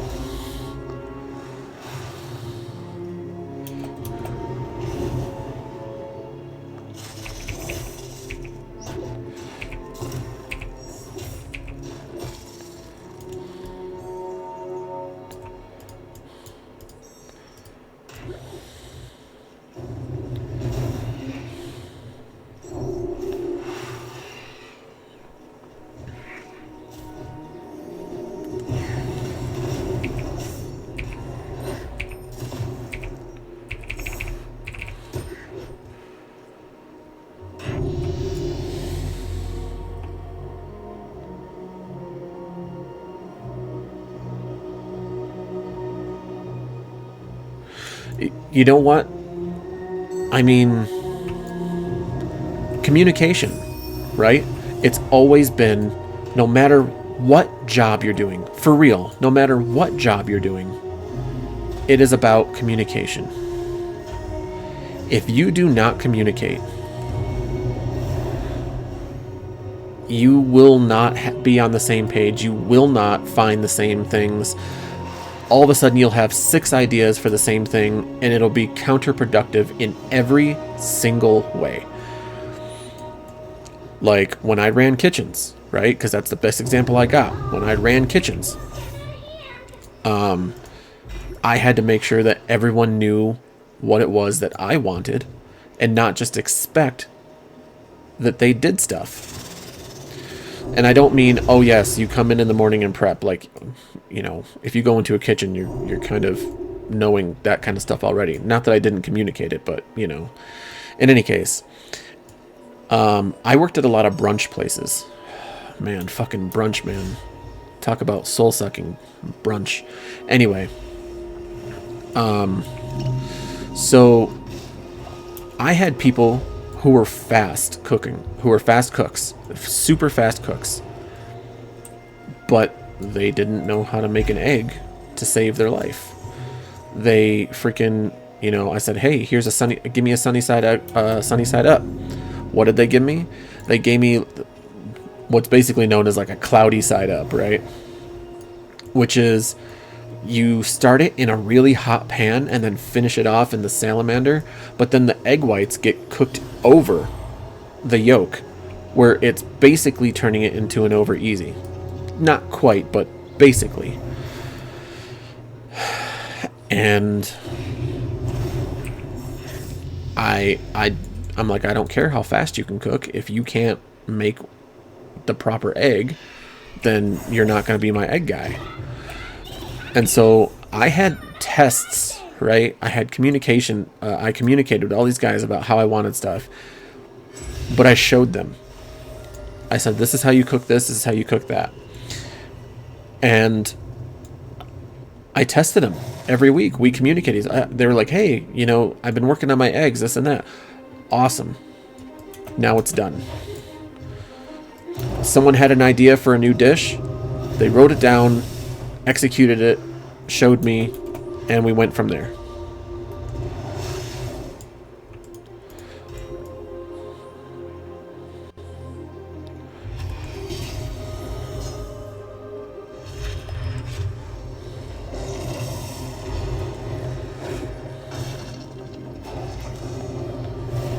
I don't even know where that guy went.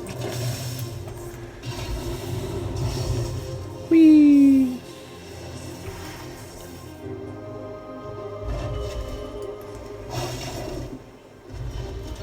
Ha ha ha ha ha. Chase me.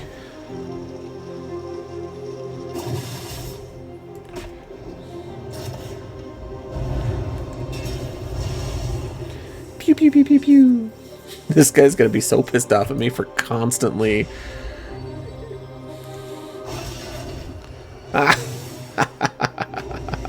Love it.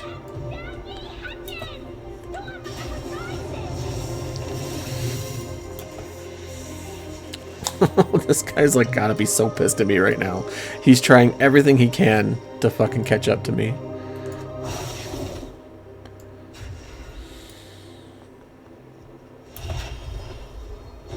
Come on, come get me then.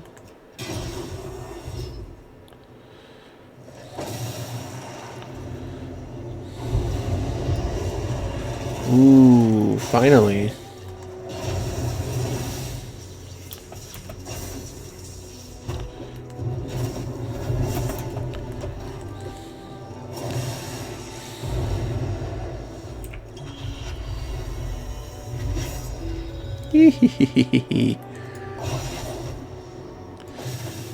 Oh god, that's so funny.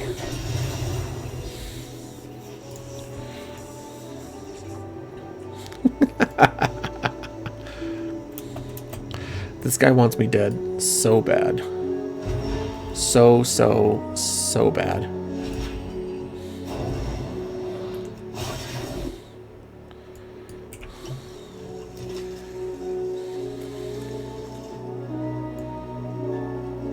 These are the good moments here. You don't even have to kill nobody. It's just about pissing somebody else off because they can't have what they want.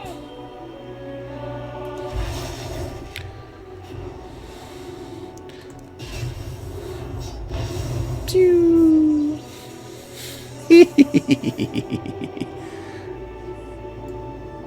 I'm just gonna keep going. And I'm gonna keep watching.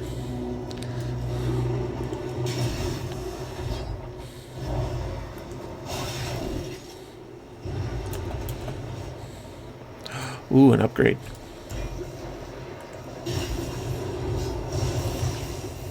I even let him hit me.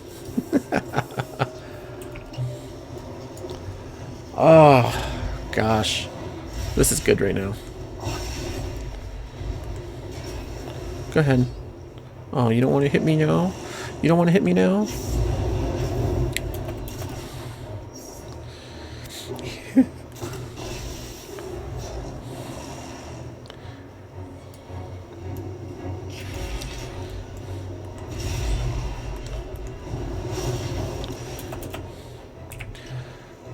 Do you know how much that must piss him off right now?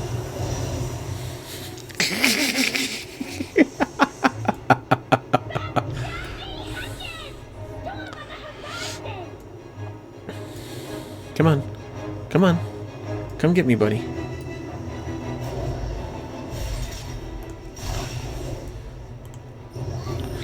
Finally, you got me. Ah, ha, ha. I made him work for it. I made him work for it.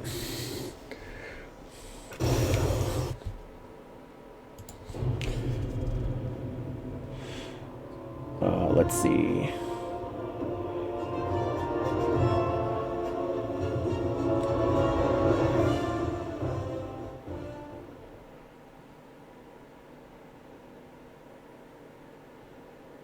Ahoy there! Hope you're ready for a bit of plunder and fun. TBF. What is TBF? To be frank? Is that what that is?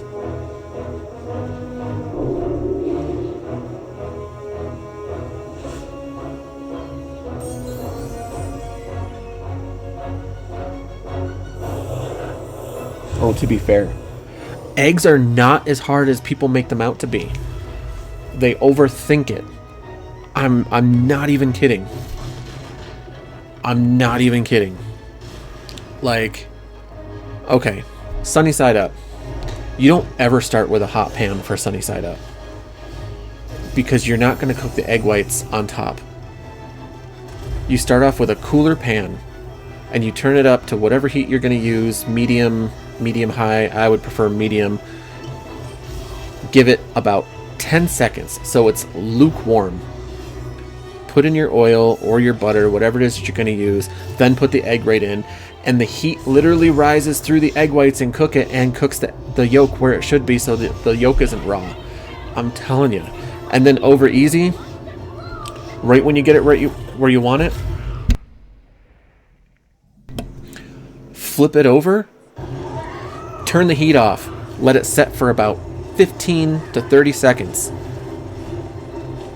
When you do that, that's it. Goes right on the plate, perfect over easy.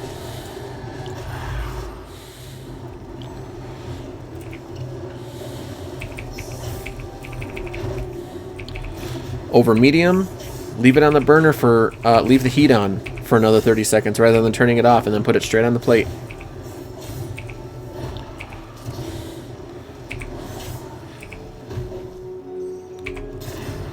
I've watched the way that Gordon Ramsay does it, and I don't think he's wrong.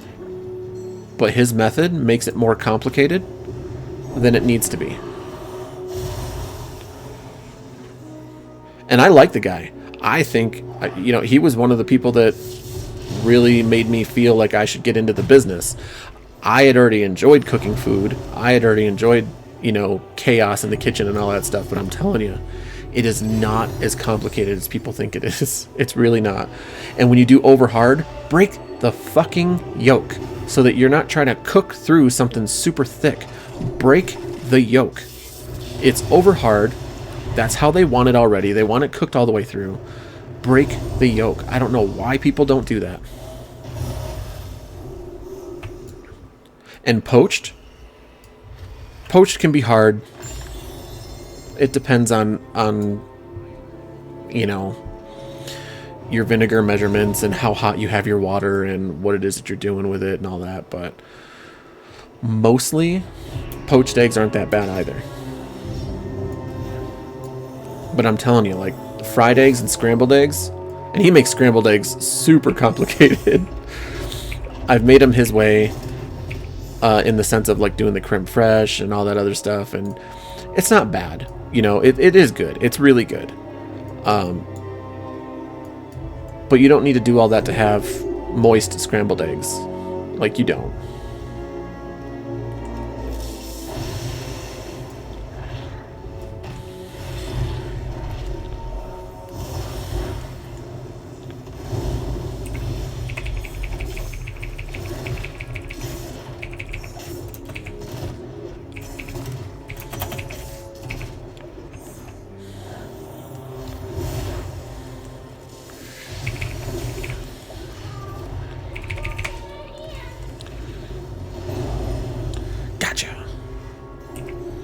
Ooh, that was rough, though. For a second, I didn't think I was going to make it. Come on, come on. There we go.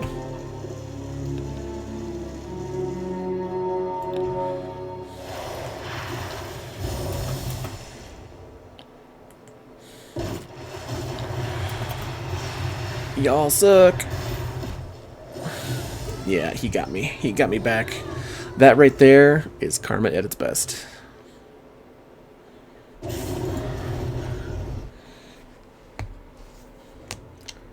Soft boiled and hard boiled are not that bad either. No, don't use milk. And let me tell you why. Because there's so much water in milk nowadays, all it does is it actually extracts more moisture out of it, and you end up having watery eggs rather than, not like inside the eggs, but like outside. Milk does that, even if you use whole milk. And if you do use milk, it's got to be like a pinch. Heavy cream,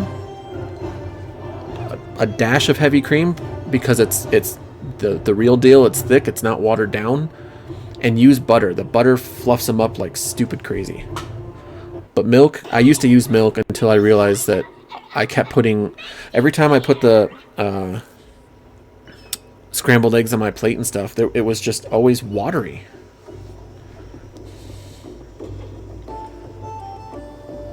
Spam is so good. I can't lie. And my girlfriend, she got me hooked on hickory smokes spam, and that's like all... When it comes to spam, like that's all I'll eat now is the hickory smokes.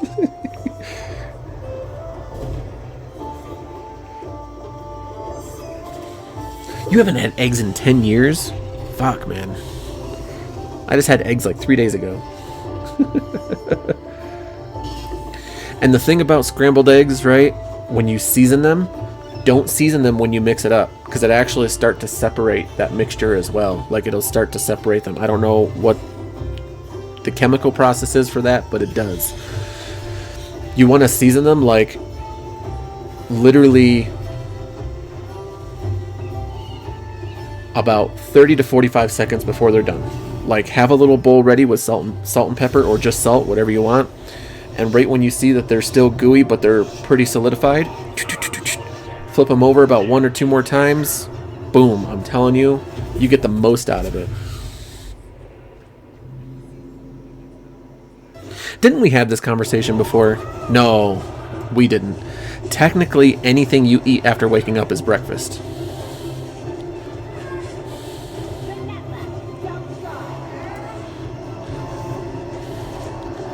And have you never heard of breakfast for dinner? Or eggs on your burger? Or... I don't know. I guess I'm just one of those people that'll eat eggs and stuff whenever.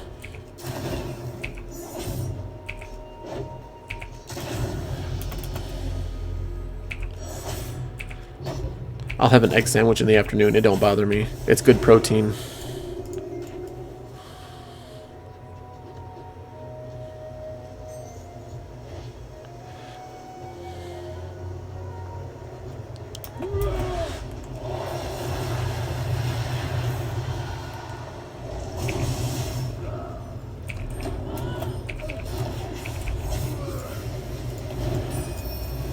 There we go. At least I got the spell done.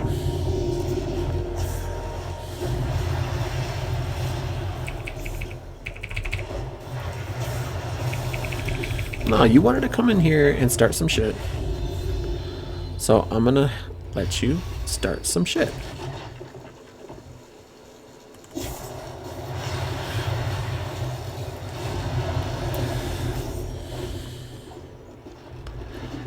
One health. One fucking health. I'm not surviving this. Oh my god. One fucking health. Come on, come on, just keep running. Oh my god. How the fuck did I just pull that off? Seriously. 10 health.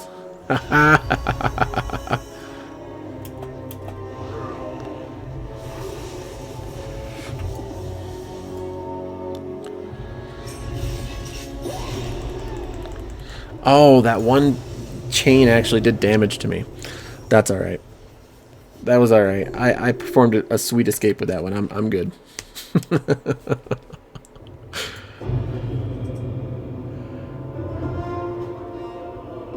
No. Any food you eat after you wake up is breakfast. And I don't know if you already know why, but the term breakfast already comes from the term breaking fast from when you sleep. So if you don't wake up until 3 or 4 in the afternoon or 6 o'clock at night and you eat a burger or you eat a steak, you are eating breakfast. Like, that's what it is. You are breaking your fast, so you are eating breakfast. It doesn't matter if it's dinner time to the rest of the world or anything, you are eating breakfast. And there is no such thing as lunch food or dinner food. Technically, you've already been brainwashed by the freaking companies out there to say dairy's for breakfast and this and that. No. Eat stuff what you want whenever you want. You want steak for breakfast? Eat steak for breakfast, all right? Like in the morning. If that's when you wake up, if you wake up at, 8 o'clock in the morning and you want a steak, make a steak. It's really good for you. Actually, technically, you should be eating pasta, steak, rice, and there's like one or two other things that I can't remember right now. You should be eating all that stuff before 2 or 3 in the afternoon anyway, because your metabolism digests that stuff over the day. And when you eat pasta at night, you actually gain more weight and slow your metabolism down, specifically because you're sitting down, you're going to bed, and it takes a lot longer to process it. And when it does process it, it's only processing sugars. Like, I'm telling you. I'm like,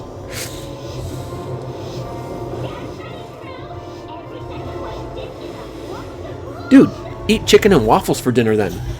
Combine your foods, chicken and waffles. That way you're eating fried chicken, but then you got waffles too. Why not? Why not?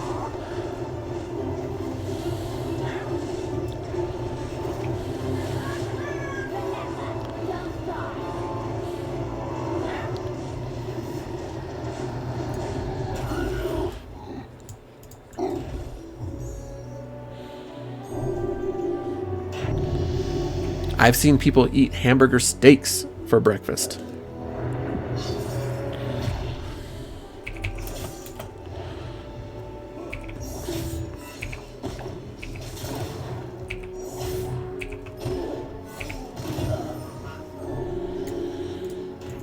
And that's smothered in gravy on top of rice and so many other things.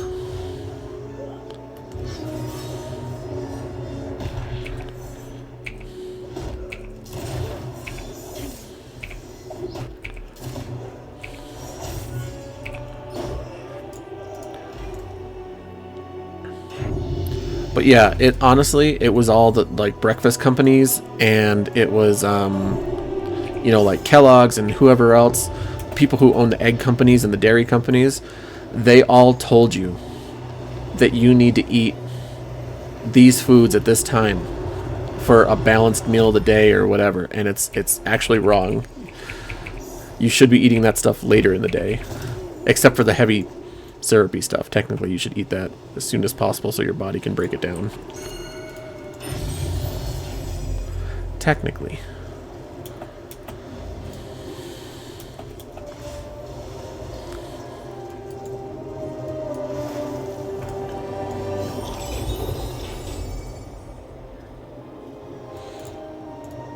I did hamburger steak. By the way, I hate steak.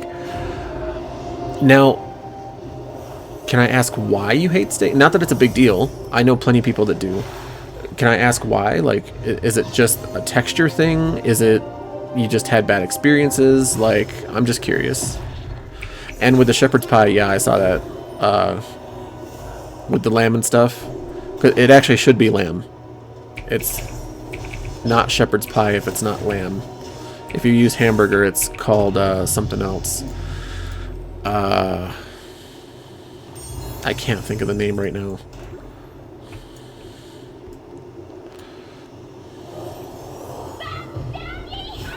You've never had a good steak. So what in your mind would make a good steak? Like temperature-wise, fat-wise, like, not having gristle, tender in general, like what to you would make it a good steak for you to enjoy steak?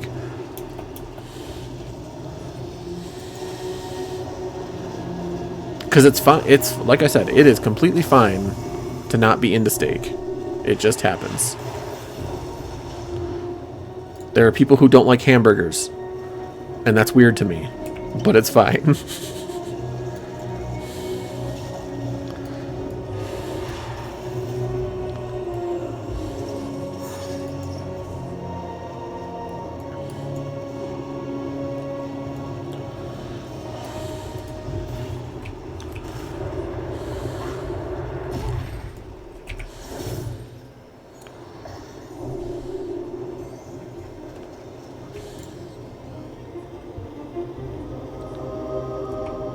You don't know. No, a good steak, you don't... Listen, marinating is not bad, right? If you're going for a specific flavor, marinating is not bad.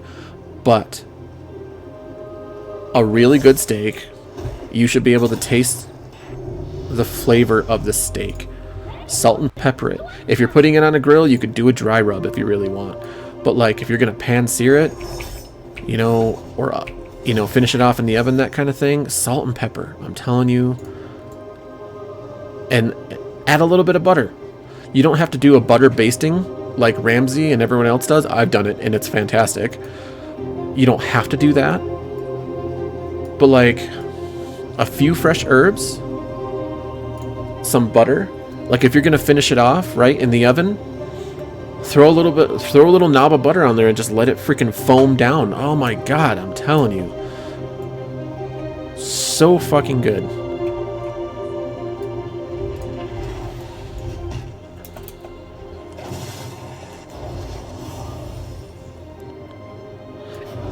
Keep that shit simple.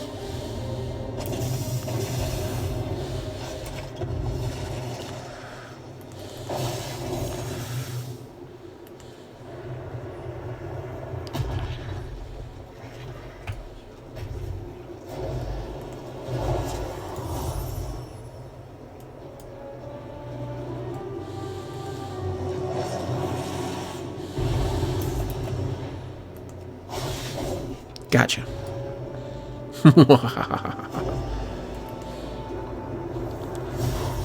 Boom.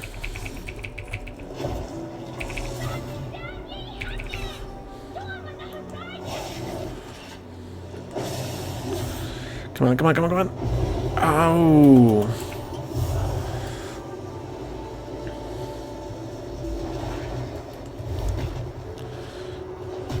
Boom.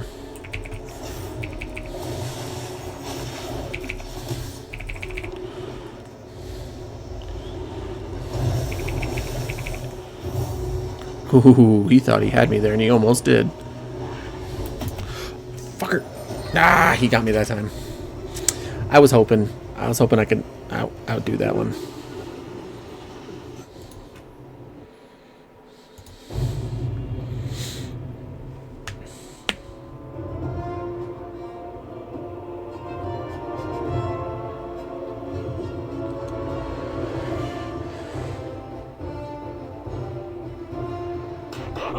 Okay, so toughness. Are you talking about the cut of meat? Are you talking about the fact that there's no fat in it to render it? Or are you talking about the fact that it's cooked well done, over well done? Well done, even well done steaks and burgers should not be tough for you to chew. They're going to be tougher, but they should still be soft in your mouth, that it doesn't feel like a fucking rubber tire.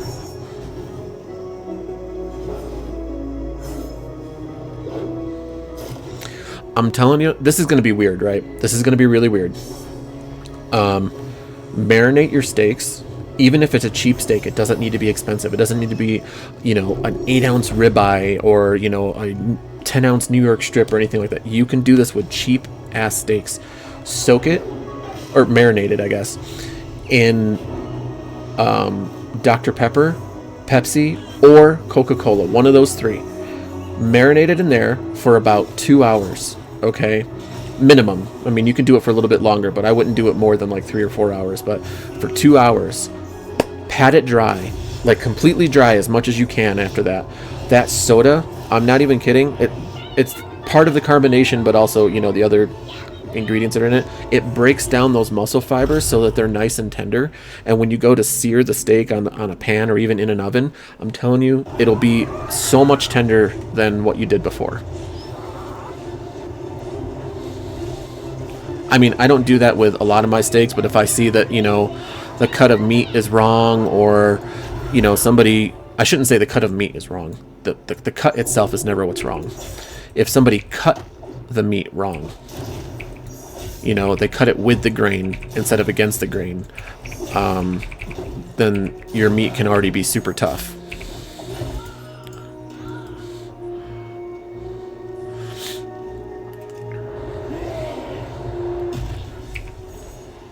But yeah, I mean, only marinating it in Dale's sauce is already going to be extra salty.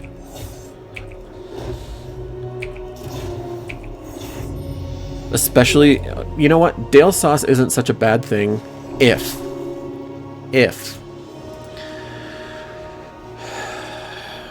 Alright, and this is a big if.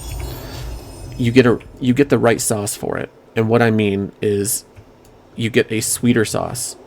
Even if you use you know, a deglazed sauce or anything like that. Anything from the pan with its natural flavors with a little bit of sweetness will absolutely counteract that saltiness. But it's, you know, certain sauces tend to screw you over as you marinate them anyway. Yeah, it does. I've never used honey, but I've heard that. Well, I've never used honey for steak. I've used honey, obviously. Did you know that honey is actually, it's sweet, but pure honey, not refined honey, like raw honey, actually doesn't, it contains 0 sugar. Like, it's ridiculous. It's still sweet, and it's better for you. If you use that refined honey, they add so much to it. It's just like maple syrup. If you get pure maple syrup ever in your life, you will know the difference between that and freaking Aunt Jemima's or Great Value or anything like that. You'll notice such a huge difference. It's so stupid. But they cut it all down, you know, for profit. They can make more profit by basically spreading it out more. Yes.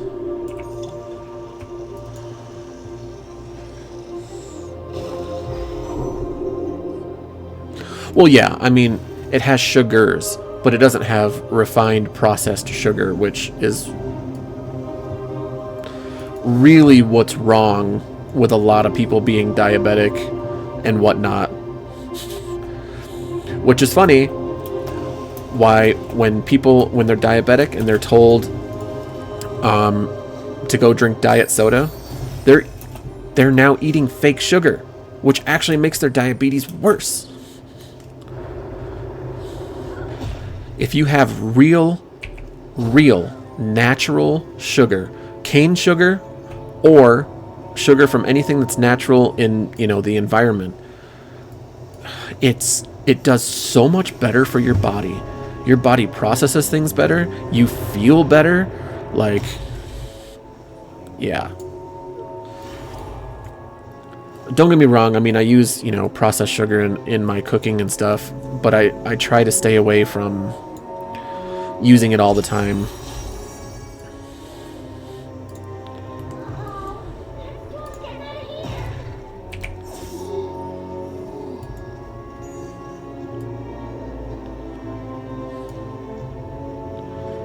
Cool. They're treasure hunting too. I love seeing fellow treasure hunters, because then we can all just do our thing.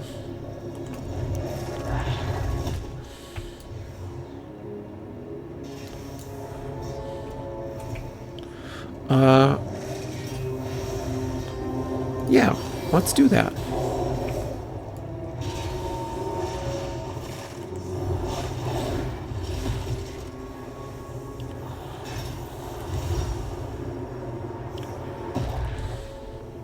Oh, this should be good right here. Boom.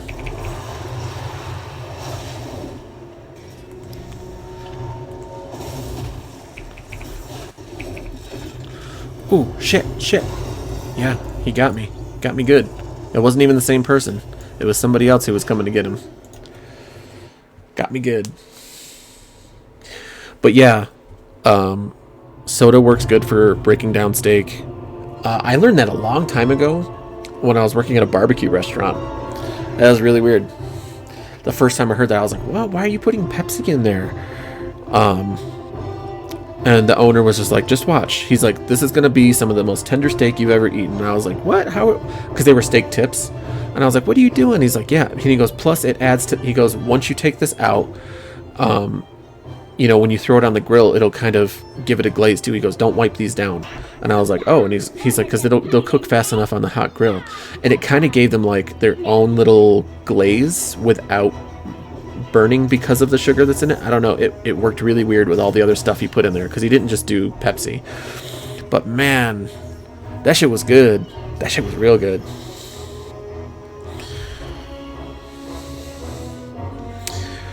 Well, I wish, in all honesty, Polar, that I could make a steak for you and see whether or not you would say, yes, I'm a fan of steak now. Not even because of our conversations and anything else, but because I'm that person that likes to cook for people. I always have. That's why I got in the industry in the first place. And I don't know. I like to change people's minds. I do.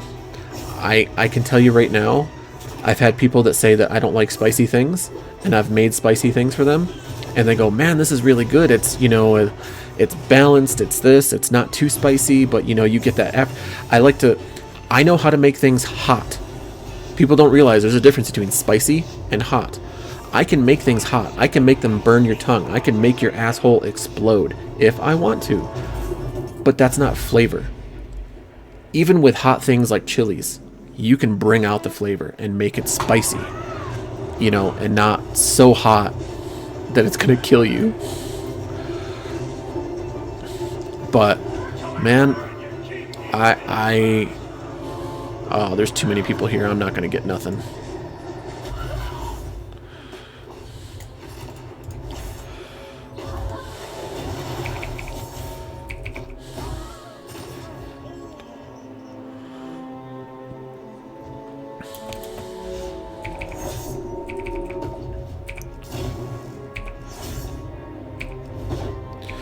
But, and you know, don't get me wrong, I've made things too that people still don't like what I make. It's gonna happen. Sometimes you just don't like something. Sometimes something's been ruined for you before somebody else can make something good for you. Or in general, you just don't have a taste for whatever it is that is being made. Like, I'm not stupid. I know that stuff happens.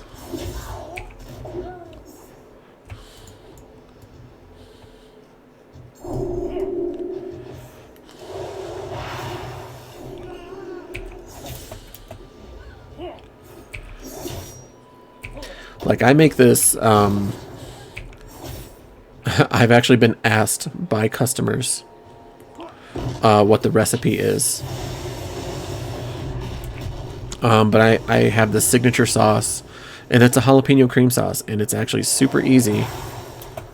But, well, it's complicated for what it is, but it's also easy.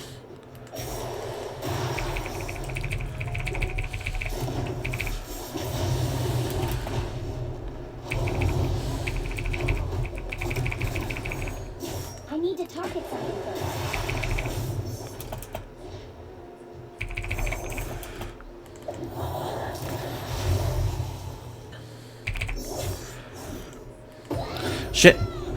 I'm sitting here thinking I need to press 2 and I need to press T. Fuck, I could have actually beat that one. Alright, whatever.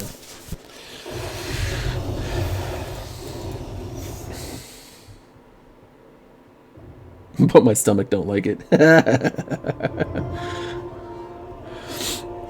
You know what? That is the case with a lot of people. I have this one ex.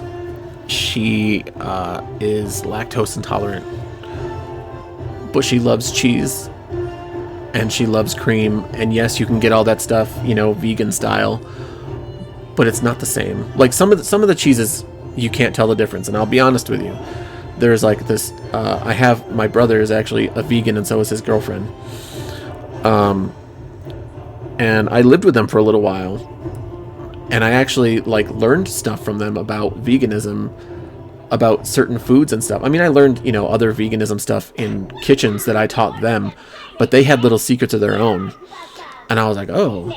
And there are certain vegan cheddar cheeses that you wouldn't be able to tell if it was real cheddar or not. But yeah. Anyway. I'll deal with the gas. You know what? I will say this. There are certain vegan dishes, if prepared correctly, they actually taste awesome. I had this one chef. She was awesome. She always took the time to sit with me if I needed it, even if it was the end of her shift, and she always took the time. I loved her. I haven't checked in on her in a while, but the last I checked, she actually had her own restaurant, and she had a kid. So I hope everything's still going good for her. But she had this veggie burger on the menu, and I was like, veggie burger? It was so fucking good. It was so fucking good. It was black beans, not couscous. Shit. What is that other thing?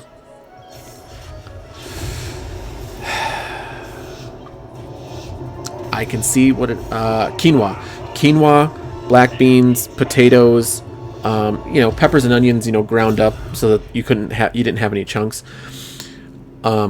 And then some seasoning that she put in there.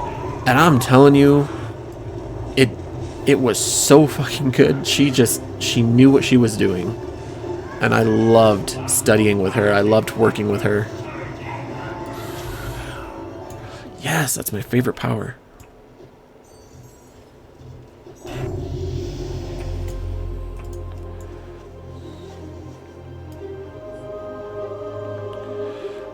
Okay, let's gather some NPCs up here. Oh yeah, we're gonna be rambunctious about this. We're gonna be overzealous.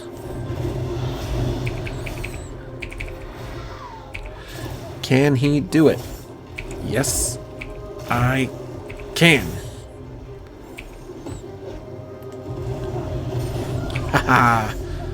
Boom. 2 hits from my power and a bunch of strategically hit kicks and gunshots.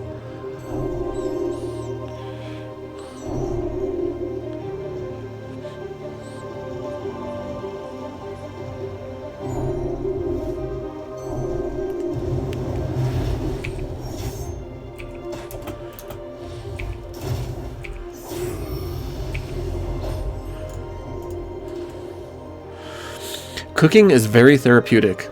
On that note of you saying that you wanted to learn, it's very therapeutic. What's even more therapeutic about cooking that no one tells you about is prepping. Prepping can be real stressful if you make it stressful. Otherwise, when you know what you're doing, it's so therapeutic. I can't tell you how many times that, I would volunteer to prep the food instead of sending someone down to do it, because it calmed me and it felt good and it smelled good. Just prepping is so therapeutic. It's so good. Spanish fettuccine. I have not had that.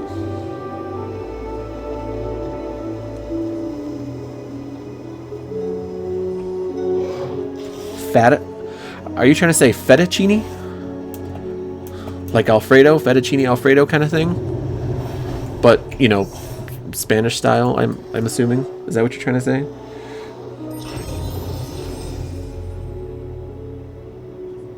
Okay. Fettuccine is F-E-T-T. It's not spelled like the cheese feta. I used to do the same thing. That's why I find it funny. I'm actually not making fun of you. I used to do the same thing. Oh, spinach. Sorry, this came out... Oh, no, it did say spinach before. I'm sorry. I read it as Spanish. I need to get a second monitor, because reading it on my phone, it's so small.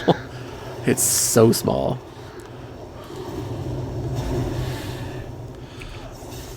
And if I'm reading fast, I start to do that. I actually want to do, once I have some more time for other content because I'm trying to. It's taken a lot longer than I wanted to, but there's some YouTube content that I'm trying to make for like World of Warcraft and whatnot. But what I would like to do on the side, right, is make another channel on YouTube and do cooking stuff. You know, do stuff on the grill, do stuff in the pan, do baking, whatever. Well, not baking. Baking is not my forte. I think pastries and desserts are absolutely delicious, and I love eating them more than I should, especially a good pastry. A good pastry will win me over all the fucking time. But I can't. I don't want to say I can't bake to save my life. I can, but it frustrates me. Baking truly frustrates me. So I don't do it as often. That's what. Yeah. That's what I was just saying. I would have a YouTube channel where I would do cooking. But the other part of that is spending money on the food to cook it. So it's, you know, it gets tight. And that's why I didn't do a cooking channel to start off, because it's, I love cooking, but oh man, it can get expensive.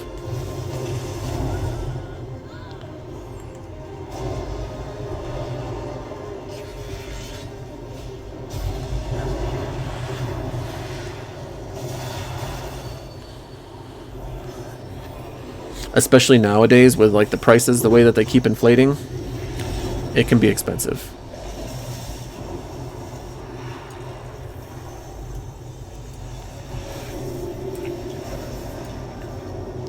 And I don't even mean just steaks and stuff. I mean, making anything can be expensive. Even mac and cheese. Even mac and cheese can be expensive. The reason that everyone says, oh yeah, it's a cheap mac and cheese and you'll be good and this and that, is... Oh shit, there's everyone here. Hold on. Let me see if I can survive this. Oh yeah, give me that, give me that.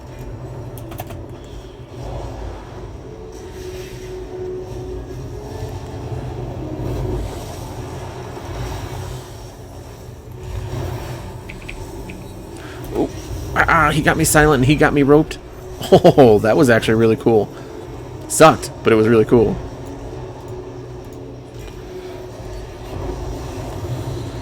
I need to heal. Oh my god, get me out of the storm.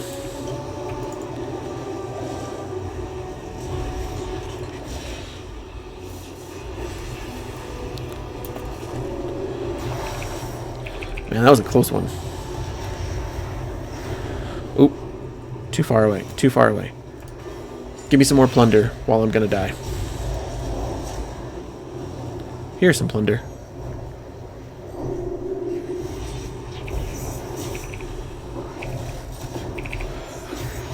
But yeah, I actually do want to do a cooking channel, and on top of that, actually, my girls have asked me, how come you're not cooking? Are you gonna cook and game? Are you gonna do this and that?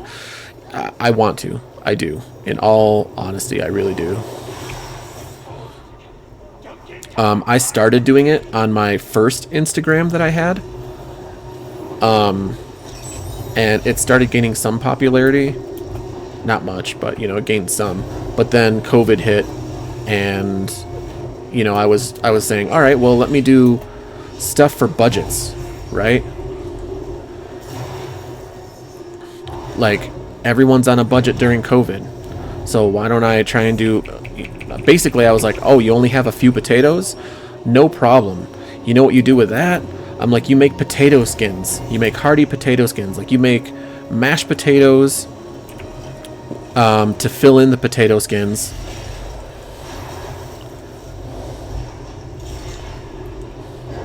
Oh shit, wrong way, wrong way. And you cover them up with whatever you got in the fridge. You don't have bacon to make them loaded? No problem. Don't use bacon. Use pieces of ham. Cut them up and fry them up. You know, got a little bit of an onion left? Chop it up. It doesn't have to be a red onion. Chop them up into smaller pieces, like dice almost minced, but smaller than dice, but larger than mince. And just top it off. You got like a little handful of cheese, top them off, and like put a little chili oil around the outside to crisp up the skin, like, or chili butter or garlic butter, whatever you want. And like I posted these things, and it was a lot of fun. And some people started gaining, following me for trying to do budget stuff, basically, during COVID.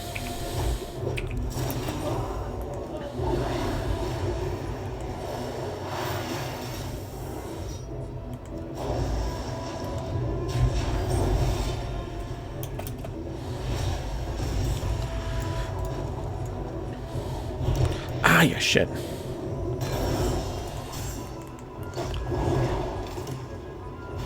don't have a target. I require a target. Oh, don't do it. I need to target something first.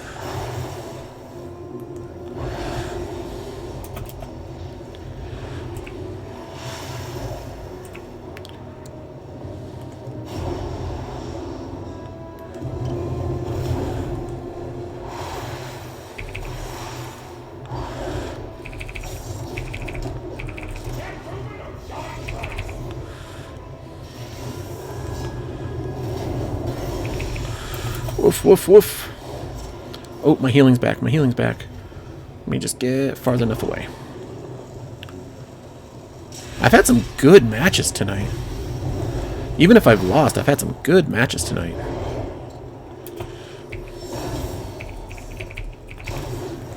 Run!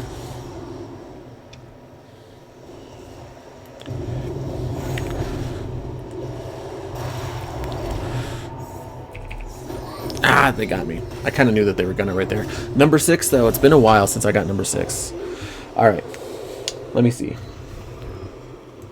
Let me see. Let me catch up on what you're saying. Hey, if you got room and board, I'll pay for food. I already paid $500 for rent, $400 for food, $120 for internet, $100 for phone. We're about to pay $120 for internet because I found out, I don't know if you joined in earlier when I was talking or not, but so I found out that our internet is actually the lowest you can get right now. It is fiber optic, so I'm guaranteed, the numbers that they're giving me. And I do, it fluctuates, within like half to like 1, up. So, I get 5 upload speed, 5 megabytes upload speed, which is not great for streaming, and 25 download speed. So I called them today, I talked to them, and for basically $120 and fiber optic, we can get 100 megabyte download speed and 20 upload speed, which will be so much better for me. It'll also be better for the devices that we have in here, because her TV will often disconnect from the internet, and I figured out why, because we have roughly 5 devices on it, and for 25 and 5, it's not that good for 5 devices.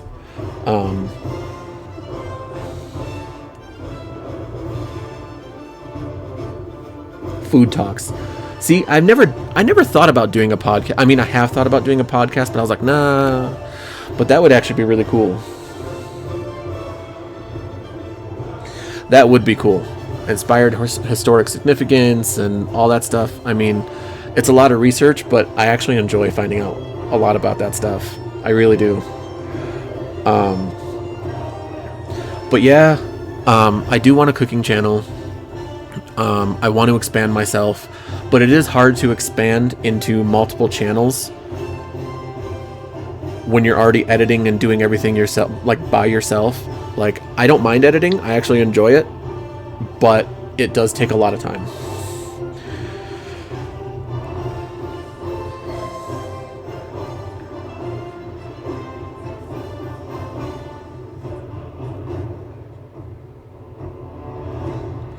But yeah, like, I mean, I can't show you right now because it's on my phone and my phone's being used for this, but on my old Instagram, I still have it. I just haven't posted anything in like forever. But yeah, like one of my very first things that I did for, hey, during COVID, You know, instead of going out and buying 6 more ingredients for a meal that you need, you have everything at home. And I showed it. You know, you just hollow out the potato. You roast the skins first. While the skins are roasting, you make your mashed potatoes. And then to make the skin crispier, you're already supposed to have oil on it, but why not do a flavored oil? I did mine with chili oil. You can do it with garlic oil, garlic butter, whatever you want. It's going to crisp up that outside so that it really gives you that nice crunch when you bite into it. But instead of just having, like when you go to a restaurant and they give you like, okay, let's say Chili's or, buffalo wings, is it called buffalo wings? It's called buffalo something. Anyway, and you ask for potato skins. They're hollow. They're literally just the skin with a couple of things on there, and sometimes half the time, they taste old, right? But like, fill it with mashed potatoes. Top it off with some chopped bacon if you got it. Hell, do it with fried bologna if you got bologna and you don't have anything else. Fried bologna is delicious, by the way. I've always had that since I was a kid. But, I don't think you need to do it with fried bologna. It probably tastes weird.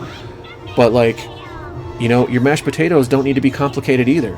You can still make them super creamy. I don't use milk anymore because I learned a trick from a chef a long, long time ago to make some of the best simple mashed potatoes. I've refined it since into, what I like to do with it. Ooh, I've never been up here. Crash and burn. There we go.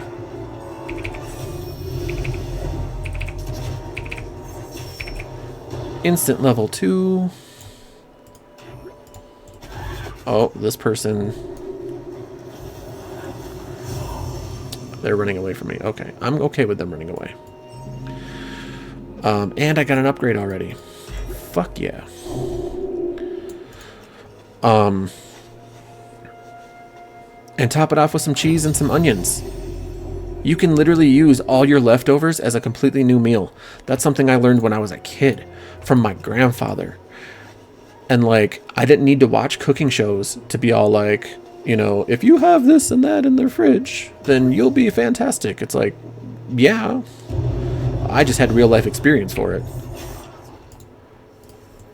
Damn, I filled up my power bar real fucking quick today. Fuck yeah. Oh shit, I'm in the storm. Ah! Run! No, I'm gonna die from the storm alone. No, it came way quicker than I thought it was. Oh, thank goodness.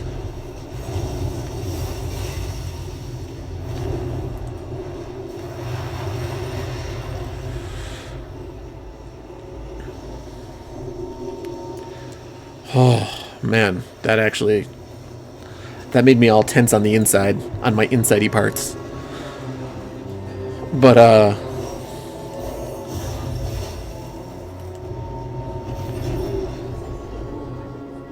fried spam, yes, absolutely. Fried spam. Honestly, I'm telling you, I had fry bread. I don't know if you've ever had fry bread. Not fried dough, fry bread. And it's a Native American thing. And let me tell you, my girlfriend makes the best fried bread I've ever had in my life. And she thinks I'm just pulling her strings. She thinks, oh yeah, you gotta say that because we're together. No, I'm telling you, I've had a lot of fried bread in my life. Oh, fuck, she makes it so good. It's fluffy, it's just greasy enough, it's so fucking good. And like, out here, they do things with fry bread that you would do with things like buns, right? So they have it's called a Navajo burger, where they take fry bread. They take 2 smaller pieces of fry bread and use that as buns and put a burger on it and put whatever else they're going to put on it. Green chilies, whatever. Oh man, green chilies. I'm so glad I'm in New Mexico for fucking green chilies now. And they make a burger out of it. The girls had never had them before. And I was like, are you kidding me? And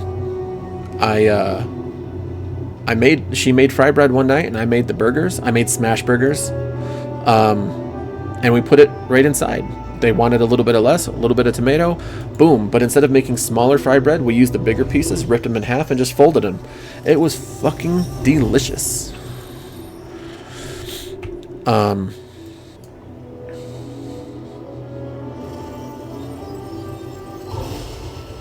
Yeah, right?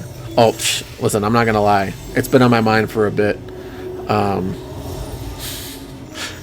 It's that time of the month, so my mind is going crazier than it should. But not to get too personal with what's going on with her or anything, but just saying.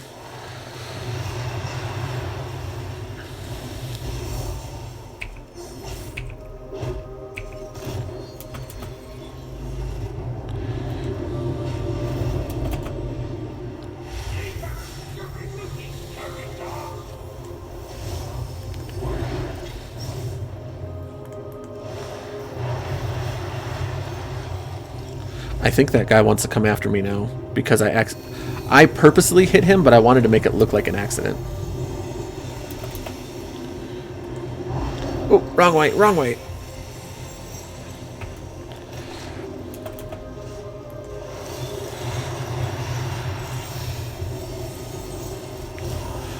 Ah, he's gonna get me.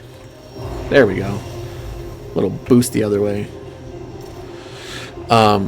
But yeah, I'm telling you, there's so much good food out there, and I don't think steak is overrated. Going back to, you know, a little bit of what we were talking about earlier, but I do think that people feel that because it's more available than it was like back in the 20s, 30s, 40s, even the 50s and 60s, that it's more available now, that everyone just knows how to make a steak. If you make a steak and you think it's delicious, awesome. That's all you need. That is all you need. But please don't think that, you know, because you think it's delicious, that it's the best steak this world has ever produced, right? To you, maybe.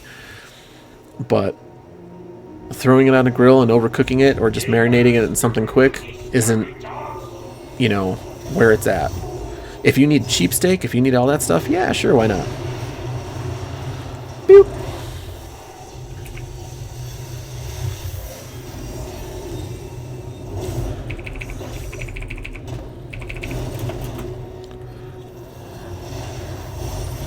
Haha.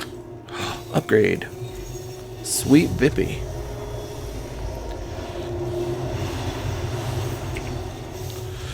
Ah. It's alright. It's alright.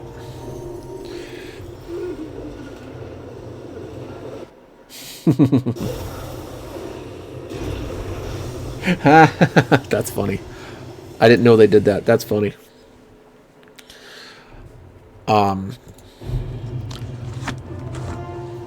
But yeah, I mean, at home, I mean, I've done both. Like, I make regular burger. Actually, I made this really good burger when I was in Boston, when I was still a sous chef. My God. Actually, I was an executive sous chef at the time, and my chef was leaving, and I was becoming the head chef there for the very first time. And this burger sold so well. It was outdoing some of our more popular items, and I didn't expect that. I still don't let it go to my head. It still amazes me that it sold the way that it did, but I made a jalapeno popper burger, right? And instead of making it the typical way, right, instead of being like, oh, I'm just gonna fry a jalapeno popper and I'm gonna put it on top and throw some cheddar on there and call it a day, or something. No, I got creative with this, right?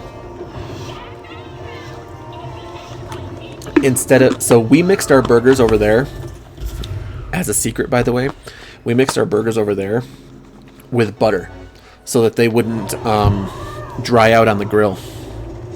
And I do that almost every time now.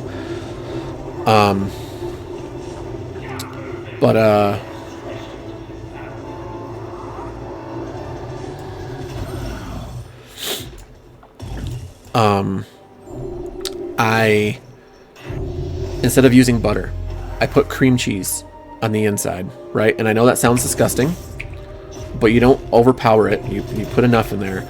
You put cream cheese in it. And then for all the other parts of a jalapeno popper burger, I still make this garlic and jalapeno mixture that I use in other things, and I mixed it into the burger as well. So that way the burger itself is spicy throughout. It's not like you take a bite and you go, oh, this is spice, oh, this is not, oh, this is too much spice because you bit into a giant jalapeno. No, it's blended right. Anyway, so it's got cream cheese, garlic, and jalapenos all on the inside. And they're minced, so you can't even see the jalapenos. So it makes the spice even more even. And then I topped it with cheddar and bacon. And that was it. That was it. I made it super simple. And I'm telling you, that shit sold. And it was actually really good. I don't blow my horn on a lot of things, but that was actually really good. So I kept it on the menu after I became a head chef, and it was doing really well. And then I made a vegan salad of all things, right? I'm not a vegan person, but I made a vegan salad of all things that outsold our current vegan salad, which was a top seller, which was like literally like number 1 or number 2. And not only did it outsell that, but it was outselling another top seller, and I can't remember what it was now because it's been so many years. And I was like, how in the hell is my salad doing that? I was so happy that it did, truly. But it was more of a seasonal salad. You had to change up the ingredients if you were going to continue it on to like winter or anything like that. But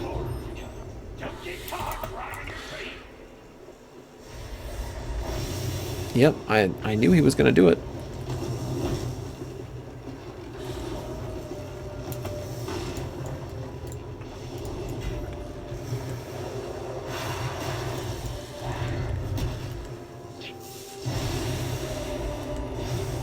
Come on, come on, come on, come on. Get me out of the stun. Yes.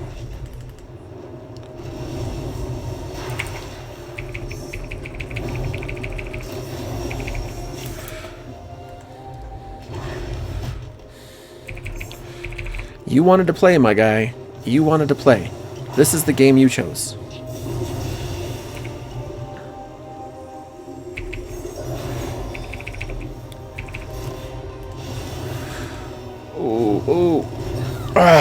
And he got me anyway because of that damn stun.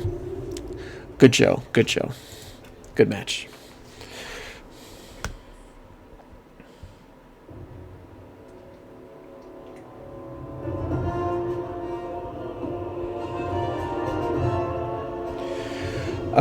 Sous vide. You're talking about sous vide. Anything you can do with sous vide. That's when you put it in a bag and you don't boil it. You bring it up to current temperature, and it almost looks like it's still raw, but it's cooked to whatever temperature that you have that water at. So if you have the water at 165, it brings, after so long, it actually cooks the steak or burger or whatever it is, chicken, salmon, whatever you're doing, all the way up to 165. But my starfish is panicking already. Believe it or not, this is part of what I was talking about. I've had people, so those people who say, oh my god, it's so spicy. No. These people who say that they can't do spicy food, they had this burger and they're like, this is fucking perfect. Like, you taste the flavor of the jalapeno with a little bit of that heat on your tongue, but it doesn't destroy you. I mean, it might, depending on how sensitive you actually are. I can't say no to that, but it was so good.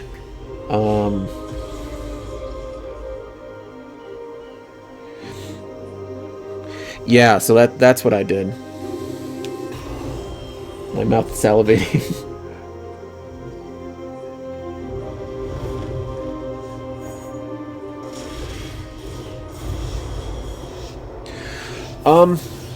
That would really fancy it up a bit with the egg and stuff, but it ruined to me, because I thought about that too, because I almost did. But for me, it ruined the spirit of it being a jalapeno burger, a jalapeno popper burger, because it was based specifically off of a jalapeno popper, but just in burger form. So for me, it ruined that spirit. But I have done that with other burgers. So it's not a bad idea. I just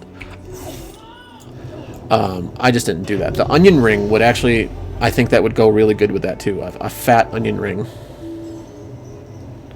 A nice big fat thick onion ring would go really good with that burger.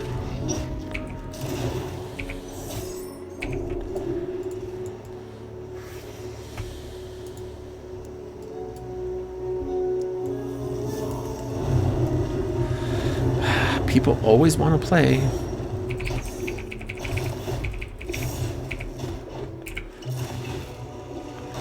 Ha, ha. Gotcha. Not letting you heal up.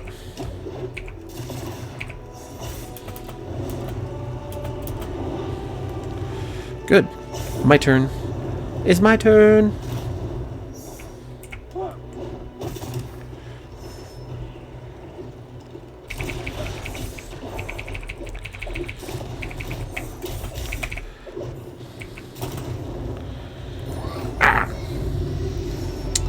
Yeah.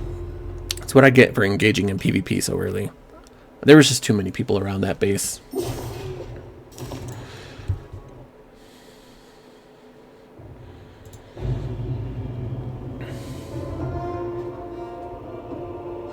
Oh, so your stomach is super sensitive because of the acid.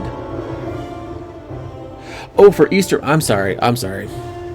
I see what you're trying to do now. I gotcha.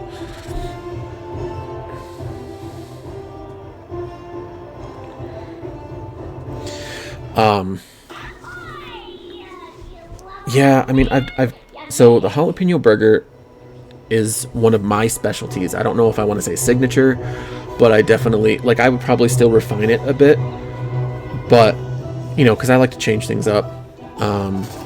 But my jalapeno cream sauce is absolutely my signature sauce. Like, I don't know, it does so well. I haven't met a person yet, even if they don't like cream, they don't like spicy, they don't like garlic or anything else that I put in there, I'm telling you, they still like it. My girlfriend, who is lactose intolerant and does not, absolutely, even though she's from New Mexico, absolutely does not like spicy things, loves that sauce. And it's great for like chicken, any type of chicken, fried, baked, pan, whatever, it don't matter. A good fried chicken with it, I think, is actually really good. Anyway, and pork. It does so good for pork. I actually did it on a bone-in pork chop that I used to do for my restaurant.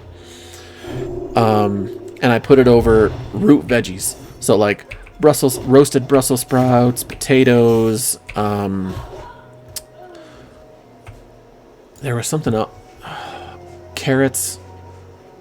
And that might have been it, but yeah, oh my god. And I poured it over the top of that. So good. So good.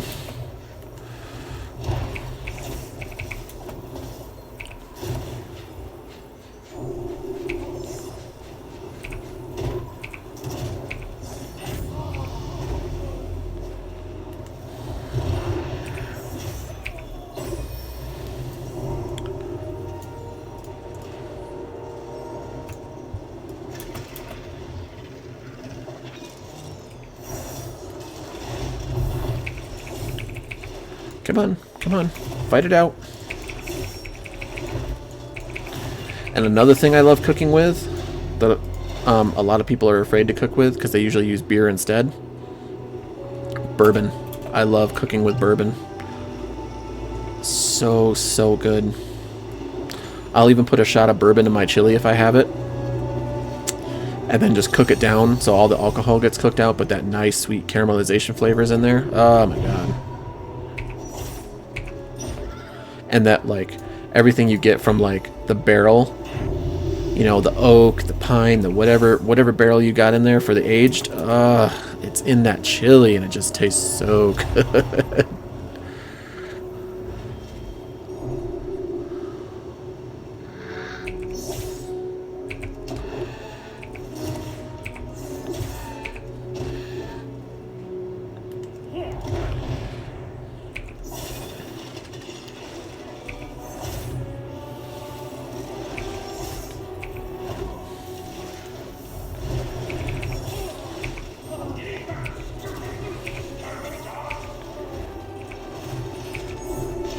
Man, I keep getting the same one over and over again. I would like a different power, but I'm glad it's upgraded fully. That gives me an advantage when I actually hit, but then I have no variety.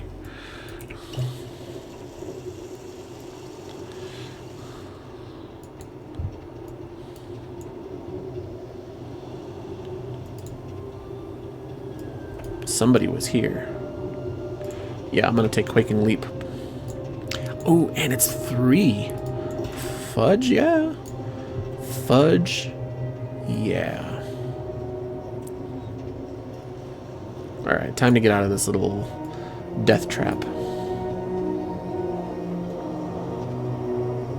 It does look neat, and if you cook it just right with a nice beer batter, like, and not just, you know, some random onion ring that you would get frozen, but if you make the batter fresh and you make a beer batter from it, fuck. A nice, fluffy, crispy onion ring on top of that burger would fucking kill. In a good way.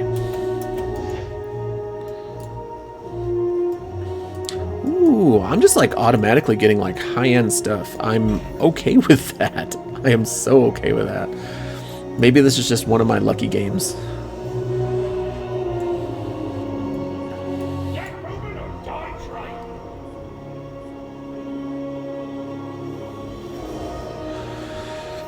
Oh, brioche, of course. Always a brioche. Always, always. If you don't have a brioche bun, a nice, greasy, buttery brioche bun for your burger, it's even that whole, oh yeah, well you should do a sesame. I get it, but no. I mean, you could technically do a sesame brioche bun, but that's just weird. Weird people. Yes. Upgrade. Upgrade. Oh my gosh. Ridiculous. I don't think I've ever had this many upgrades, or maybe just once. Yeah, see, that's a little short. I would like a different ability, but I'm not going to trade it because it's pretty maxed out right now. Ooh, I do like that, though. Nope, not going to happen, though. Time to scavenge.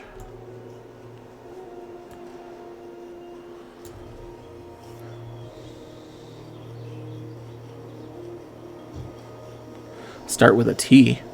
Why would it start with a T? Is this another one of your freaking dad jokes that you're going to catch me off guard? Like the whole chicken thing that you freaking said to me? Oh shit, they're all upgraded. You were like, something about that chicken, and I was like, what do you mean about the chicken? You're like, so we can get across the road. And I was like, fuck you. It's funny because I was just going over that video earlier this morning. And I saw that, and I was like, that ass. He fucking got me. And you're like, come on, that was good. I'm like, I don't know about good, but you got me for sure.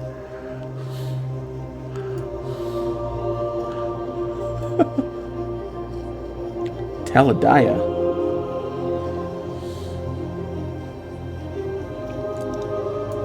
Taladiah. I don't know what that is.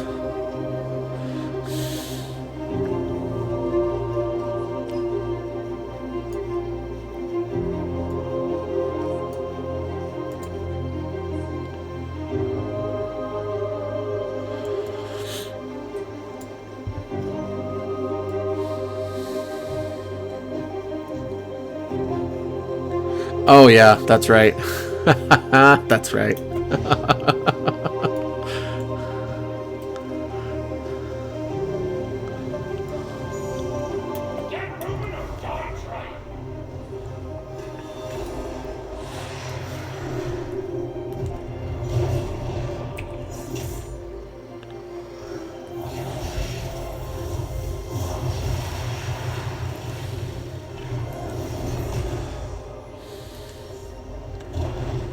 Ooh, that one hit me good. Nice, nice, nice.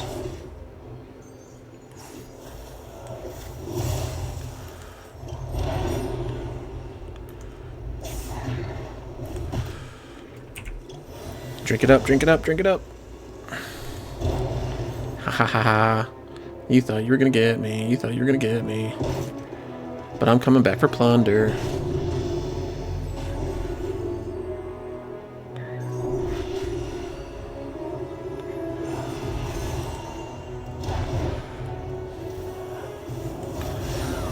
Oh, that guy just like one-shot me. Bitch. Alright. It's alright. That was a good one though. I got almost 1,000 plunder, and I was number 11.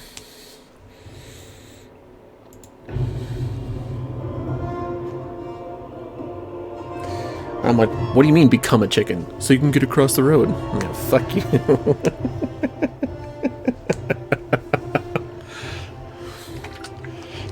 I remember that. That was awful.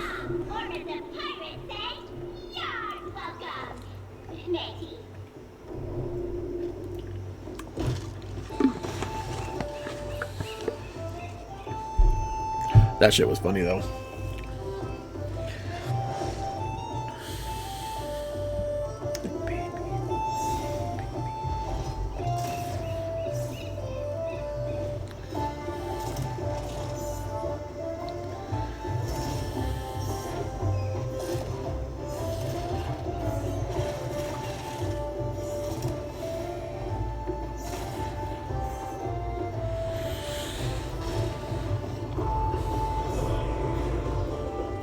A really pale ale, big.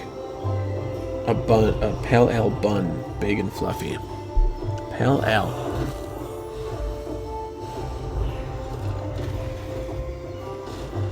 No, sourdough. Sourdough is not like big and fluffy, and it can be soft, but a good sourdough should have a crunchy outside.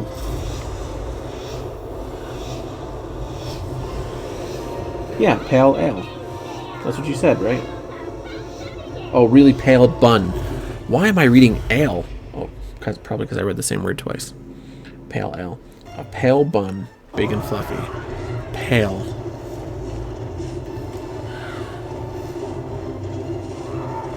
Starts with a T.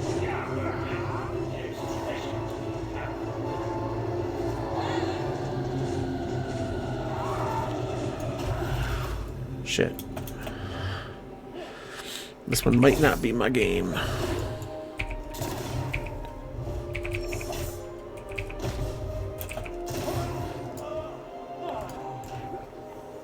But I'm not gonna let that deter me.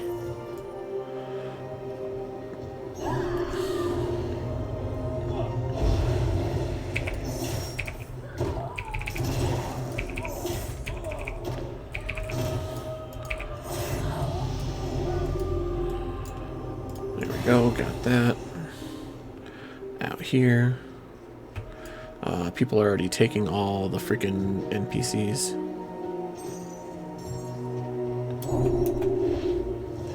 Leave some NPCs for me.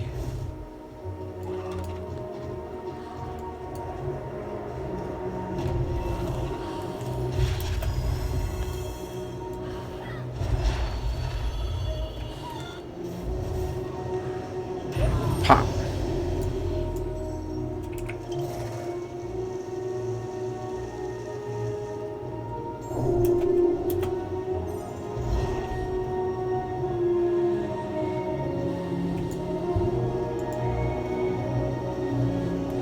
Let's go. Let's go, Mr. Raptor. Some of you ravens. Let's go. Let's get it. Pop, pop.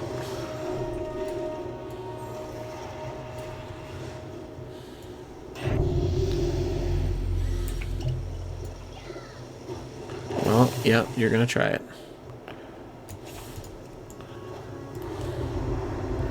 Gotcha. Oh, you son of a bitch. Fucking pulled out of that like that.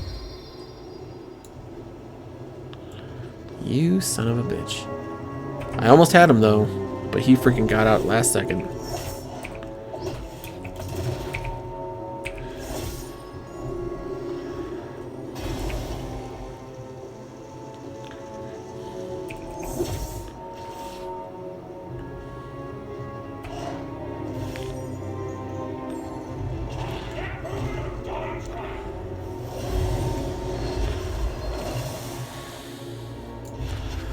At least it's another ability.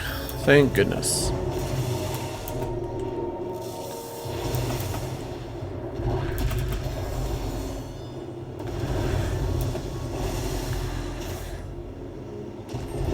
Ah, yep. Hey, I got my plunder though.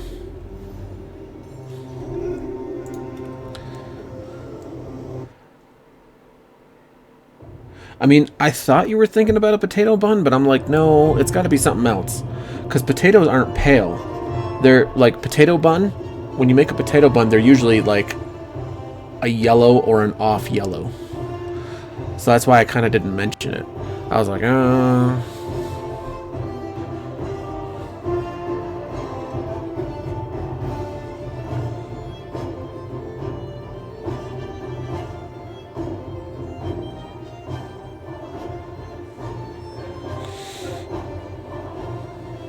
Hey everyone, the new hire, mate is here.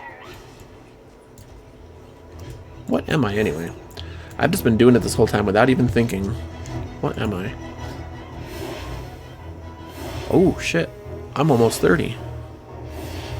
Yeah, this one right here should, unless I die early, bring me up to 29.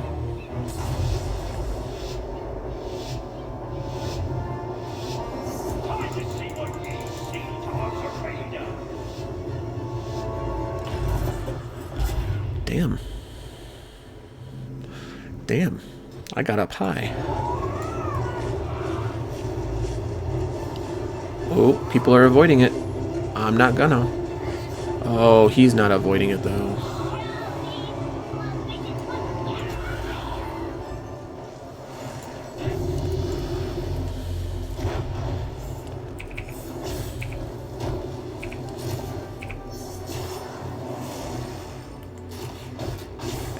Ooh. He wants to be a bitch.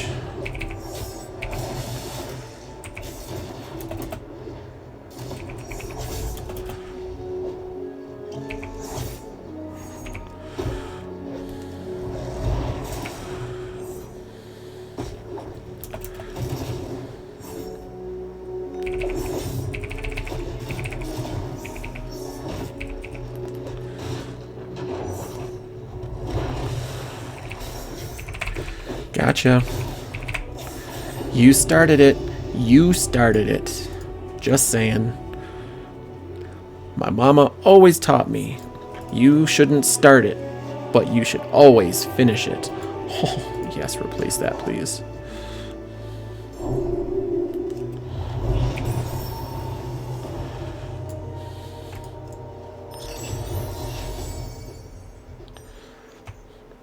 Let's get some of these chests. Chests.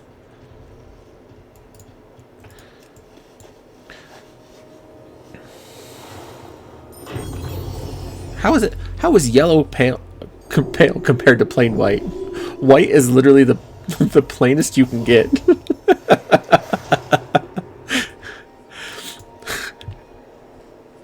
Like, and I'm not even talking about bread and stuff, just the color, like colors themselves. White is the palest you can get.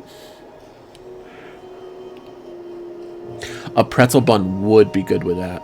It really would.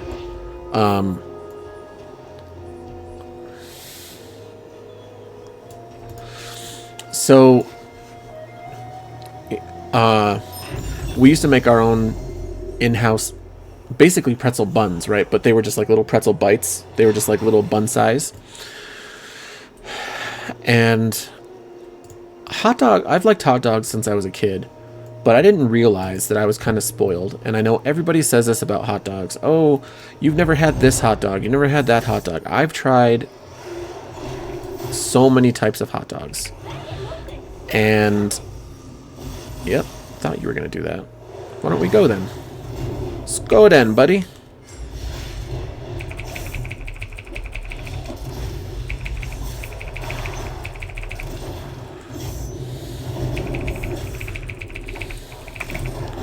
Gotcha.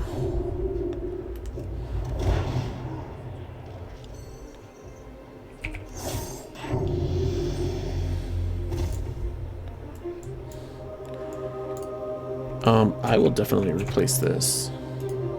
Oh, I'm not close enough. There we go.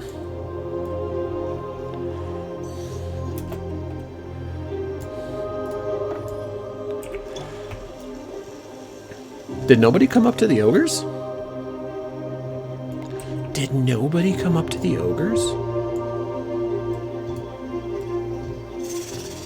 Nah, they had to have. Oh my god. It almost looks like free reign up here.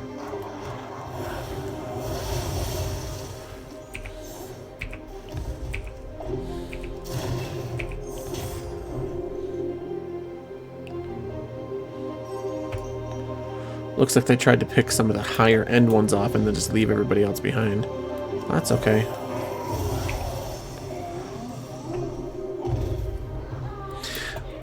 Anyway, sorry, I was saying, but my hometown actually, well, it's not my hometown, it's adjacent to my hometown, but we kind of consider, you know, like everything in that area to be like part of our hometown. So literally the city next to us, they made this thing called a Zweigel's hot dog. The absolute best hot dog in my entire life. And I put my reputation on the line 3 different times. I've had chefs look at me and say, it's a hot dog. And I go, then eat it. And I would bring one in and I would cook it and I'd serve it to them. And the first bite on all 3 of them literally looked at me. They didn't even finish chewing. They looked at me and they went, they had that holy shit. One of them even said it with a full mouth. They were like, holy shit. And I said, I know. I said, I'm not trying to be cocky about it. I said, I just know that this is the best hot dog. I'm telling you. They were like, yes. And we always tried to get them in store, but it was never available through shipping just because it's a small business technically. Like it's a big business, but it's not corporation big. But like, I took these pretzel buns, and I got this beautiful picture of it too. I took the pretzel dough, and I wrapped them and made them pigs in the blanket, and I even put the little salt on it and everything.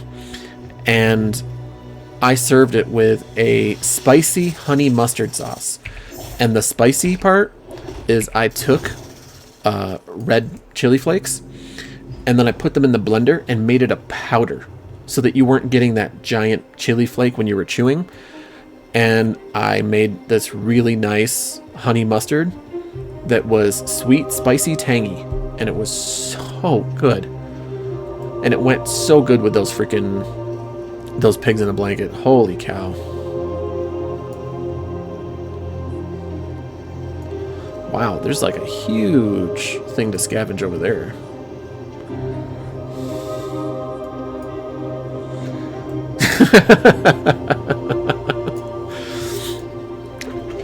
The pretzel is a little bit harder to maintain at home. I had a nice little machine.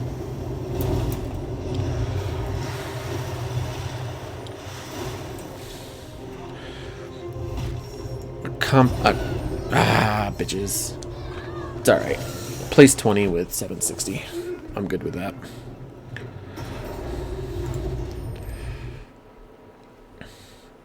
Ooh, I'm at 29. Next one, level 30. Next one, level 30. Anyway.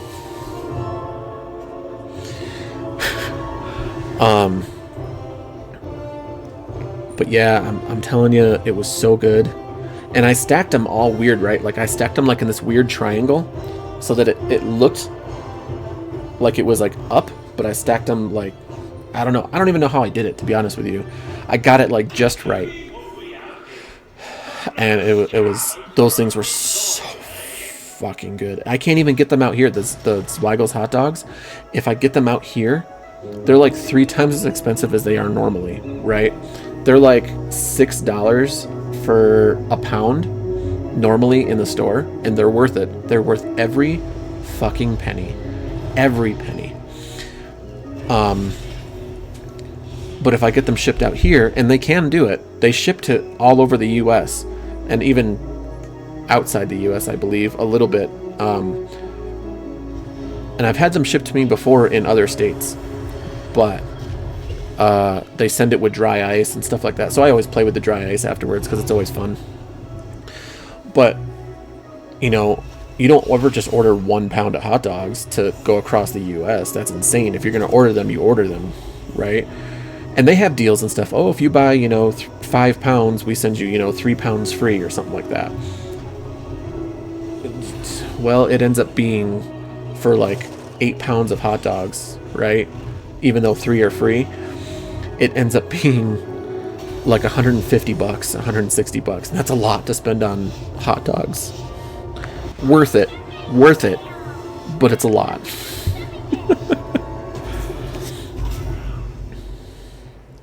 But what I want to do is I actually want to open up a food truck out here. And my hometown has a dish called a garbage plate. I know it doesn't sound too appetizing, but I'm telling you, it's probably the best thing ever. It's definitely my favorite food. In any case, if you never want a hangover, this would be the food that you eat.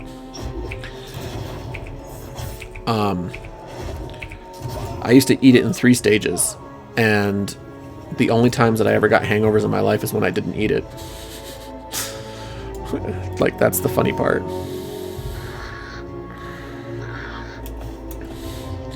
But I used to eat it before I drank, and I got hungry after I drank, and then I finished it off in the morning. Never once. And I drank heavy. Like, there were times I should have been hospitalized. I drank so much, and this stuff just absorbed all of that alcohol. Anyway, but I want to bring the garbage plate out here to New Mexico, and I want to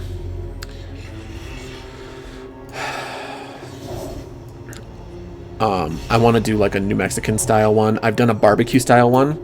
So let me tell you what a garbage plate is first of all. The base of it, the very base of it, is half of the plate is mac salad and the other half is home fries. Then you put any 1 or 2 proteins that you want on it. So like you put like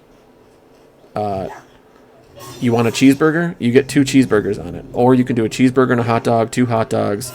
Technically those are the only ones, you know, in my hometown that you should put on it. But everyone offers other things. Like you can put fried chicken, you can put sausage, whatever, literally whatever you want. And then it has this meat hot sauce. It almost looks like a chili, but it's not. It's triple ground meat, and it's so fine. And it's this meat hot sauce, and you pour it over the top. And then if you get the works, it's the hot sauce on top of all of this with white onion and mustard, and that's it. And that's the works. Like, that's the whole thing. Oh, fuck, that shit's so good. And I'm telling you, I ate more of that when I was living in New York during COVID, like in my hometown, than I did other things. And I was losing weight because I knew how to oh, that motherfucker, he fucking surprised me in there. You son of a bitch. Fucker got me. I didn't even see him. But I made a barbecue version of that where I did half potato salad and half macaroni and cheese. And then I put 3 ribs, which had been slow roasted. They fell apart like a motherfucker. And to warm them up, I put them on the grill and topped it off with a little bit of clarified butter. And then put chopped, instead of a hot sauce, I put chopped brisket with a homemade barbecue sauce. I made a Memphis barbecue style sauce. And I put that right on top of the ribs and made a barbecue version of it. And I want to make a New Mexican version of it. And I have an idea. I have a couple of ideas, but nothing solid yet. Oh no, what?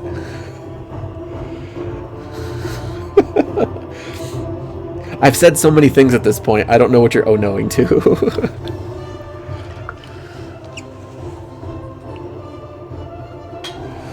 Yeah, I've seen that a lot lately, actually. When I'm going through TikTok, I will see that people are doing. They basically hang, a camera up, and you just make it serve. You talk to them every once in a while. You make serve, talk to them, that kind of thing. But you also can't go live on TikTok without having 1,000 followers first. And yeah, that's my problem on TikTok right now. Is I can't go live in two. Right now, it's my GPU and my CPU that I'm not going live in two different places. Otherwise, I would do Twitch and YouTube right now to try and really put stuff out there. I would do TikTok, but I'm only at like 145 followers or some shit like that. So I'm not even close to going live on TikTok. But I'm gaining momentum, though, to be honest.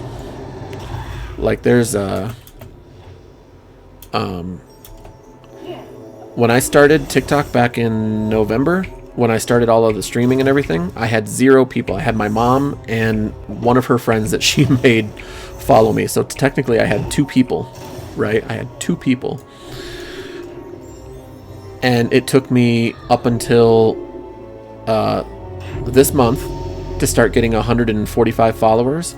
But if you look at the actual statistics, in the last 4 weeks, I have gained over 120 followers in the past 4 weeks, 4 to 5 weeks. So I'm gaining momentum. It's just, it's a bitch to get there.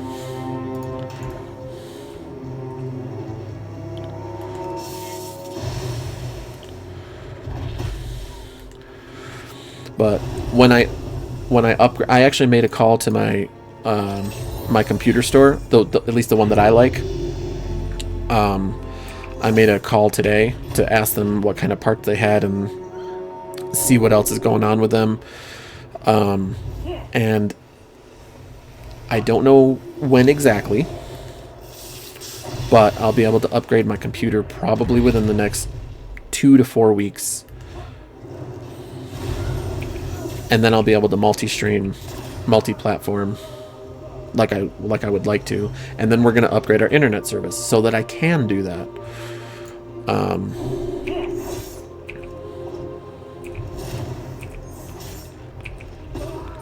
I was thinking about going Facebook Live, but I was like, nah, that feels weird. I don't want to do that. None of my friends really like me on Facebook anyway. I have like some family members, and then I have like anybody else, right? I have people from high school. that's my Facebook. How is he 6 already? Jesus. He got lucky.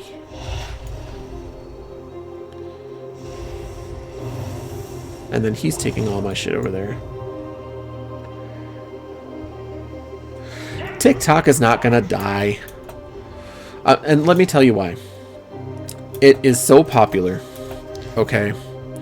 It is so popular that even if they ban it, and it's okay if they do, because they're only banning it for a certain reason, there are at least minimum 6 to 10 people who have shit tons of money who are willing to buy TikTok and make those changes needed. And yes, it will make them disgustingly more rich, and I wouldn't want to support that anyway, and they will make the money off of it. So even if TikTok is gone for like a week, 2 weeks, or even a month, I'm telling you, it will not permanently go away.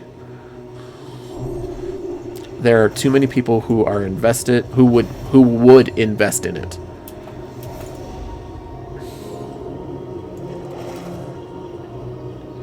What the? Why does everybody have more followers than me? What am I doing wrong? I swear I'm working my ass off in all the wrong ways. I swear. Because, what's his name? That Dot guy that we were playing D4 with, and KB. I thought she was like, oh, hey, you know, I just started streaming so far, you know, just, you know, a month ago. And so I was like, oh, yeah, stick with it, blah, blah, blah. You know, I've only got a few followers, but it's nice so far. And she's like, oh, yeah, I've got like over 700, over 800 followers, whatever it is. And I'm like, how the... And I thought, okay, maybe it's because she's a chick. Then Dot, that guy, he's got like 700, 800 followers or whatever it is. Or she's got 400, I think is what it is. And they became an affiliate like that. And I'm like, motherfucker. Like, I would like to earn some extra money for my family doing this stuff while they sleep, during the day, while they're at school or at work, you know. And I would like to be able to do that. And I'm like, how the fuck did they get all of that shit so quick? And now you said your little sister or your sister's friend. 3K followers, motherfucker. All I want is I want just enough to be able to do the stuff. I will still do the work. I have no problem working hard or doing it all. But man,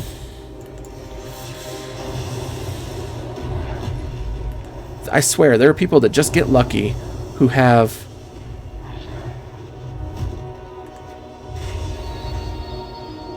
just get followers out of nothing. Yeah, I'm not falling into the storm.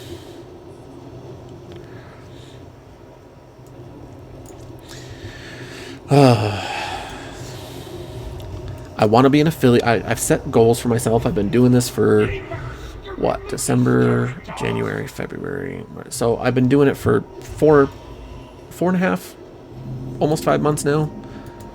And I'm barely scraping for freaking, what is it, 22, 21 followers? Barely scraping for them.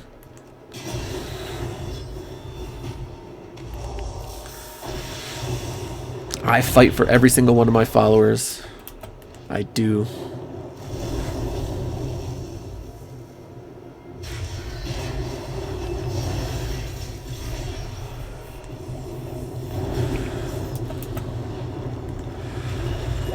Ah, boom.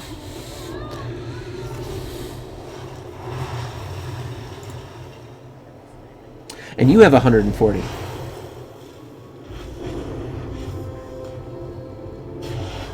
Oh, Jesus. I mean, I get that. That doesn't make me any less... I shouldn't be jealous, right? But doesn't make me any less jealous. Just saying.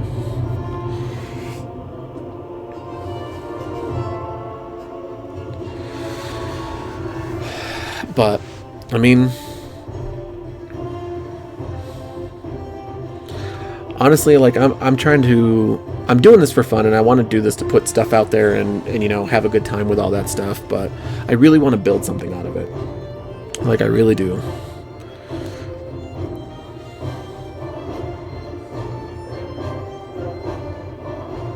I don't even have a donations page set up, because even though I could without being an affiliate, because I'm not looking for, like, just free money. Like, I'm looking to work for it, you know? I'm not trying to be a pity party. I enjoy streaming. I enjoy talking to people when they come into chat. I enjoy playing games, and I enjoy playing the games with people who want to sit there and play with me too.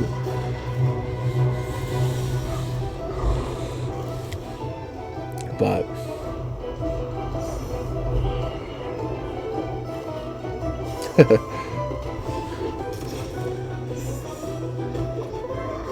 you ruined her video. You called out guys dropping thousands of dollars? What do you mean? They were just giving her, at 16, they were just giving her thousands of dollars.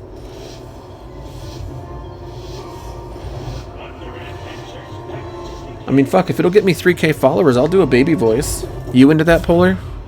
You want me to do a baby voice for you?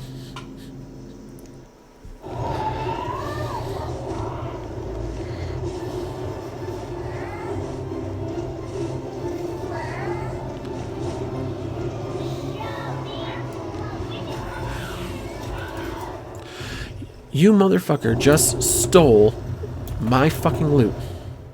Fuck you.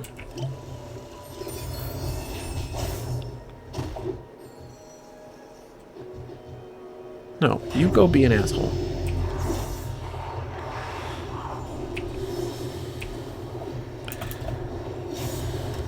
Yep.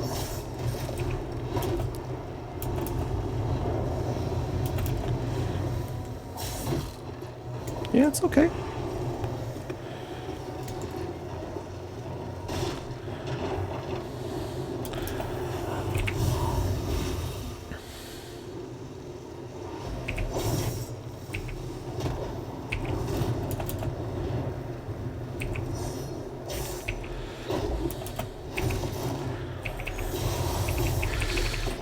Ah, you dick. I got 121 rep. Woo.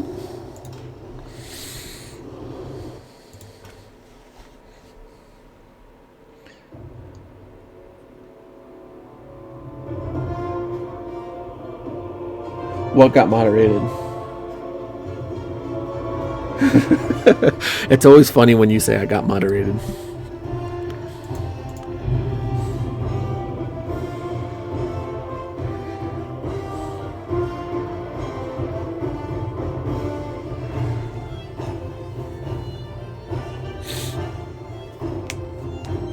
It is. You know what?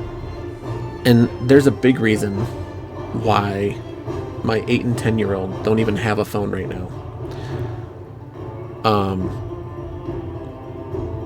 And they don't even use our phones anymore. They don't.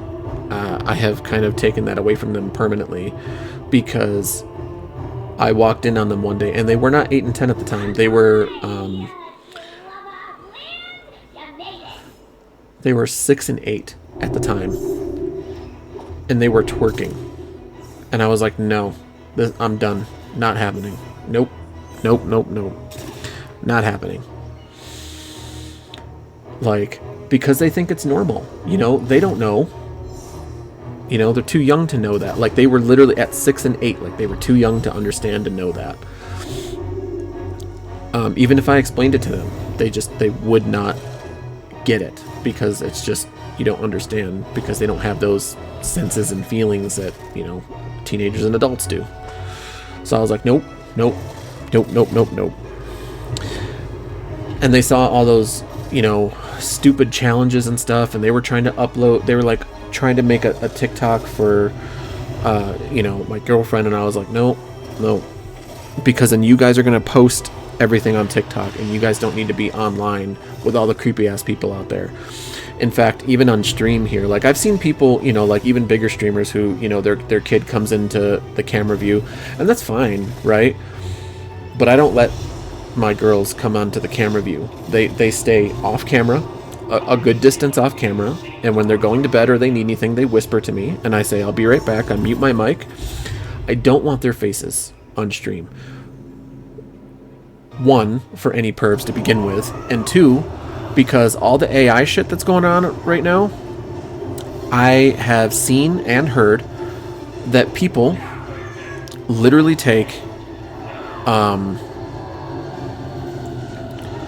a face for even 2 seconds, right? And they put it right into AI. So, and what they've been doing with, unfortunately, with children is the AI makes what they think that child would be, or they can just program the AI and they can program a voice. And now their face is on a, you know, child pornography website, or even on Instagram. That's not even a web. That's not even, you know, for that kind of stuff. So I'm like, nope, you guys are not allowed on my stream. You know, I won't allow it. I won't.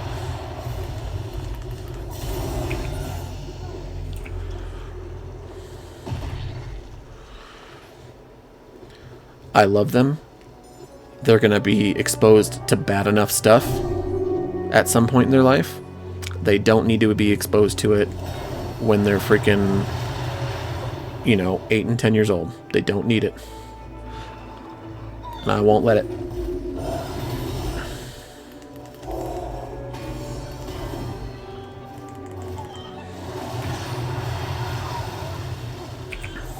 I don't need anybody for a second thinking that they can do that to my daughters.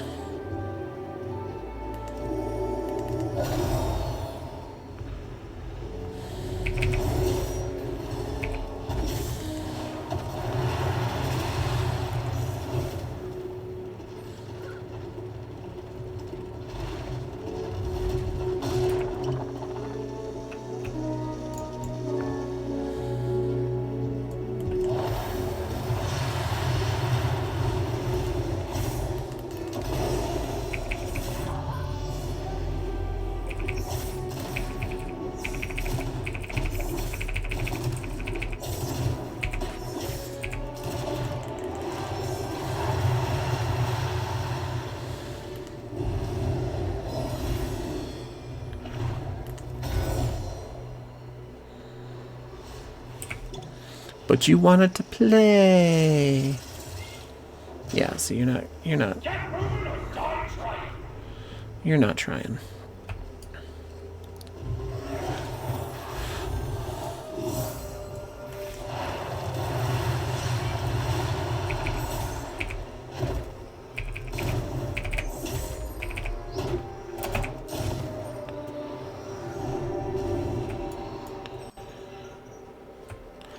Plus, I would also like to make awareness of, you know, a couple of things that through the stream that, you know, if I got big enough to be able to make donations to charities that I think that people don't either know exist or are aware of the problems, things that are near and dear to my heart, just like anybody else would. And I would love to raise money for them to be able to help them. So, like, I want to do a lot of stuff with my stream. I want to provide a little bit more for me and my family, and I want to be able to provide more things and awareness for people while we all get to enjoy doing things that we love to do.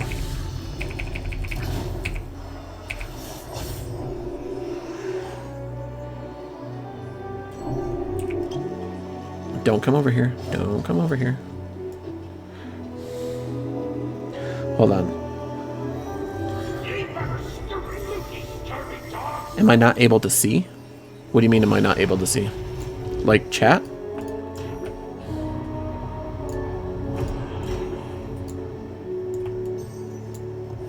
Oh, you shit.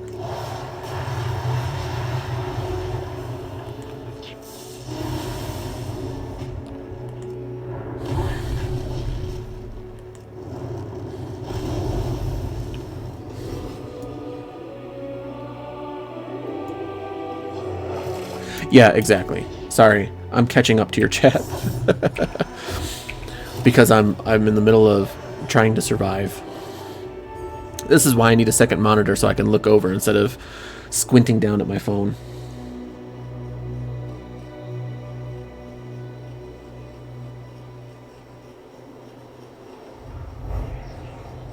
No, I didn't see anything that was moderated.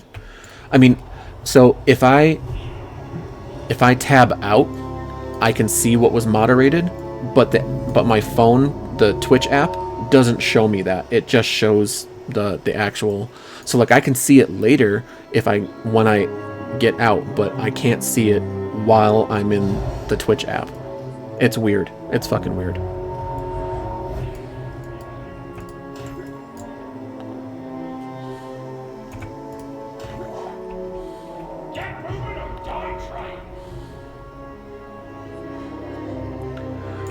But yeah, I mean, and I looked more into that. I wasn't just going to be like, oh, is this a conspiracy thing and blah, blah, blah, and wave it off or be extra paranoid about it. No, I looked into it, and it's a real thing with that AI. So I was like, nope, not going to happen. So, you know, the first time that they're going to get a phone will probably be in middle school, like 7th or 8th grade, and it's going to be a flip phone. It's not going to be some shit, you know, some smartphone that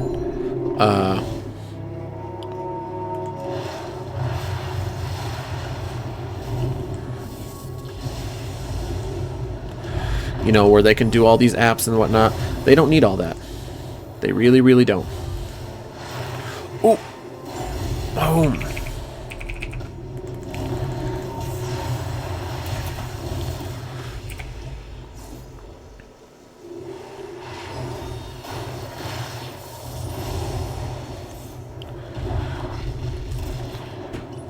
Cheap ass phone. That's all they need.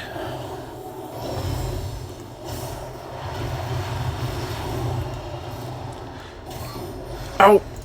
Fucker got me. Fucker got me. I get like so intense into these matches. That's why I actually really enjoy them.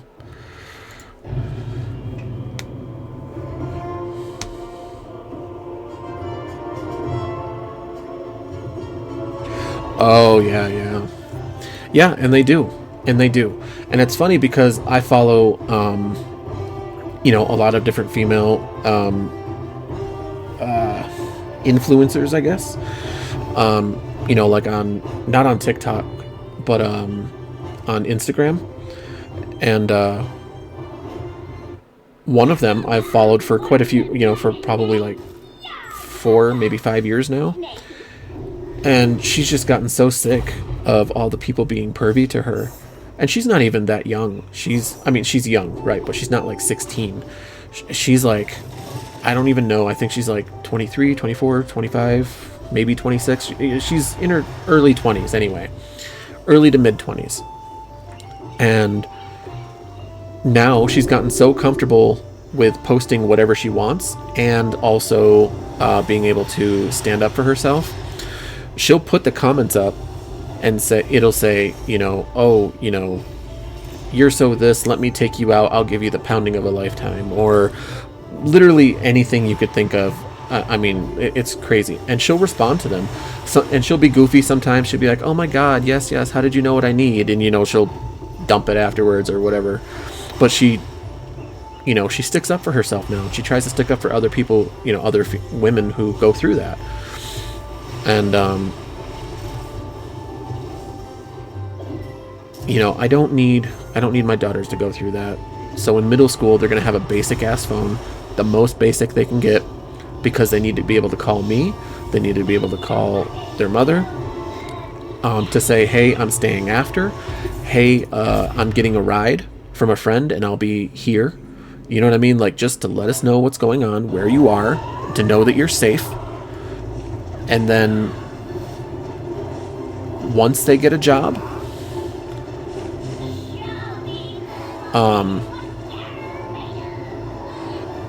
I missed it because I thought that other person was going for it. Once they get a job and pay for their own phone and get a smartphone, I cannot tell them that they can't have that phone anymore. I have told them from the very beginning, that including any birthday money that they've ever gotten, if it's your money, you can spend it however you want. If you want to spend all your money on toys and not save it up, or if you want to buy, you know, you're hungry for McDonald's, but you know, and we're out and about, and you want it, and you want to spend your own money on that, that's fine. That's your money. So if they go out and get a job, that's their money, and they want to pay for their own phone, I can't stop them at that point. But until then, you're not getting no fucking smartphone from me where you can have creepy ass people, you know, tear you apart and make you feel bad and disgusting, and then think that that's normal. Like, I'm not allowing that.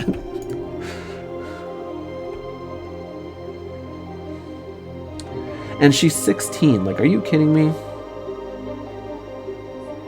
I don't like iPhones to begin with. Android is where I'm at. It always has been. I don't like iPhones.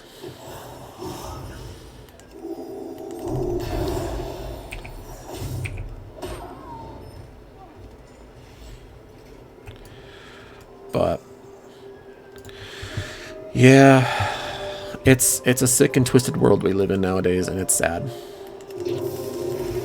I mean, not that it's never been sick and twisted, but it's way more open and sadly way more accepted than it should be. Like, the only part of it being accepted is that it's a real thing and that it should be dealt with. It should not be accepted in any other fashion.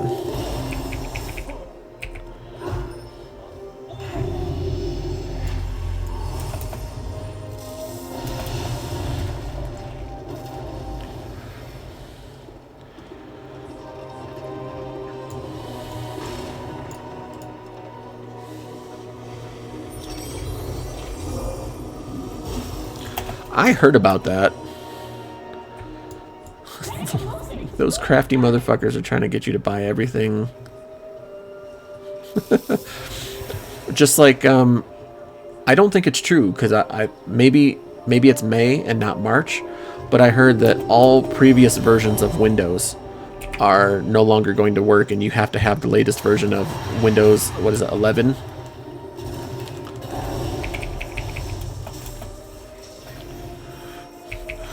by like the end of May or the end of March, and it's already the end of March, so I don't think that one's going to happen, but this one's got me.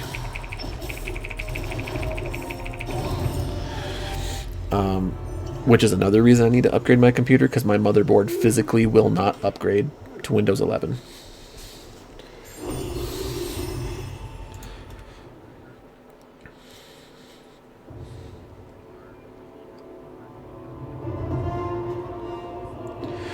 Yeah. Yep.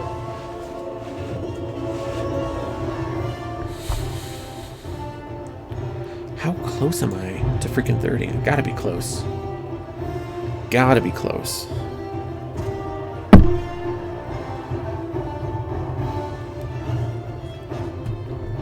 I accidentally keep hitting my microphone.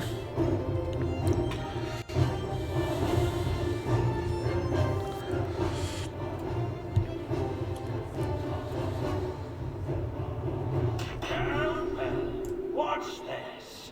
Here have some fun.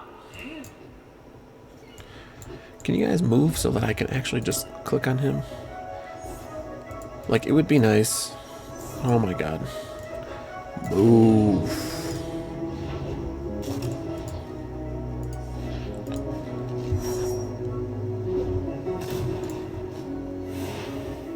Oh. That should be about 2 more games. If I do it right.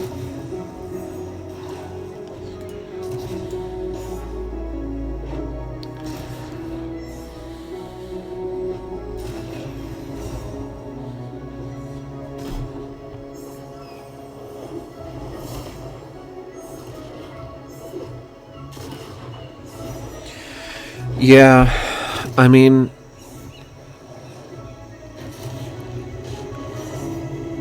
I get the idea of teaching them how to use social media programs to your advantage of, you know, making a business or, you know, things like that, you know, and like, and doing that kind of stuff. However, they're not doing that with anything else, and they haven't been doing it since I was a kid. They're not teaching people life skills. When I was a kid, I literally learned in home ec class how to balance a checkbook. Now, I've only had to do that literally a handful of times because checkbooks are kind of not a thing anymore. But I learned how to do it. My mom had already taught me how to sew, but they gave me sewing projects in home ec class. I learned how to sew pillows and jeans and stuff and pants back together. I learned how to make an omelet. I already knew how to make eggs and toast and stuff at home, but I've learned how to make an omelet for the first time in home ec class. I mean, they took that. They took home ec. They took shop. Most shops. I'm not going to say all, but they took shop classes, home ec classes. They took those out of the mix. And I don't think that it's a bad idea to have social media as part of learning how to grow a business if you want to be an entrepreneur, but it should be part of like a business class, not just a social media class. Not just a science class. You know, it should be part of a business class. And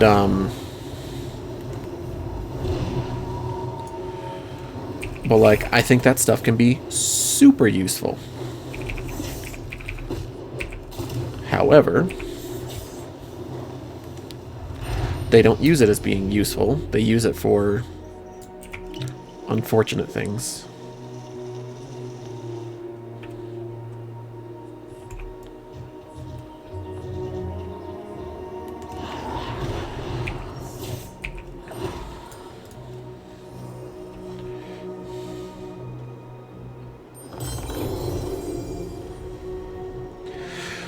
I mean, yes, I think those should be a part of it. And I also believe that they should teach you, what's it called? Money,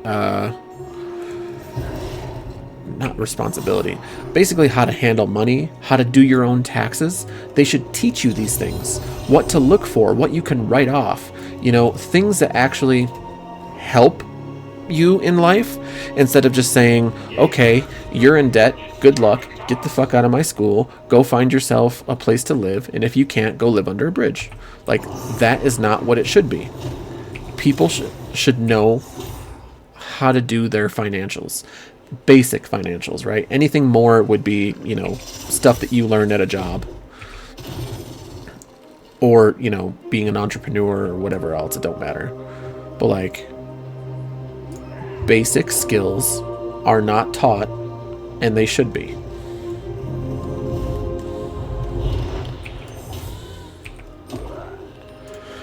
We're going to the slicing winds one again. Here we go.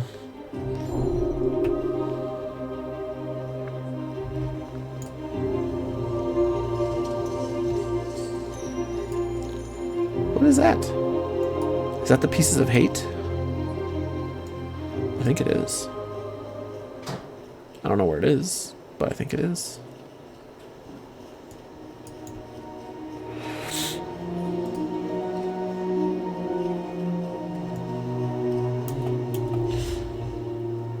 I mean, my home ec teacher even taught us how to flip the omelet, right? And how much cheese you put in there, because people don't realize that you can over cheese an omelet real quick.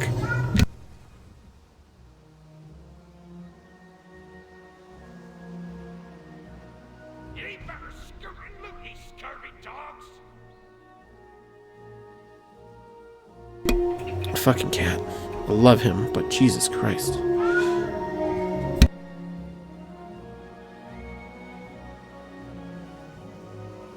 Man, he just wants to be all up in my ass. Not up in my ass. He actually just wants to be noisy. He's trying to get with the other female cats of the house that are not, they're no longer in heat, and he just doesn't understand that. He thinks if he meows at them enough and sniffs their butt enough, then they'll be ready to go.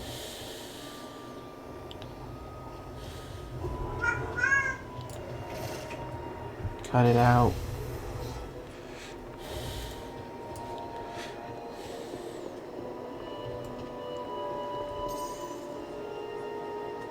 Yeah, no, I know what you meant.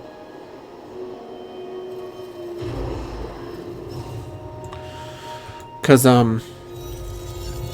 mean, I was taught that stuff because I was in a house that said, you know, with people that said, hey,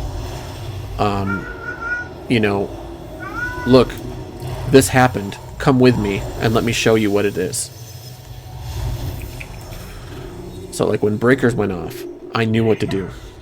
You know, like, I grew up with that stuff because your family was supposed to teach you that stuff, because obviously school wasn't, you know.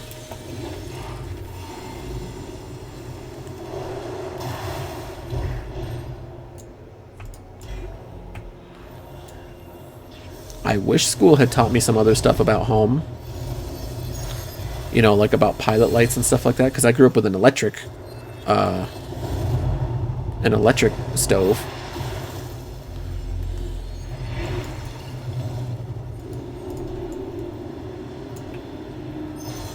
Ow, no, I want some of these goodies. I want the goodies. Gimme, gimme, gimme, gimme the goodies.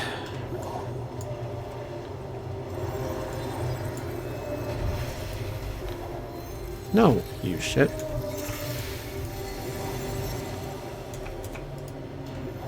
Stop replacing it.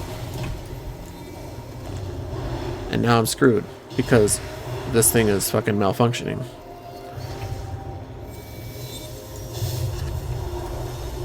Oh my god, it's only replacing the freaking first one. So annoying. No, I fucking hate that glitch. It makes me so upset.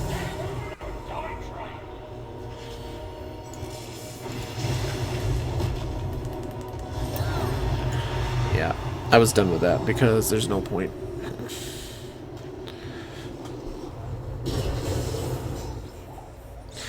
Yeah. They should expand on driver's ed. They shouldn't just say, "Oh, hey, if you take driver's ed, you know, you get, you know, a license, you know, you get your license at 16."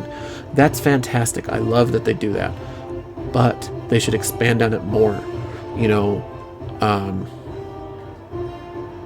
just more than a basic test. If you're 16, you should know more than the basics on the road. Anybody really should. But driver's ed doesn't have to be just about getting your license either. It could be, what do you do when you get a flat? What do you do when your engine starts smoking? What do you do when, you know, your flash engine light starts coming on? What do you do when your oil light starts flashing? Like, there's not even a car class, you know, like there wasn't even a car class when I was a kid. They had taken that out before I got there. But like, driver's ed should include, you know, basic roadside repair. Change a tire. Everyone should know how to change a tire before they leave high school. Just saying. You know, you may not know how to change your own oil, but I feel like maybe changing your oil and putting in, you know, brake fluid and, you know, antifreeze and stuff like that should be basic knowledge when you go out on the road. Really? Every school I ever saw, at least in my area, all had driver's ed. Did they just take that out all of a sudden? What the fuck? What the fuck? Honestly, and I'm gonna say this, and I know it's like a whole, oh, government conspiracy, blah, blah, blah, blah. But like, honestly, the government, your senators, your congressmen, they make that stuff, they make those programs more expensive because they don't want you to know how to take care of yourself. They want you to rely on the government so the government can screw you over because you don't know anything about it. And you can call me a conspiracy theorist, you can call me whatever you want, but it's true. And so when they make them too expensive, the school boards take them out and say, we can't afford it. And then some down the line gets a payday. Probably a lot more people than just one or two.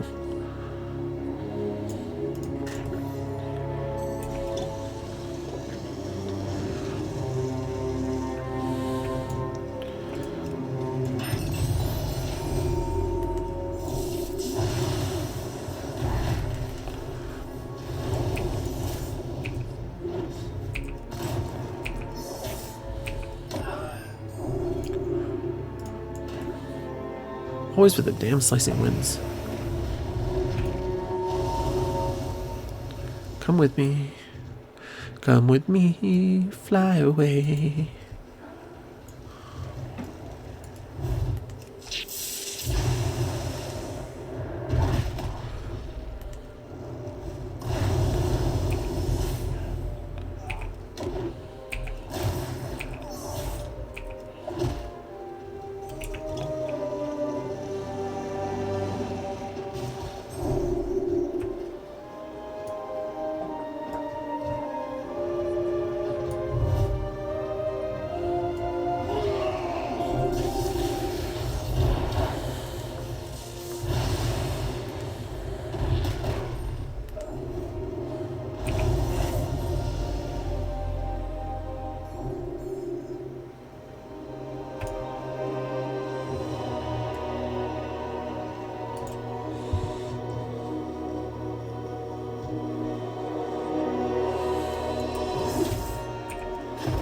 I'm gonna have to read that in a minute.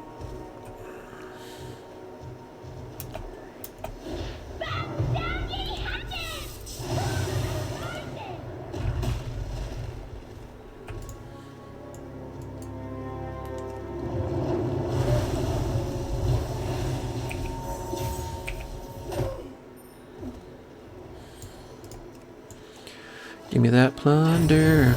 Plunder.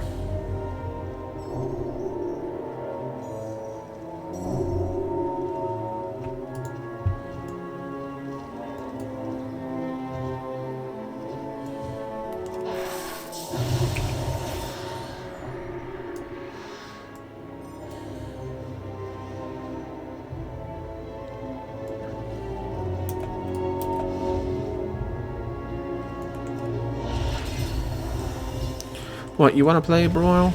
You want to play? Is that what you want to do? You think I'm just going to let you hit me?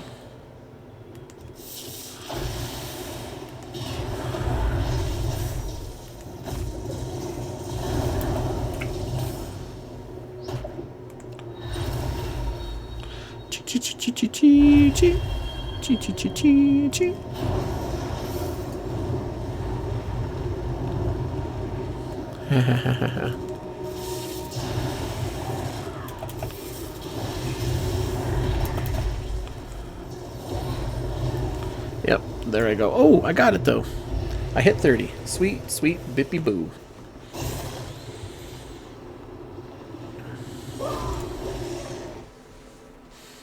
Alright. I don't think it's 16 should be criteria for the class. I think it should be junior year, last semester going into senior year to do the car basic mechanics, and after passing that class they get to do the road sign knowledge and motor skills class, and after passing then they can get a driving test. I mean, junior year is pretty much 16 because by the time you graduate, most, not all, the average is 18. So junior year would be 16, senior or I guess, yeah, junior year would be 16 to 17, and then senior year would be 17 to 18, and by the time you graduate you should be 18 or 19.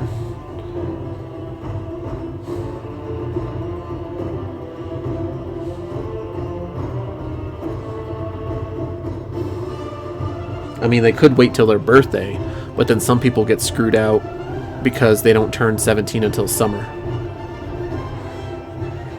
So then they would have to wait until their senior year. So it kind of, I mean, the average, not everybody obviously, the average is 18 when they graduate. 18 to 19 anyway.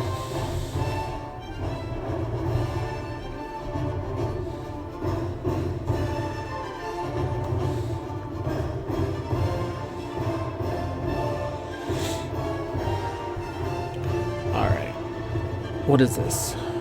Plunder Lord's Fine Rapier. Oops, that's not what I meant to do. I mean, it is, but it isn't.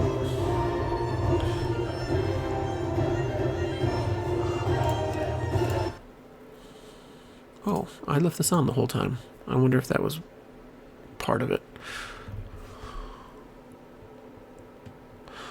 Oh, there's your moderated message. How was that a moderated message? But I mean, I get it, but Jesus Christ.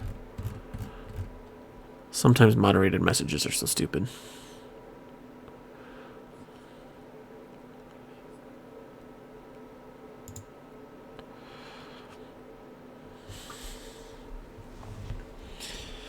I'm going to check out some of the appearances that I got through Plunderstorm, and then I'm probably going to head out.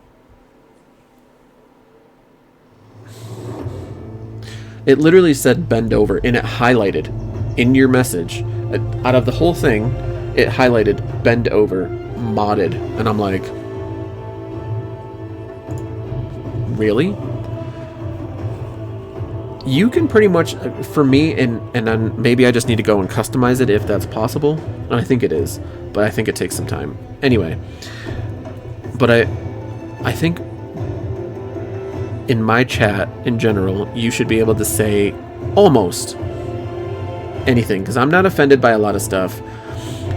I don't want other people to be offended by what other people are saying, which is why I don't want slurs or anything like that in my chat. But like, bend over is not offensive. You're not even being aggressive. Like,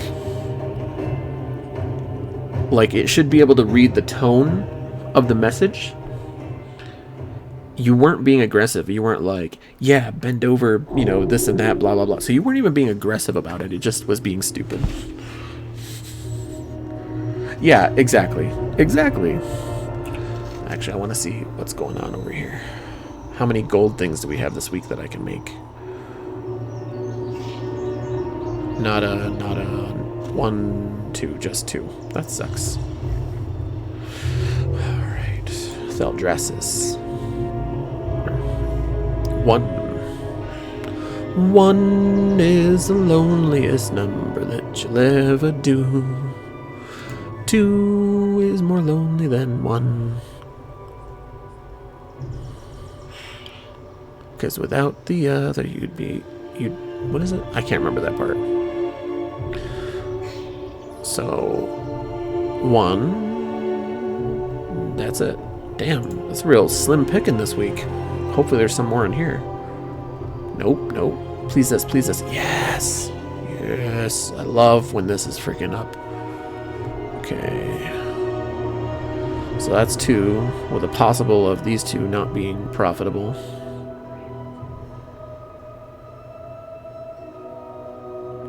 Damn, it's really slim pick. There's like...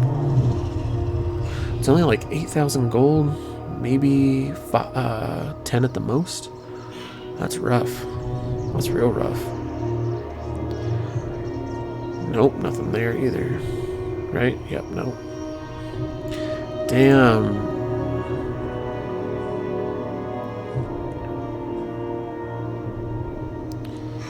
This week sucks for gold. Like, truly, truly. Alright, now I want to check my appearances. I want to see what I got for that pirate set. Where it at? Where it at? Right here. Plunderlord Finery. I still have the jacket to go. The jacket, the cape, the shoulders, and the hat. I don't like the little fairies going around. Or the sparklies. I wish that was off. And I'm not normally into like sea captain type stuff, but this actually looks really good. Like they did a good job on this transmog. Really good. They could have done so much better with that. And this wouldn't change a thing.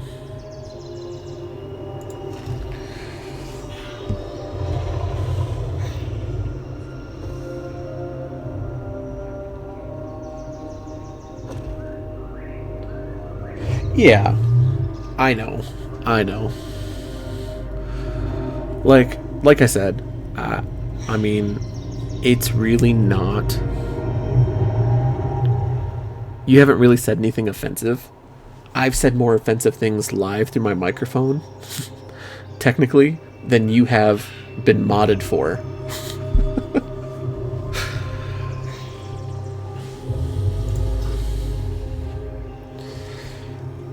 I swear constantly. Not constantly. But it happens.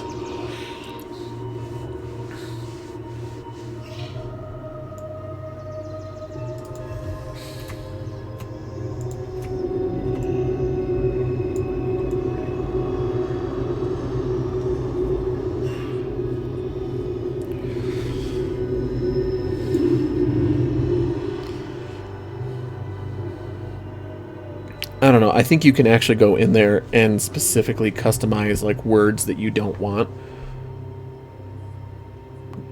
in your chat. So I'd have to look out for that, but and really go through.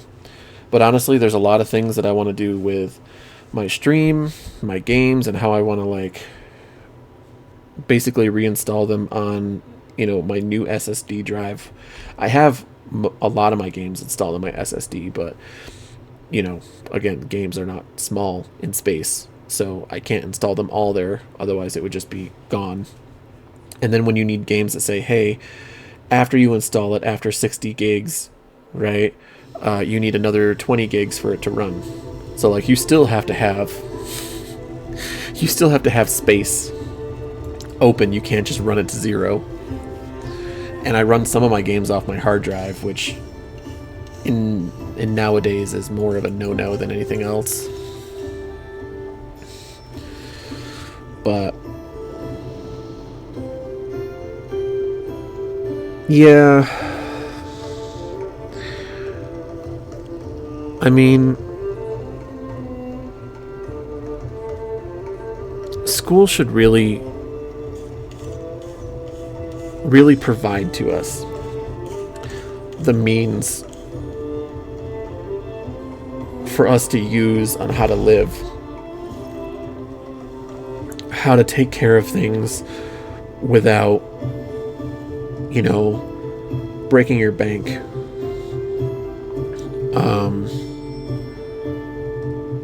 There are so many people nowadays that don't know how to do their laundry.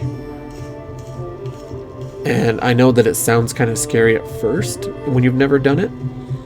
And I was nervous when I first did it, but my mom also, when we went to the laundromat, she made me pour the soap in. She made me pour the soap in the cap.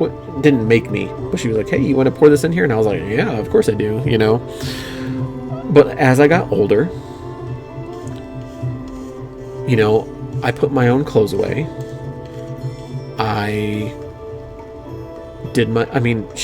We didn't have a washer and dryer in the house, so we went to the laundromat. And even though our clothes were still technically mixed together, you know, she'd be doing one washer, I'd be doing the other, or, you know, we'd split it up or whatever. So I learned how to do it. You know, if they're not going to teach you that at home for whatever reason, that whole, like when I was a teenager and they had that whole you know, like Ferber method for babies, and like I'm never gonna say no to my child because it reinforces negative thoughts. Fuck that. They need boundaries. How are you gonna set boundaries without saying the word no, or without saying that's wrong? I'm sorry. The way that we have boundaries, the way that we respect other people's boundaries, is by stopping and thinking, technically as a negative thought, oh geez, I shouldn't do that because it might hurt them. Yeah, it's called being respectful. It's knowing you don't have to say what's right and wrong, because technically right and wrong is, you know, it can be a gray area for a lot of things. But like, you know, it just, that whole don't teach your kid never, or don't ever teach your kid to say no, or whatever it was that I was saying. It's like, are you kidding me? Like, it's gotten me so frustrated I can't even put my sentences back together. But exactly, no means no. How are you going to tell a whole generation, and it doesn't just have to be boys and men, but it is going to be the majority, right? That in situations, no means no, right? And girls need to learn that too, but it becomes a double standard. Well, girls can't do that. Yes, they can. And besides that, there are plenty of girls, women, that put pressure on men who don't want to be in certain positions. And I'm not even talking about sexual ones either. I'm just talking about in general, that don't want to be in an emotional situation, a mental situation, where they can't handle it, or they're going to be triggered, or, you know, whatever it is. They can't handle certain things, but they're pressured and they're told, get over it, stop being a pussy, you know, man up, you know, grow a pair, you know, like, those are things that are detrimental to our society, saying that stuff. Now, if you're with your friend and you're joking around, you know, fuck you, stop being a pussy, blah, blah, blah. Yeah, okay, you know, that's not a big deal, right? But doing that stuff out in public, doing that stuff to your kid, saying that stuff is detrimental, like, bad, you know? And there's other ways to say stuff like that, like, yeah, no equals 25 to life, right? I know he doesn't fucking get it. But, you know, the other thing is, sorry, I had it there and I stopped because I got distracted by him and you calling him out on it too.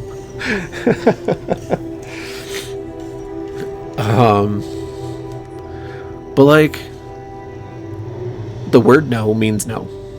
And I have been in plenty of situations where a girlfriend or someone that I was with has told me no with whatever the situation was, even if it was just, hey, do you want to go dancing, or hey, do you want to go to whatever it was. And you go, you sure? I mean, we could still go out and do this and that. If they said no the first time, and you're just asking, are you sure? And they say no the second time, stop. There's no more. There doesn't need to be any more. There doesn't need to be, come on, come on. No, it needs to stop. Right? But nobody respects anybody's boundaries anymore, because now they have this whole, I'm going to get mad at you for offending me, but not tell you that you offended me, and just call you a bigot, and just call you a sexist, and just call you a misogynist, and whatever else. Men are really, quote unquote, put in their place in society. Now, am I saying that men are fantastic? No, we do plenty of bad shit ourselves. We do. We're stupid. We're stupid just like anybody else. But we are constantly told, man up. You're being a racist. You're being a bigot. You're being a sexist. You're being a misogynist. You're being anything, right? Or you're being anti-feminist and this and that. It's like, you can't talk to anybody nowadays without having some kind of negative label put on you, just for saying hi, just for saying, how are you today? Oh, that's great. Did you see that shirt? What do you mean that shirt? Like, it becomes a big thing over nothing quickly. Anyway, that's a whole freaking can of worms on its own. That would be like the next 4 hours of conversation.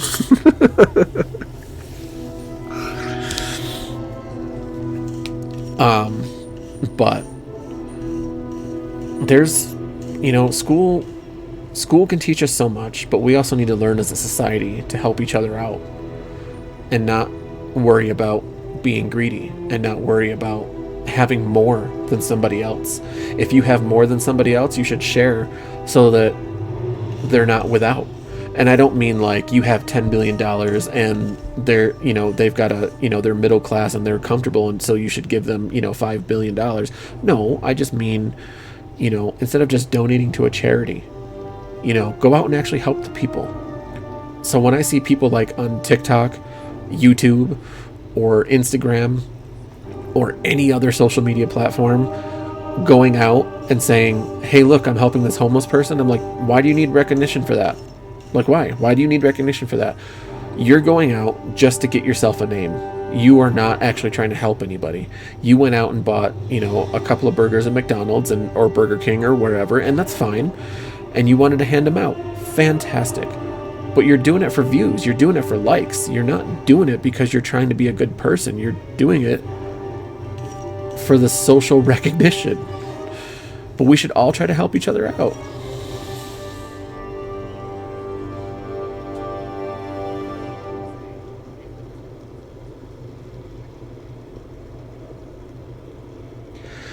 Yes.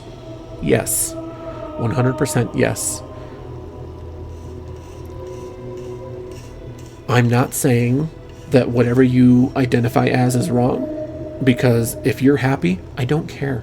I don't care. Be happy. Be happy with whatever form you choose to be. Please be happy. That's the one thing in life that we are truly missing, is just being loved by one another and being happy in life. So if that makes you happy, be happy. It does not bother me.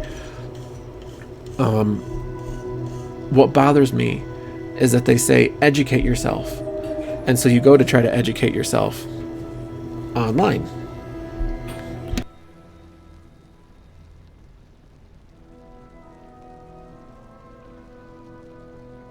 Sorry, I have to mute this for a second. My girlfriend doesn't know how to shut fucking doors without slamming them. And she's not even angry. That's just who she is. Anyway. So you got to try to educate yourself online. And there's so much misrepresentation online, because this website says this website says this YouTuber says that, this person who identifies as this and that says you should do it this way, but that person doesn't represent everybody in that group either. They represent themselves. So there's so much misrepresentation, so much misinformation. that you can get confused in less time than that took me to snap my finger. So when you ask a person, well, you know, what should I do? What should I call you? How should I do this? And they get angry and say, I'm not your teacher. I'm not your fucking mother. Go figure it out. And then still call you any kind of slur or put you down for not knowing. I hate that stuff. I hate it so much. We put each other down because we'd rather be angry at each other than actually care about one another. That pisses me off. And I'm not saying that you have to like everybody in the world.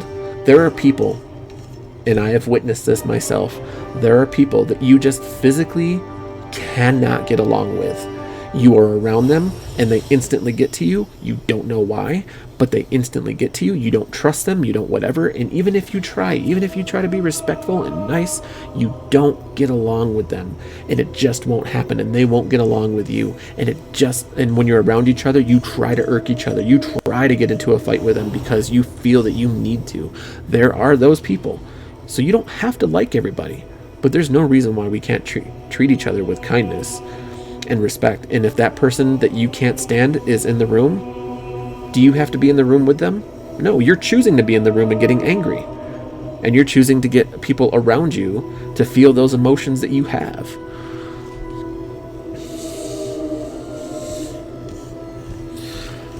And it's just, so when I read that, when you said, like that person, yes, exactly. Because people would rather be offended so that they can have a crusade, so that they can have a cause, so they can justify their anger with the world, with their parents, with whoever in their life. Hold on.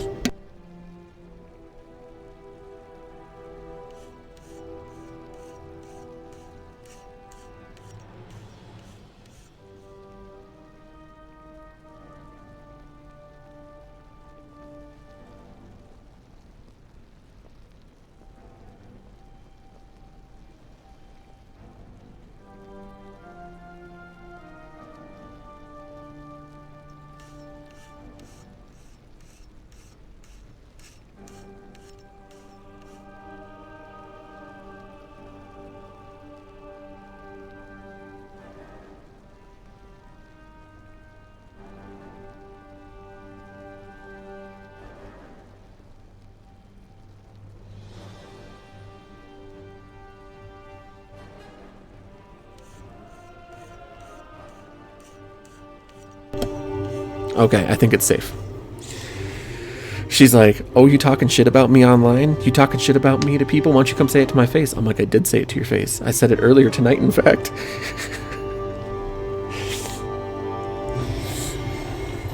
I was like, have you ever been accused of being quiet? Ever? And she goes, I told you when we met that I wasn't quiet. And I said, I did not think that meant every aspect of your life. I thought it meant certain things.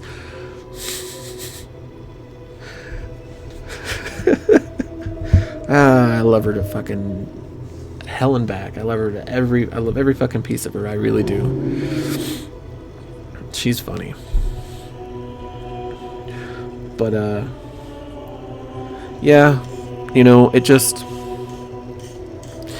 society would rather be the bottom line, in all honesty, and I'm probably going to pop off like within a couple of minutes after that, is we would rather be angry at each other. We would rather blame each other than be united and help each other, because it's easier.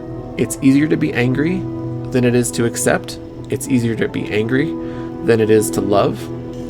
No matter what you're preaching, I don't care. All those people say, why can't we just love? Why can't we just this and that? And then we'll turn around and post a video that says, can't we just decapitate all these people who don't understand?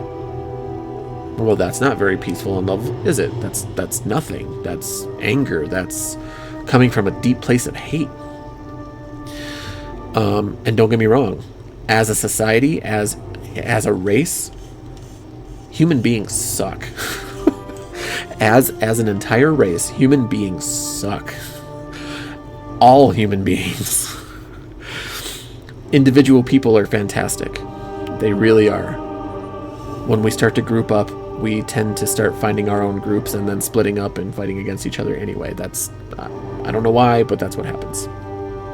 Even when we unite, it doesn't take very long for us to split up and not be happy with each other. But like, yeah. I mean, look at it this way. I'm not saying that there wasn't any war. I'm not saying that there wasn't any bloodshed. But before the colonists, the colonizers, and the Europeans and everyone else, when they came over here, all throughout Turtle Island, and I mean North and South America completely, there was no real famine. It happened, right? But it didn't happen often. There was no currency to trade one another, to be like, hey, here's a piece of gold, or hey, here's a $1 bill. When someone said, I don't have a home, you built them a home.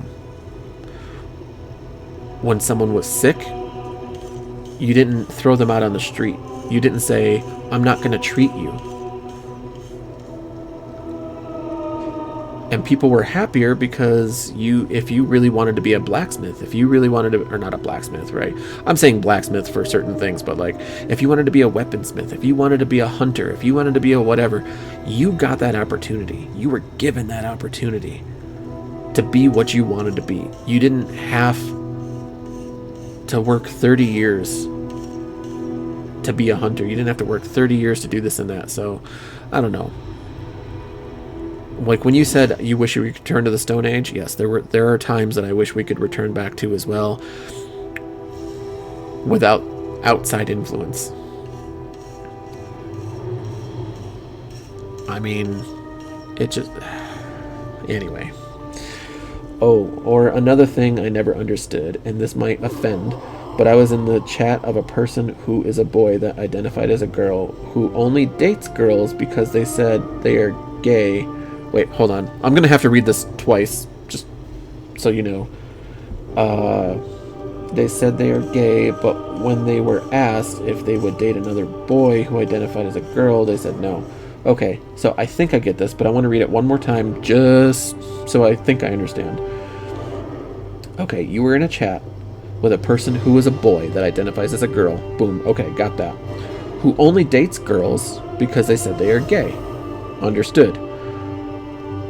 They only want to date girls despite the fact that they are currently a male, but they date females. And asked if they would date another boy who identified as a girl, and they said no. Yeah, it gets so intricate and so tricky. I mean, like, don't get me wrong, we all prefer who we prefer, right? Like, it just is. Right, we all prefer who it is that we prefer. And some people say, oh, give them a chance. And it's like, but if you don't find somebody attractive, and it doesn't matter what their looks are, if you don't find somebody attractive for whatever reason, you're not going to. But this is who I am, but I wouldn't date somebody else who's just like me. That I don't understand that either. Because, and this is where it gets controversial, right? So I'm not going to go too deep into it. Because then you're, in my eyes, right, in my mind, you are basically saying that they're not the same as you. That you are not them and they are not you, despite the fact that you are both in the same situation. You will only date other girls. Both of you are girls, as you have put out there, as you have identified. Which means that if you respect that in any fashion, they are, for all intents and purposes, a girl. But you will only date girls, and then you won't. Because of they weren't born female. I think my personal opinion is that that's wrong. I think that if you're going to look at yourself that way, and that you only date girls, which is fine, because that's your preference, then others who identify as that should be included in that. I'm not going to tell you who to like, because that is everyone's personal preference, literally. It doesn't make sense to me.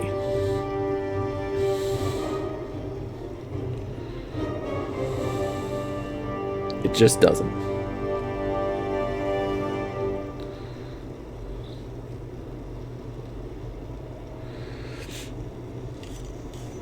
I mean, that doesn't offend me. That doesn't offend me. But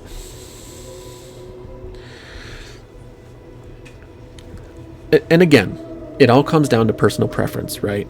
They don't see this other person as a girl, as a female, because they see them still as a male. It doesn't matter what they identify as.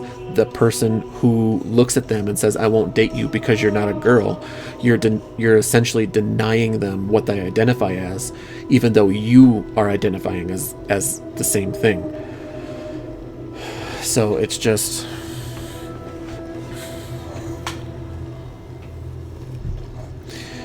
It's too intricate, and they will, no matter who it is, they will always defend that you're wrong, even if you are as neutral as possible, even if you literally just take the facts and you're not even argumentative. You're just saying, hey, you've laid this out, this is what this is over here, and this is what this is over here, basically doing like a Venn diagram, right? And you've laid it all out, and you say, these are just the facts that you have said, these are your words. And then they will still, most of people in these situations will still fight with you and still tell you you're wrong and that you're some kind of, bad thing. Whatever slur, whatever name, whatever label, they will somehow turn it around to try and make it seem like you are victimizing them by asking a question, an actual legitimate question. And I have seen it over and over again. I have seen it online. I have seen it in person. I mean, if they explained it a little bit further, then the problem would be that they would be labeled as hypocritical. And in our culture today, if you're hypocritical and anything else in public, then you're canceled, and people find a way to cancel you or any way else. You might be the lucky one that shoots to stardom, but yeah, it just...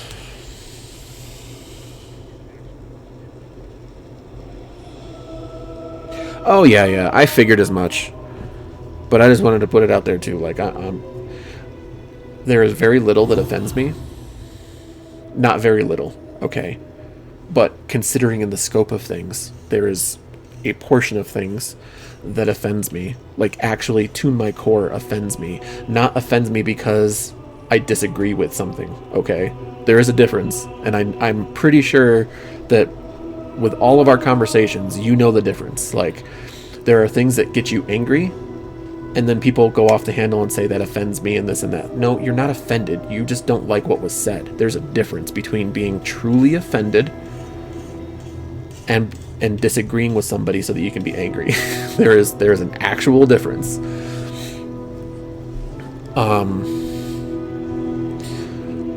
But everyone goes straight to using the word offended, and when someone uses the word offended, then the banners are raised and the horns are blown, and everyone's got to rush to, oh, someone's offending who? No, stop. I was just angry. I didn't like what they said, their tone of voice, their whatever, blah blah blah. If it was said in a different tone, maybe they wouldn't be offended.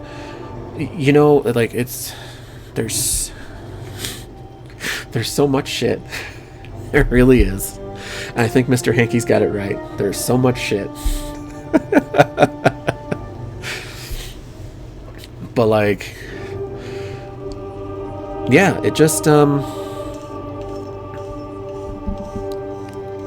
in that case, when you pull out the facts, they're either going to tell you are victimizing them, and that you're wrong, and that you're this, and that you're that.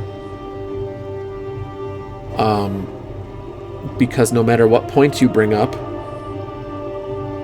they are never wrong, they are never hypocritical, they are just in their rights, they're just in their morals and this and that. And hey, you know what? Every single one of us have our own set of morals, our own set of honor code, if you will. Even if you don't call it that, we all have a level, whether it's very small or very large. We all have a level of it, but it all differs, right? And our personal preferences differ, you know.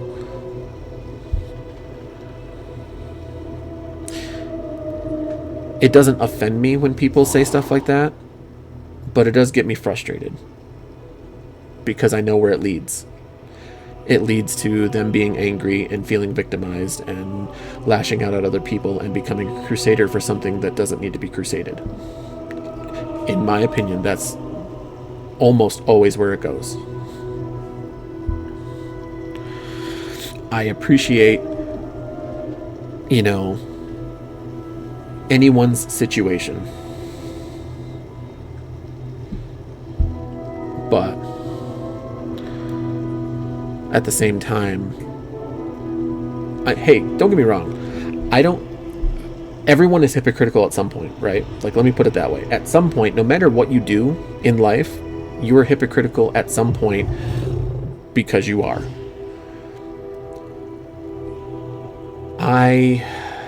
What's that word?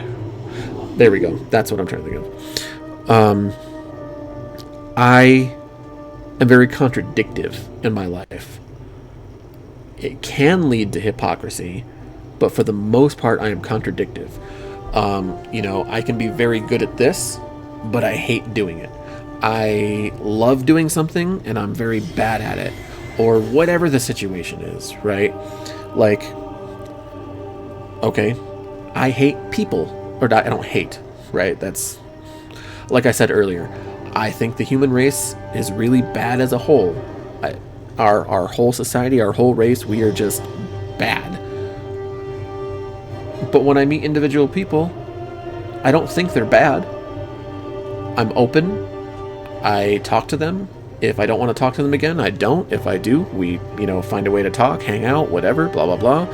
But that's contradictive. If you think you don't like people because they're bad, then why would you give individual people as a chance? Well, it's contradictive. It's not hypocrisy. It's contradictive. And you should be able to speak your mind. Okay, let me put it there. You should be able to speak your mind, as long as you are not purposefully trying to hurt someone, as long as you are purposefully not trying to drag people down, then you should absolutely be able to speak your mind. If you are purposefully trying to do those things, then that's when you should go take time to yourself and, go in a padded room and punch it and run back and forth and get all the thoughts out of your head, or whatever it is that you do to de-stress.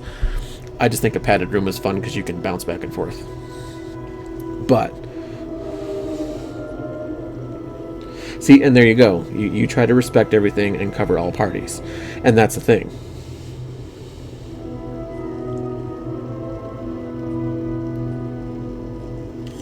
See, and there's a difference right there. If you don't like something and you say it, and you constantly are... They modded bend over, but they didn't mod bitch. Sorry. I'm still hung up on that.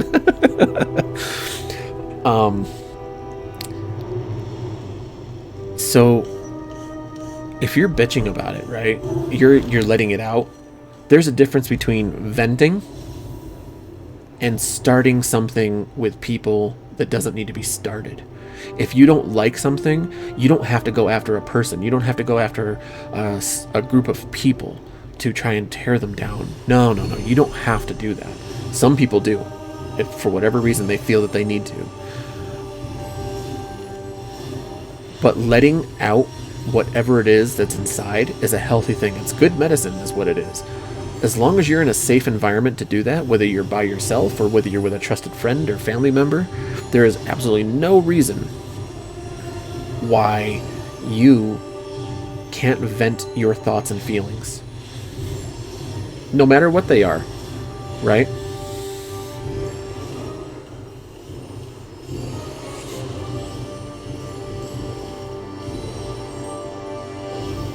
Yeah.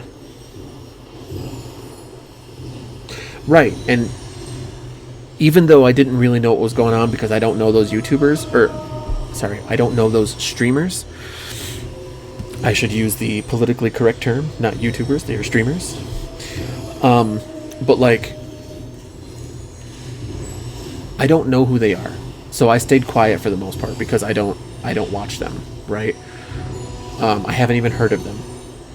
I heard of Riker, and I know you talked about Riker before you started talking about them. I've seen Riker before, and I like him, you know, when he's talking, and I mean, when he has a long video, I tend to kind of drift away because I can't keep my attention. But if he does like a short, you know, 5 to 10 minute video, I'm usually pretty good with watching whatever the subject is. But like, you know, it just, I stayed out of it because I didn't know anything about it. But I remember you specifically pointed out these builds are not great. People think that they're great because it's a popular streamer, because I'm not saying they didn't do their research. Riker, Wujo, and Rob, I don't think that they didn't. I'm going to reword that because I think it's just going to end up negating everything that I said. I believe they did their research, right? And their research showed with probably simulations and other things and whatnot that these were the builds that worked the best. And when they tried them, it worked really well for them in those situations and whatever else.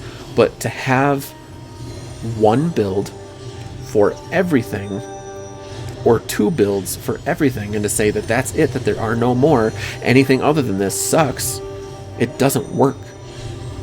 There are, in Diablo 4, hell, even in Diablo 3, there's so many situations, right? But like, in Diablo 4, each dungeon isn't always necessarily completely different, but has a different set of rules than the last one. You know, when you go up higher, things are immune, things are resistant, things are whatever. So you don't use this build, you don't use that build. You know, like, oh hey, they're highly resistant to bleeding. Okay, so let's take out the bleeding and do more physical damage, or let's do more fire damage, or whatever it is. You know, like, they're highly resistant to, you know, damage reduction. Okay, so let me put more of my build into damage output rather than trying to lower, you know, their abilities and skills. You know, so it's like, and I'm just giving out random examples, but like, and then, but you specifically pointed out that they had either been called out, or that, you know, for certain things, or that their builds they're considered meta, but they don't always work the way that they express them. They don't always work that way, but because they're popular, someone who's new will go on there and see the meta, or, you know, the meta, right? And say, this is the build that I need to work towards. Because when you're leveling, that build doesn't always work for you. When you're at max level, doing only Nightmare 500 or whatever it is dungeons, then yeah, maybe that's the build that you really need. But like, when you're leveling, when you're at 50, when you're at 20, when you're at whatever, that stuff doesn't always work. Like, it's different.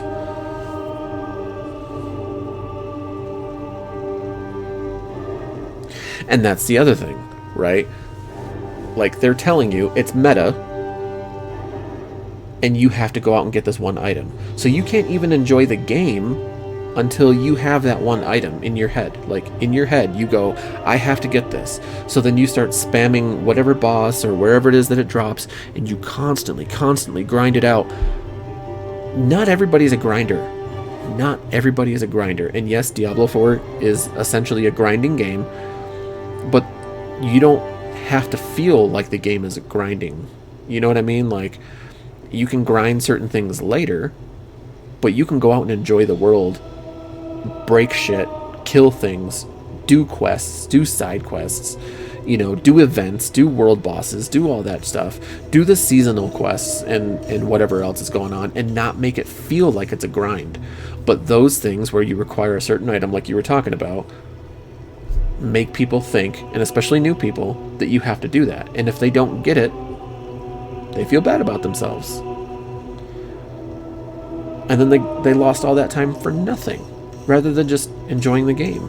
And yes, you can look up stuff so that you can have a guide of what you want to do. But there should be no reason as to why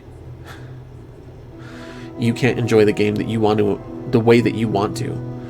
You know, like maybe you're going to have a harder time, but that's the way you like it. All right.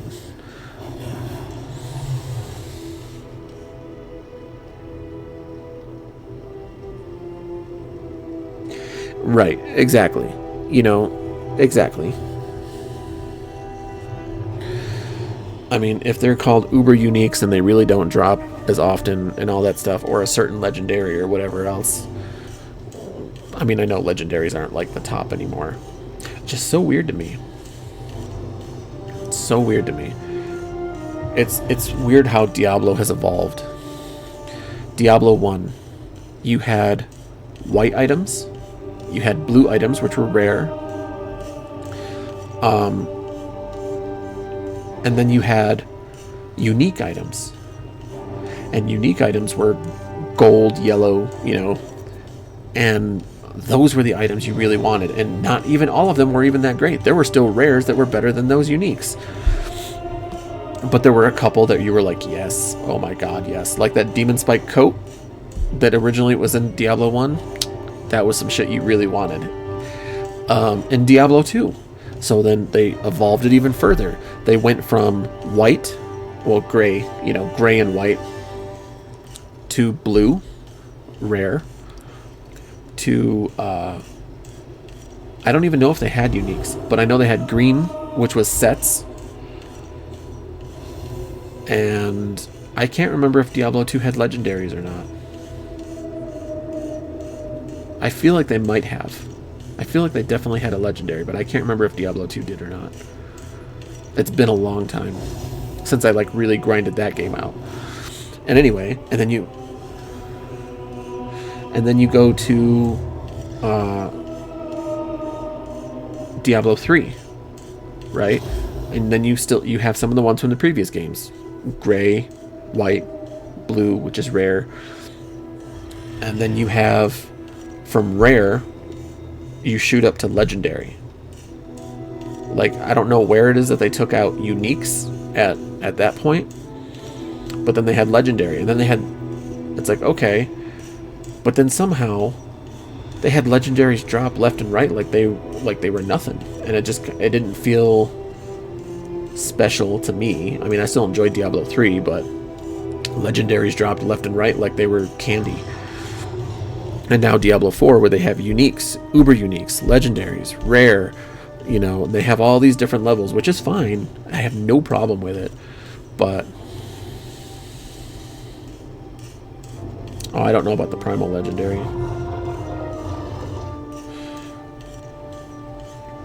But yeah, I mean, you don't need the best of the best to enjoy the game. Like, I joined the chat.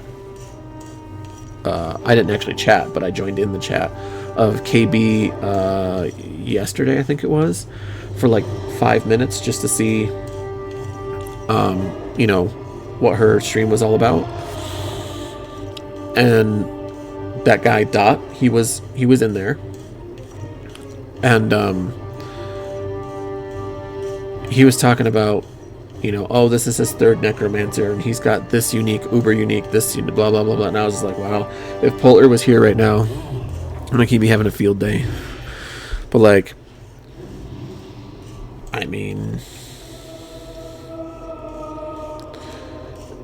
as long as they're happy with their things, it's fine. But a brand new player, like you were saying, in this particular instance, you were helping a brand new player. It shouldn't be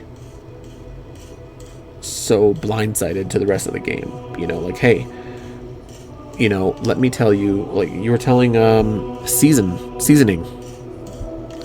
You were telling him about, you know, what points are essentially useless, like essentially truly useless in being a sorcerer. That stuff is helpful, right? That stuff is truly helpful. And then you were saying, don't worry about this and that, just get this build down and play around with it for a while and feel it.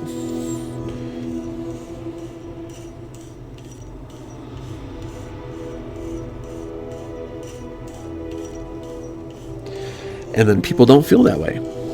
And people don't feel that Uber Uniques are not the end all. They feel that that's exactly what it is. They feel it's the end all. But, hey, I mean, what are you going to do? At the end of the day, everyone's going to enjoy their own way.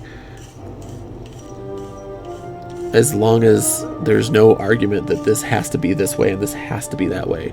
You should literally just be like, hey, you know, I can help you out, but if you're going to do it your own way, no big deal.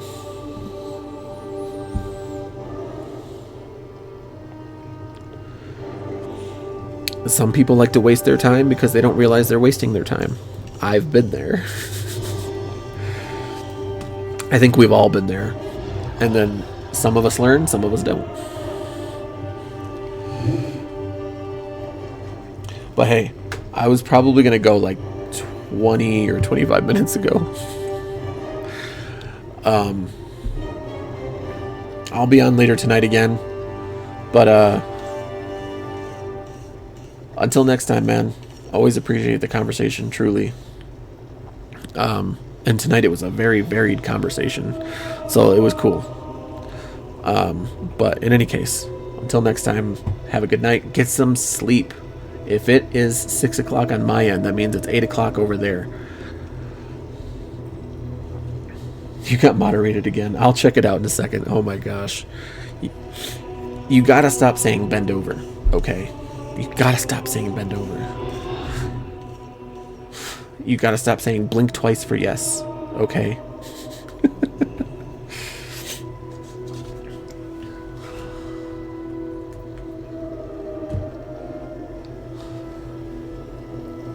Red Rover. There you go. Instead of bend over, you can say Red Rover. At least I'll know what you're saying, and it'll be fun. But alright, man. Get some sleep. I'll be back on later tonight, and hopefully I can get some more stuff today for my computer, but we'll see what happens. We'll see. Alright. Until next time, suffer well. Peace out.